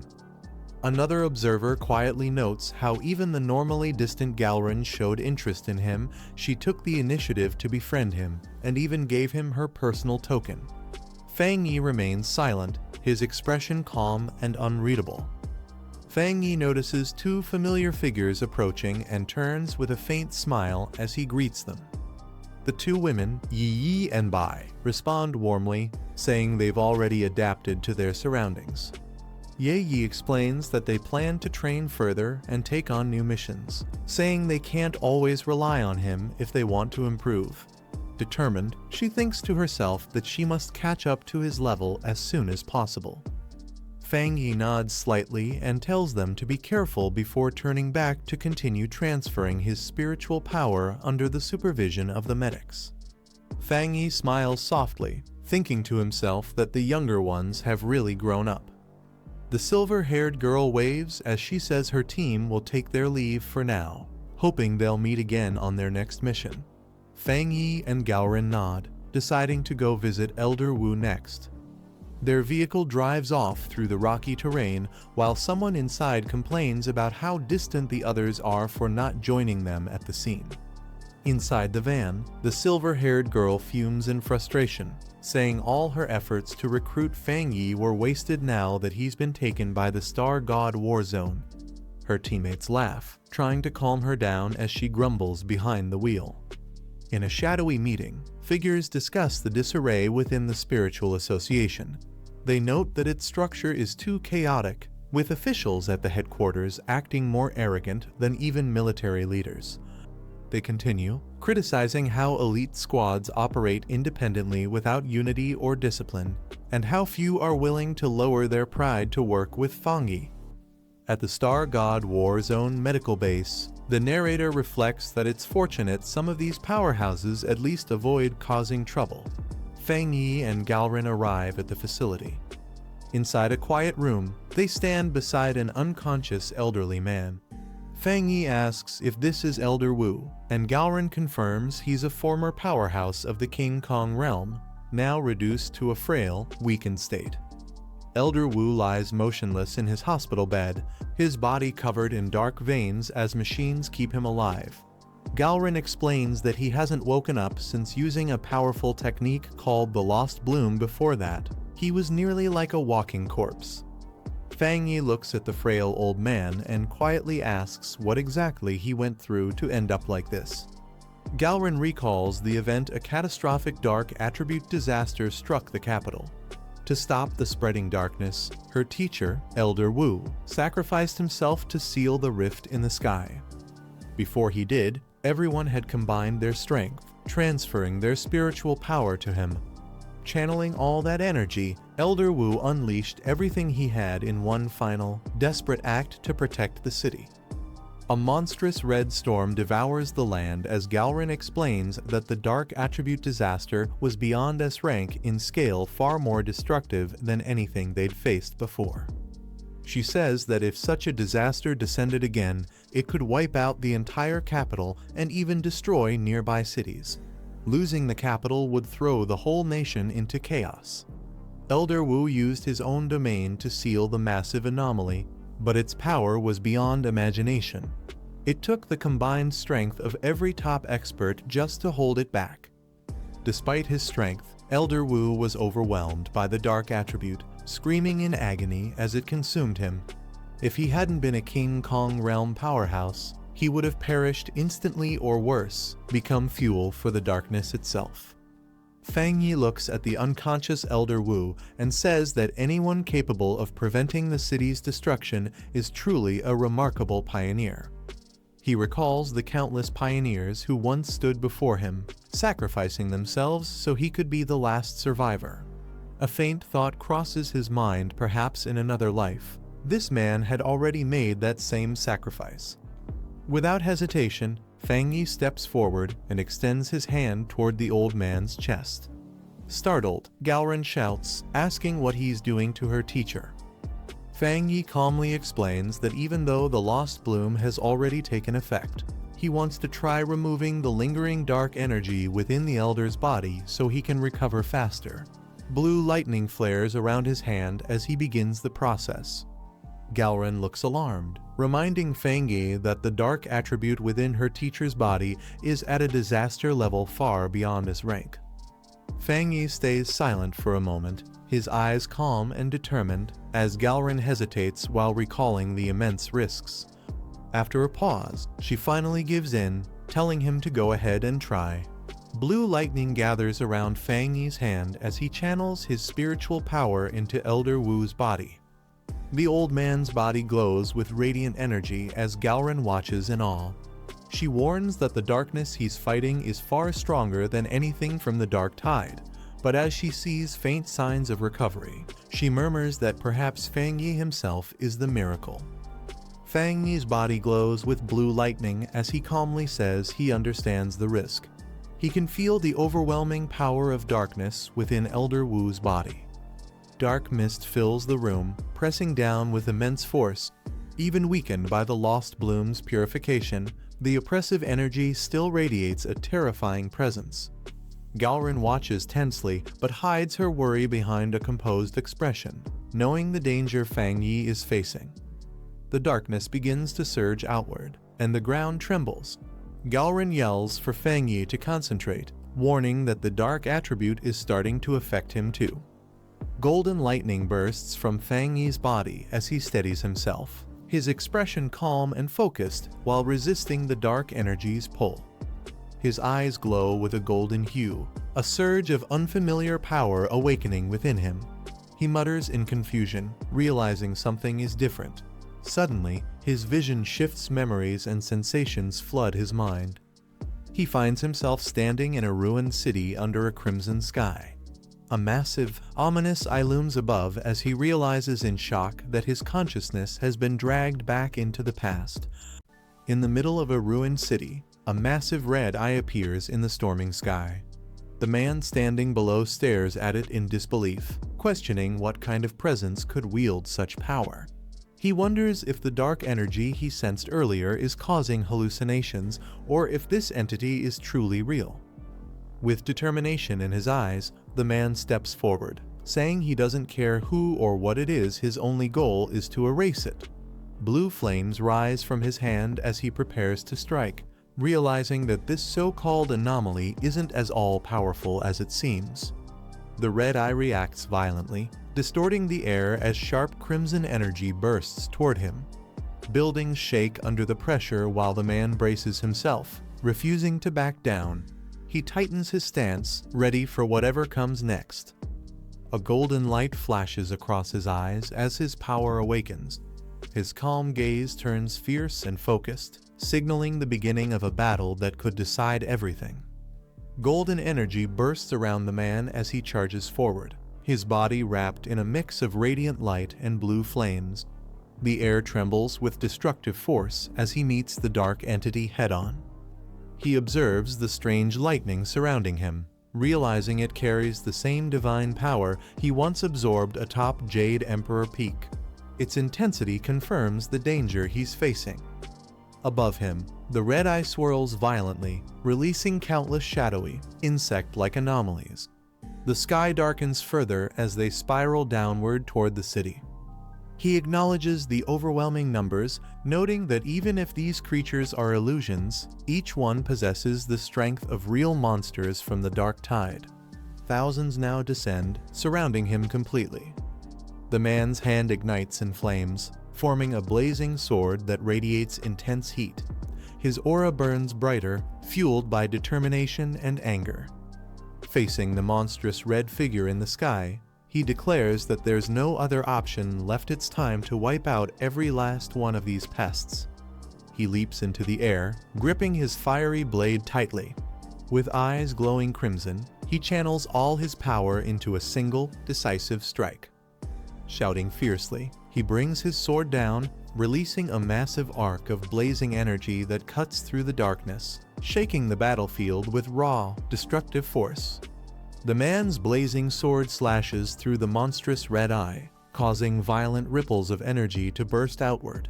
He studies it calmly, realizing this entity is an S-class amalgamation of anomalies, though the illusion might be weakening it. He suspects the lost tempering flower might have reduced its power, giving him a slight advantage. The explosion of light and darkness shakes the ruins around them. Still, the creature's strength feels close to a class, reminding him of the ancient battle Elder Yun once fought when an entire city was wiped out by anomalies like these. He clenches his hand, gathering a swirling mass of black energy. Admitting the threat could have been far worse, he activates his next move, the Boundless Dark Realm. Raising his hand, the man releases the Boundless Dark Realm, a swirling black void that distorts the very air around him. The red eye in the sky trembles in confusion, unable to comprehend the power before it. The monstrous voice breaks the silence, questioning what kind of being he truly is. Its tone shifts from arrogance to fear as the dark vortex expands. A smirk forms on the man's face. He doesn't bother to answer, only clicking his tongue in amusement, confident in his control over the situation. As the black sphere pulls everything into its center, the creature panics. Its once menacing gaze turns desperate, realizing too late that it's being consumed by the darkness itself. As the swirling darkness fades, the red eye lingers for a moment, whispering ominously that it will return soon before vanishing completely into the void.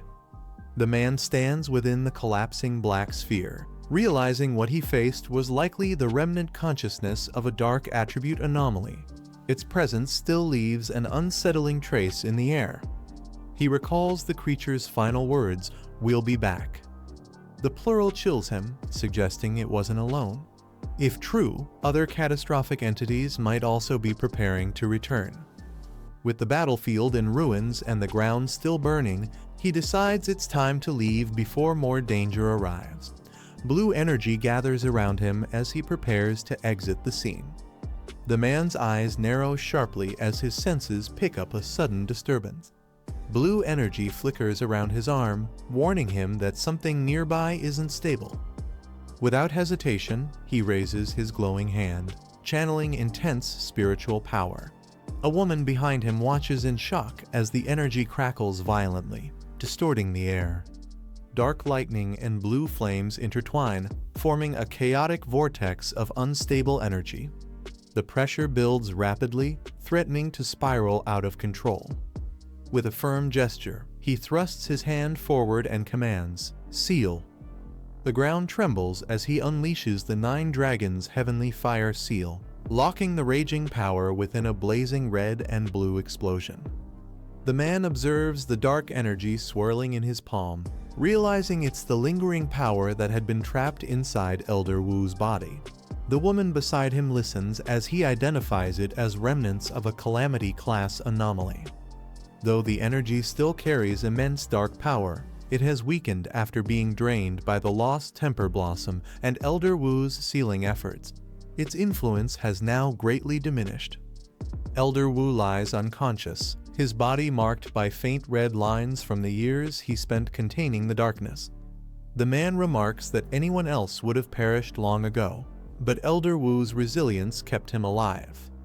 The woman thanks him, acknowledging that his ability ultimately saved Elder Wu's life. He modestly replies that it was only possible because the lost temper blossom had already weakened the corruption beforehand. Blue light bursts from his hand as he completes the purification process.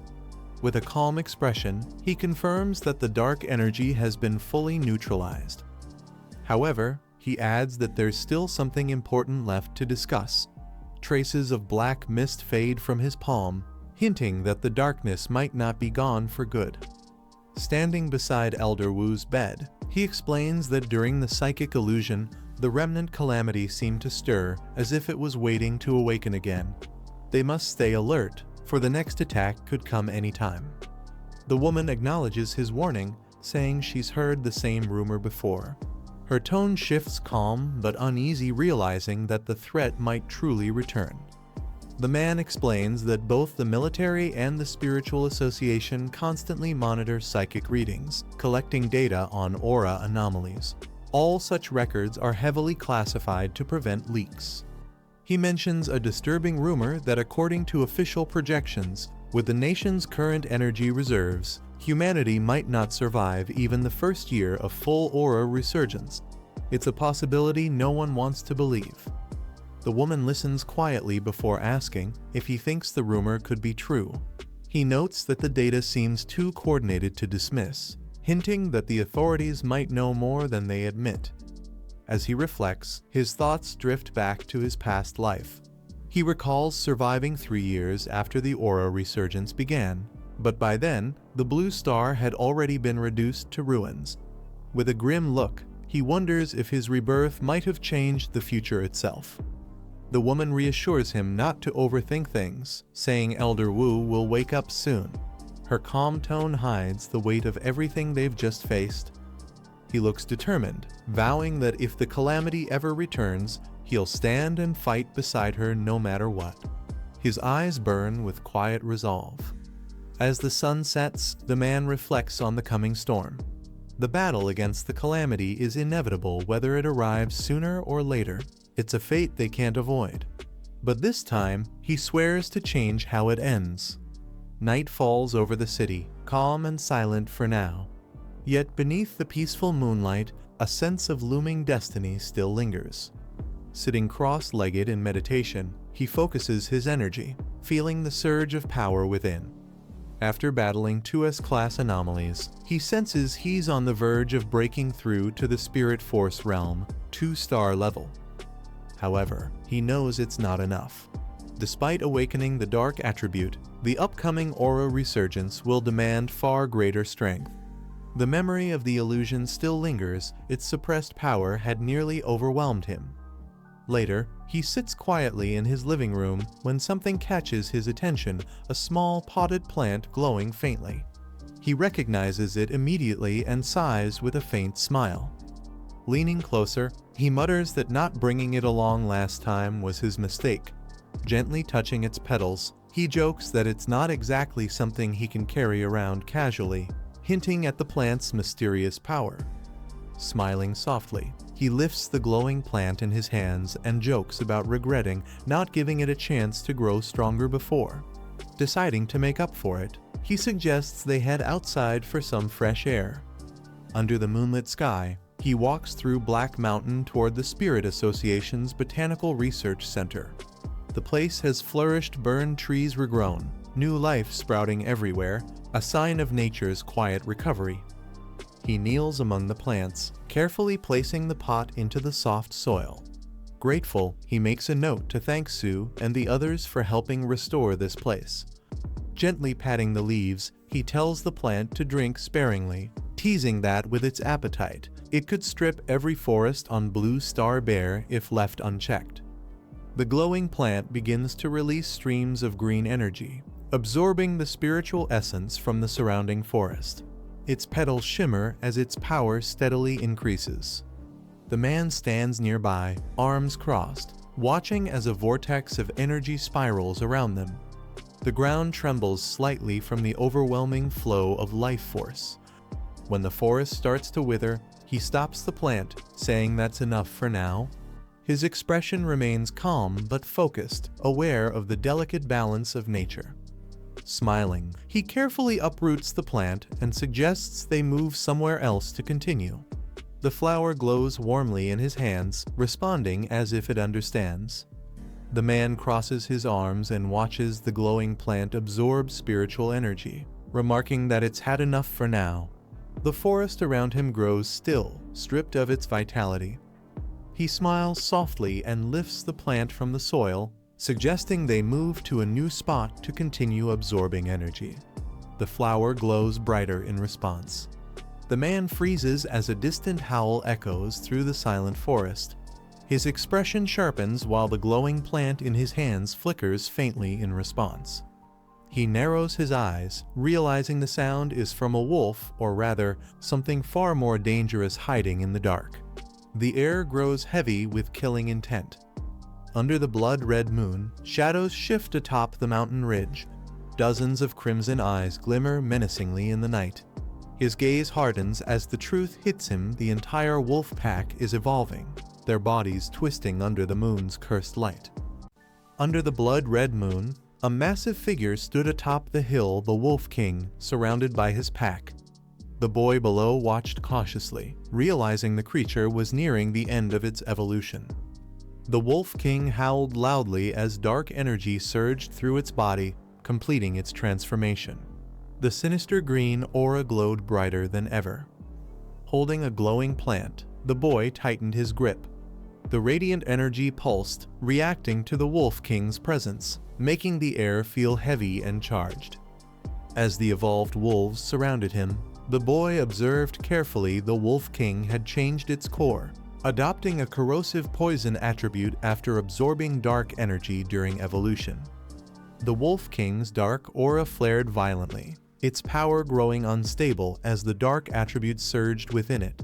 The air trembled from its presence. The man observed calmly, analyzing its strength. Despite the terrifying aura, he concluded it was only as strong as a class anomaly. He tightened his grip on the glowing plant, sensing its energy synchronize with his intent as faint lights pulsed through its petals. Placing the plant into the ground, he prepared for battle.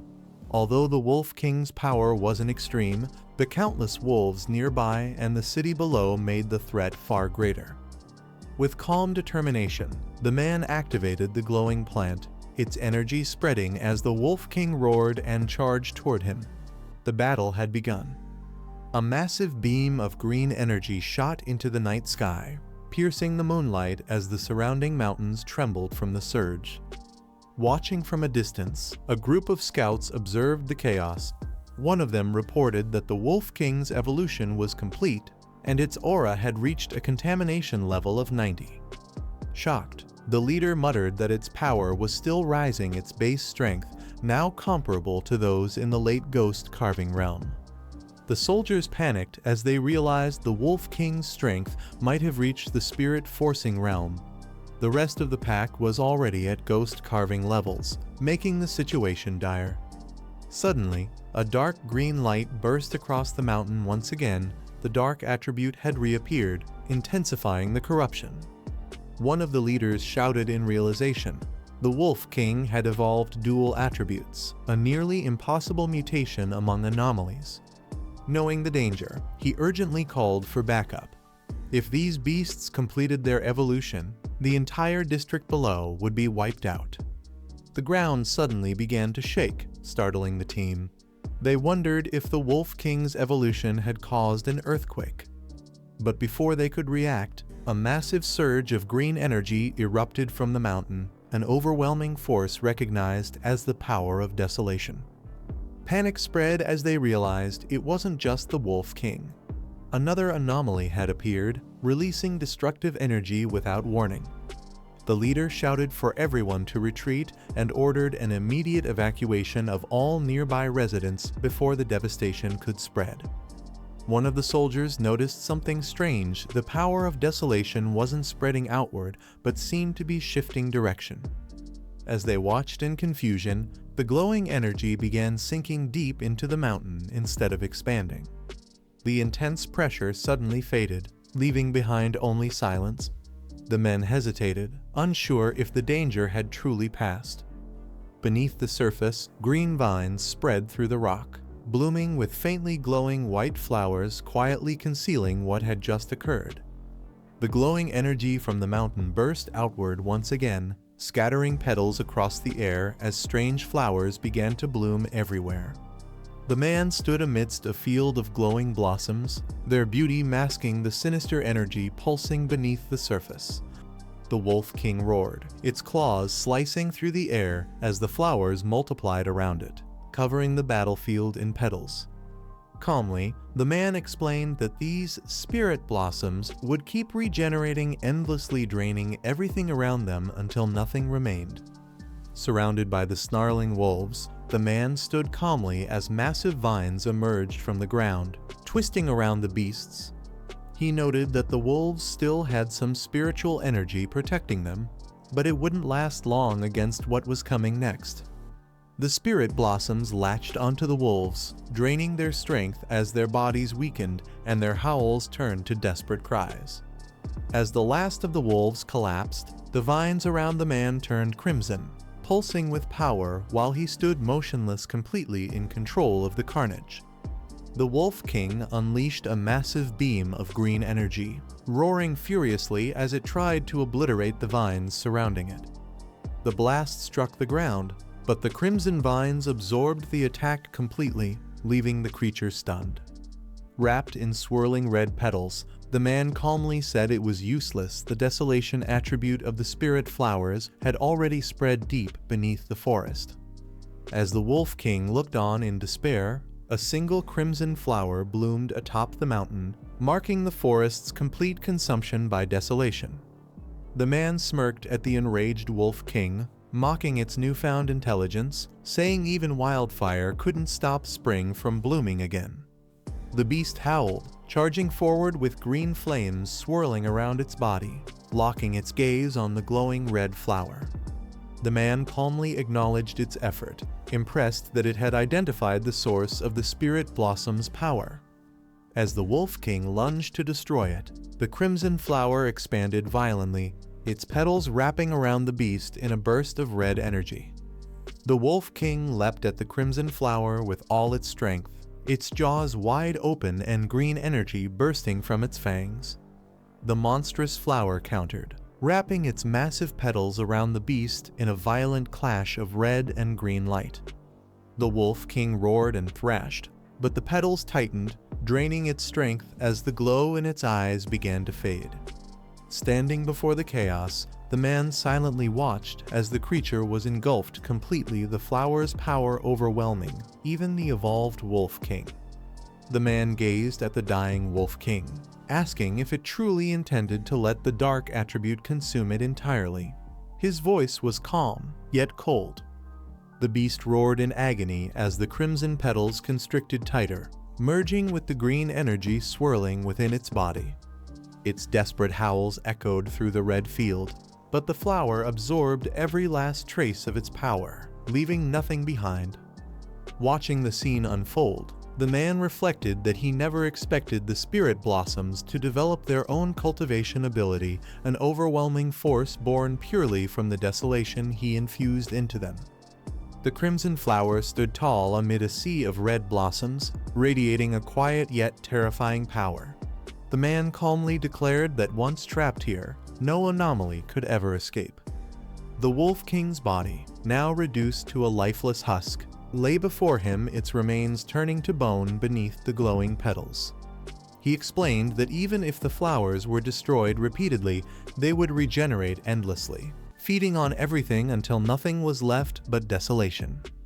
As the moon shone above the endless field of crimson, the spirit flower completed its evolution, inscribing a new power, endless spirit sea. The crimson flower's core began to glow intensely, radiating warmth and power as golden sparks danced between its petals. Petals drifted through the air like embers, swirling around the man, their glow reflecting in his calm, determined eyes. He stood silently beneath the towering bloom, the air thick with energy and anticipation as the night turned scarlet.